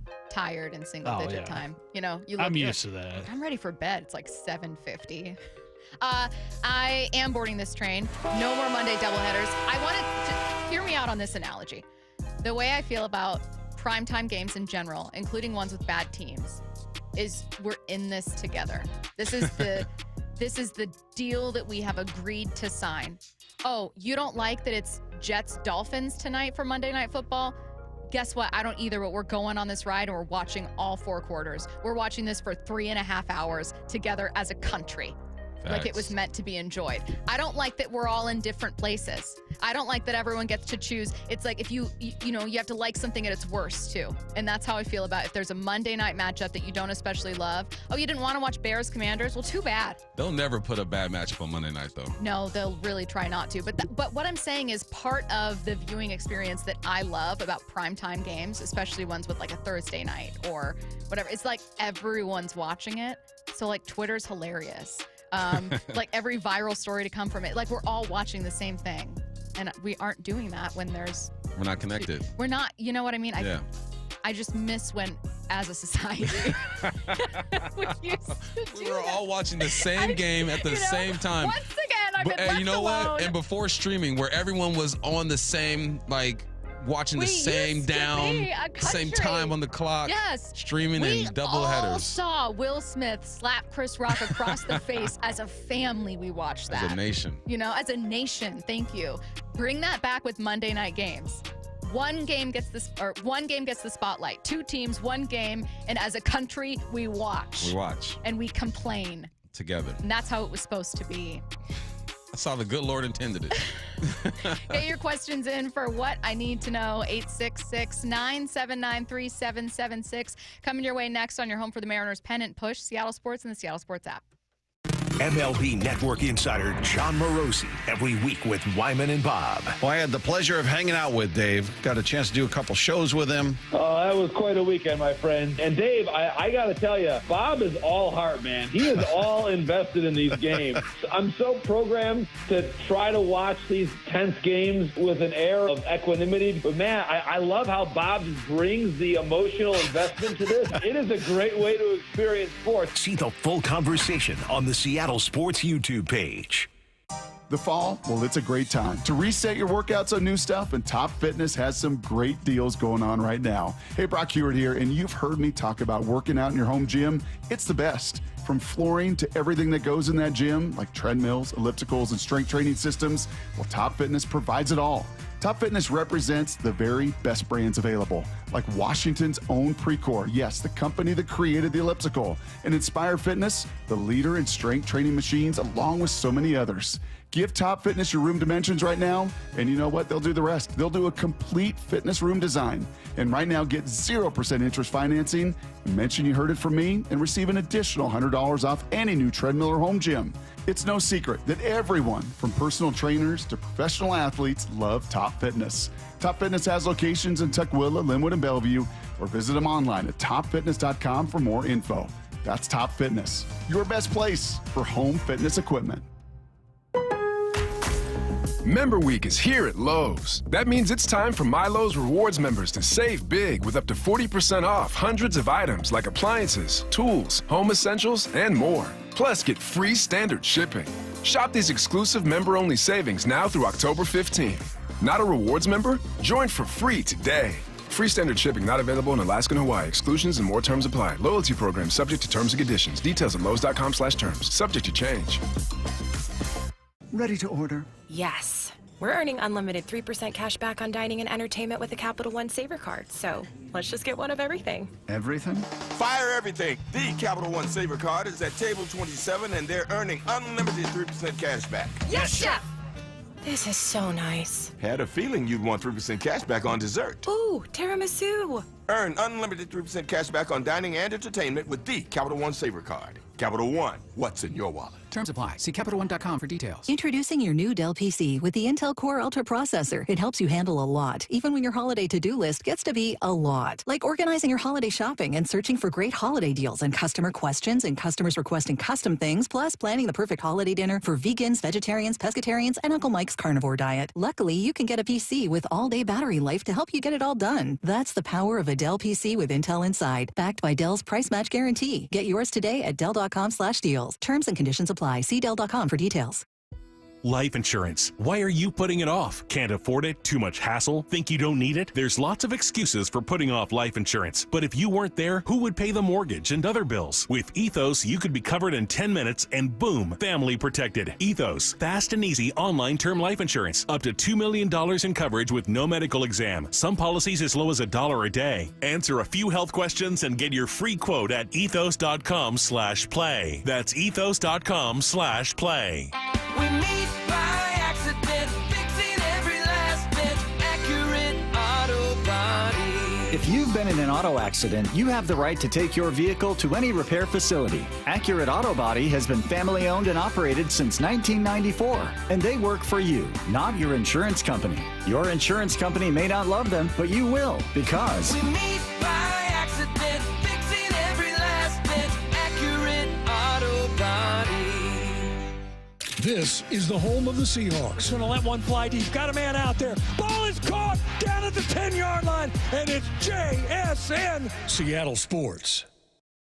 Are you frustrated with those trendy weight loss shots and not getting the long-term results you really want? This is Dr. Ryan Coogan with Eastside Weight Loss, and whether you've hit a plateau, can't handle the side effects, or watch the pounds creep back after stopping, there's a better way. Our program has helped over 4,000 people lose up to 10 to 20% of their body weight in just 8 weeks without expensive injections or uncomfortable side effects. Our doctor-developed program costs up to half as much and works up to twice as fast. Ready for real lasting results? Visit eastsideweightlossclinic.com now to schedule your free consultation. Did he just say Eastside Weight Loss Clinic is half the cost and works twice as fast as weight loss injections? It's true. Eastside Weight Loss Clinic is natural and it works. I was finding that my clothes didn't fit as well, so I jumped on the program. I lost 35 pounds in 60 days. It was very safe and a healthy plan. Many clients lose 20 to 30 pounds in a month or two, and you can do our program remotely from anywhere you live. Schedule your free consultation at eastsideweightlossclinic.com. That's eastsideweightlossclinic.com. Dr. Ryan Coogan, D.C. Results may vary. Free consultations, no fee guarantees, 5-star reviews. J.P. Pendergast with Pendergast Law explains the importance of going beyond these familiar offerings. Accident victims want an attorney, Tom, that satisfies their needs. Someone who handles those needs with the highest degree of care. Pendergast Law offers the no-fee guarantees and free consultations, but these only scratch the surface. Okay, explain more. We make sure that every member of our team is genuinely passionate about helping others. Customer service and communication are our top priority. It's how we take care of our clients so they always feel one step ahead of the insurance companies. Our strong reputation for high standards provides comfort and confidence when it's needed most. Pendergast Law offers the free consultations, the no-fee guarantees, and of course, they are 5-star rated. But what really makes them different is their genuine passion for helping others. I can't recommend them enough. If you or a loved one has been injured in a car accident, call Pendergast Law. We can help. That's PendergastLaw.com. From the Quantum Fiber Studio. This is Bumpin' Stacy. Weekdays 10 to 2. On Seattle Sports and 97.3 FM HD2. Get your questions in for What I Need to Know, 866-979-3776. What I Need to Know. Could Stacy beat Humpy in a race? Maybe. That's a great question. Maybe. Humpy You got to run for a while, though. It's not a short race. He's won once. How many have you won? Well, they haven't asked me to go run. You know what? I bet you we could make that happen. Yeah, we know a few people. Yeah, we could probably make that happen. I would run if I got to be inside one of the fish costumes. I don't think they make them your size. I think Humpy is close to my size. It's a so? fair fight for sure if we did kind of like come to blows. I would never punch Humpy ever. I would die for Humpy. No, I don't think so. 866-979-3776. When do we see Brian Woofer, says another listener, out of the bullpen tomorrow? The hope is he starts game 5 if necessary. That'd be nice. Yeah. I mean, Kirby But and then I don't want to Castillo see a is game. I don't want to see a game 5. I want to see it wrapped up in 4. Yeah. What if, genuine question, I know this sounds dumb, but what if, like, let's say game 3, all of these games clearly matter. You don't want to get into a point where you go, yeah, let's try that out and see what happens. But hypothetical. Let's say game 3, you're up 9-2, and it's the 7th. Do you let Brian come out of the bullpen to pitch an inning? Or do you stick with, like, nope, this is a must-win game always? No. Okay.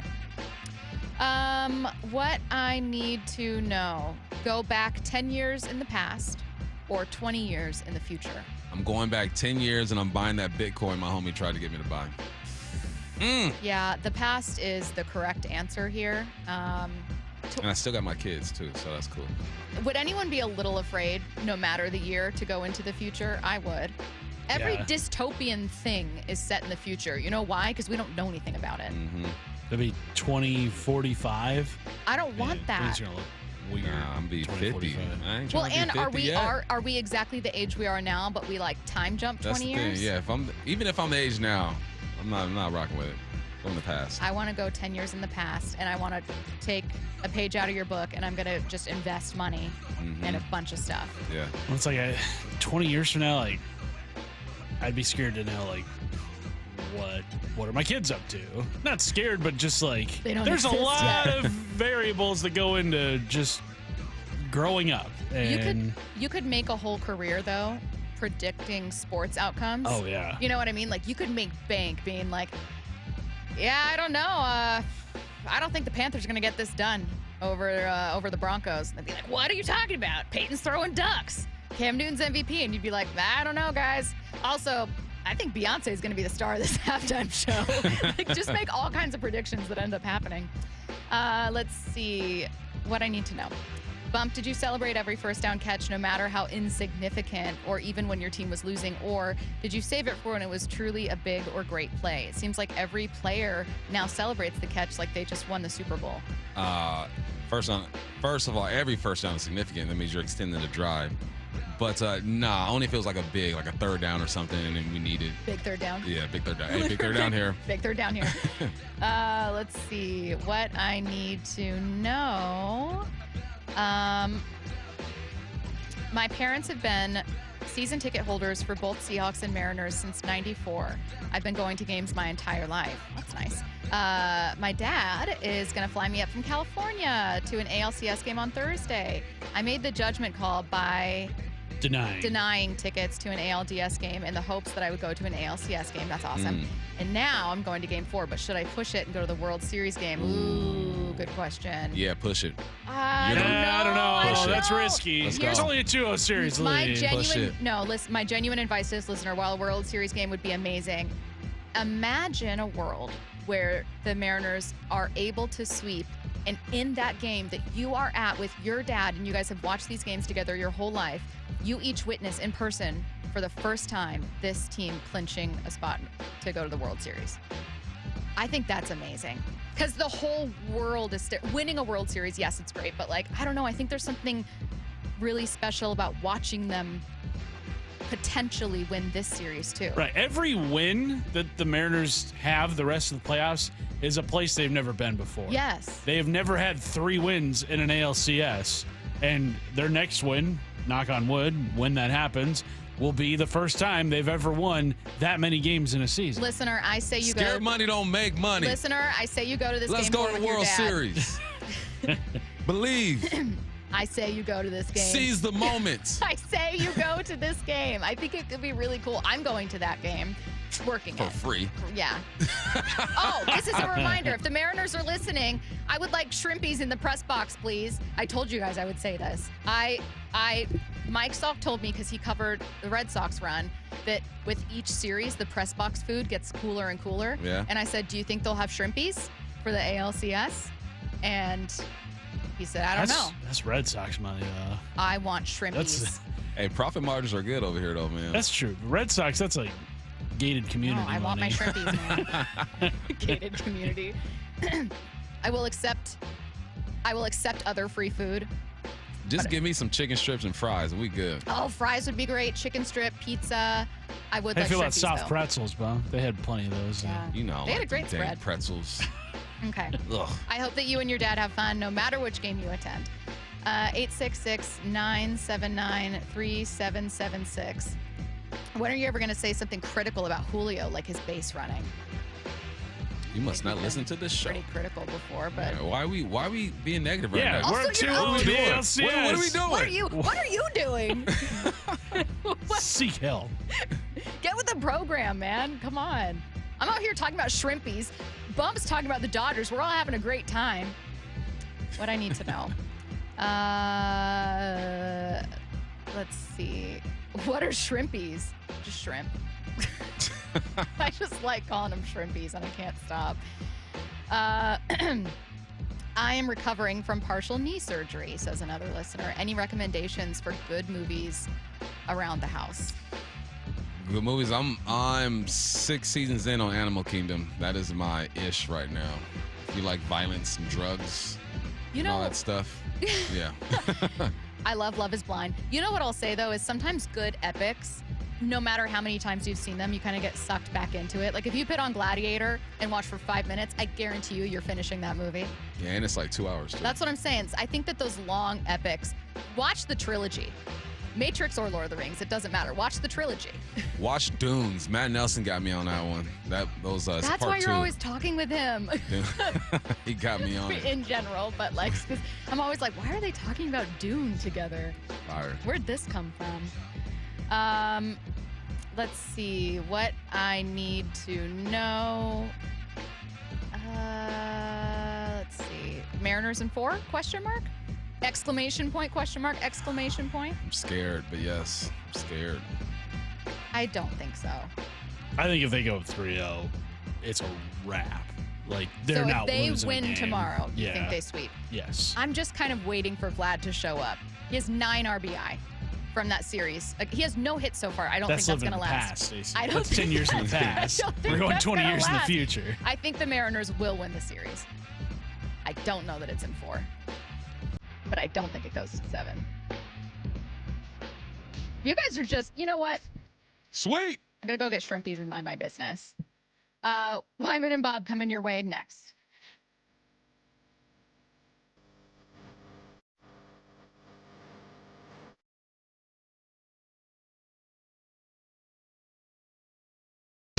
Two down, 2 to go. And the Mariners extend the lead back at the wall, and it's gone! Jorge Polanco, Mr. October! The Mariners go for a commanding 3-0 series lead.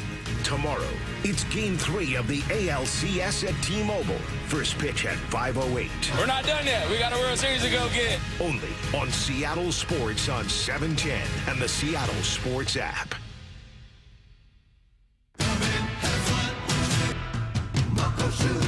Start having fun.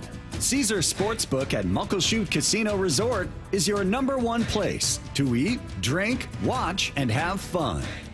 Keep up with your favorite sports anywhere and everywhere on property with the mobile app. Visit muckleshootcasino.com today. Scan the QR code and let the play begin. Muckleshoot.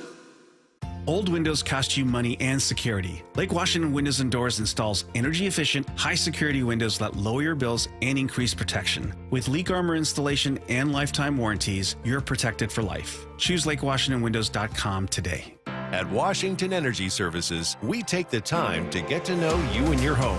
We have the passion and commitment to see each project through and to treat our work as more than just a job.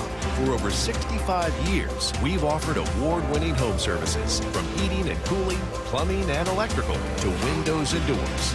Complete home improvement handled from start to comfort. For peace of mind when you need it most, count on Washington Energy Services, bringing good energy to your home. Hey, it's Brock Heward. My family did it, and it saved us thousands. You got to do it. Take the First Mark Insurance Challenge. It's free. See how much First Mark can save you and how much better coverage you can get. They work for you. Go to firstmarkinsurance.com. When it comes to the security of your business, doubts can creep in about who you're trusting to protect it. Are they a reliable service? How will I know if something happens? Are they keeping everyone safe? At Bay Alarm, we got you. For nearly 80 years, we've been putting our customers' minds at ease with our advanced technology and personalized support. Feeling insecure about your current security service? Visit bayalarm.com today to talk to a local security expert. You're losing your hair and you simply need a solution that works. You want the best. Modern technology, top-rated physicians, something that's guaranteed to work. Guys, you need world-class Dr. Perungo and his team at Advanced Hair. Advanced Hair has completely redefined hair restoration. From the experience itself to their unmatched results. Receding hairline, bald spot, thinning hair, maybe all three like I had. Get your hair back with Advanced Hair's simple one-day treatment that begins to regrow your own natural hair the very next day. Advanced Hair has changed tens of thousands of lives, including mine. And get this, Advanced Hair is once again the winner of the 425 Business of the Year. For your free consultation, call 425-449-8185. Right now, you'll get $250 off and 250 free hair grafts. Refine your hairline with the team that redefined hair restoration. That's 425-449-8185. Or for the before and afters, visit advancedhair.com. Okay, I have to tell you, I was just looking on eBay where I go for all kinds of things I love, and there it was. That hologram trading card. One of the rarest, the last one I needed for my set. Shiny like the designer handbag of my dreams. One of a kind. eBay had it, and now everyone's asking, ooh, where'd you get your windshield wipers? eBay has all the parts that fit my car. No more annoying, just beautiful. Millions of finds, each with a story. eBay. Things people love. Ooh, ma. What was that? That is business phone bliss with the Ooma Cloud Phone System. It handles all our voice, video, and messaging needs. You sound very calm. I am. Ooma has everything I need to run my business more efficiently, like virtual receptionist, call routing, and video conferencing. And it starts at just $19.95 per month per user, plus taxes and fees. Ooma. Nice. Find your business comm at ooma.com/radio. With Progressive's Home Quote Explorer, you can easily find the right home insurance for you, even if it's not with Progressive. But if you don't choose us, then sure, okay, it's not going to work out. We're not going to cry about it or stay awake wondering what our future together would have looked like. We can't get emotionally invested even if it sounds like we are. Progressive's Home Quote Explorer allows you to easily compare home insurance rates and coverages in one place, even if it's not with us. Progressive Casualty Insurance Company affiliates and third-party insurers. Comparison rates not available in all states or situations. Prices vary based on how you buy. I love you. I shouldn't have said that. Ready to order? Yes. We're earning unlimited 3% cash back on dining and entertainment with the Capital One Saver card. So let's just get one of everything. Everything? Fire everything. The Capital One Saver card is at table 27 and they're earning unlimited 3% cash back. Yes, Chef! This is so nice. Had a feeling you'd want 3% cash back on dessert. Ooh, tiramisu. Earn unlimited 3% cash back on dining and entertainment with the Capital One Saver card. Capital One, what's in your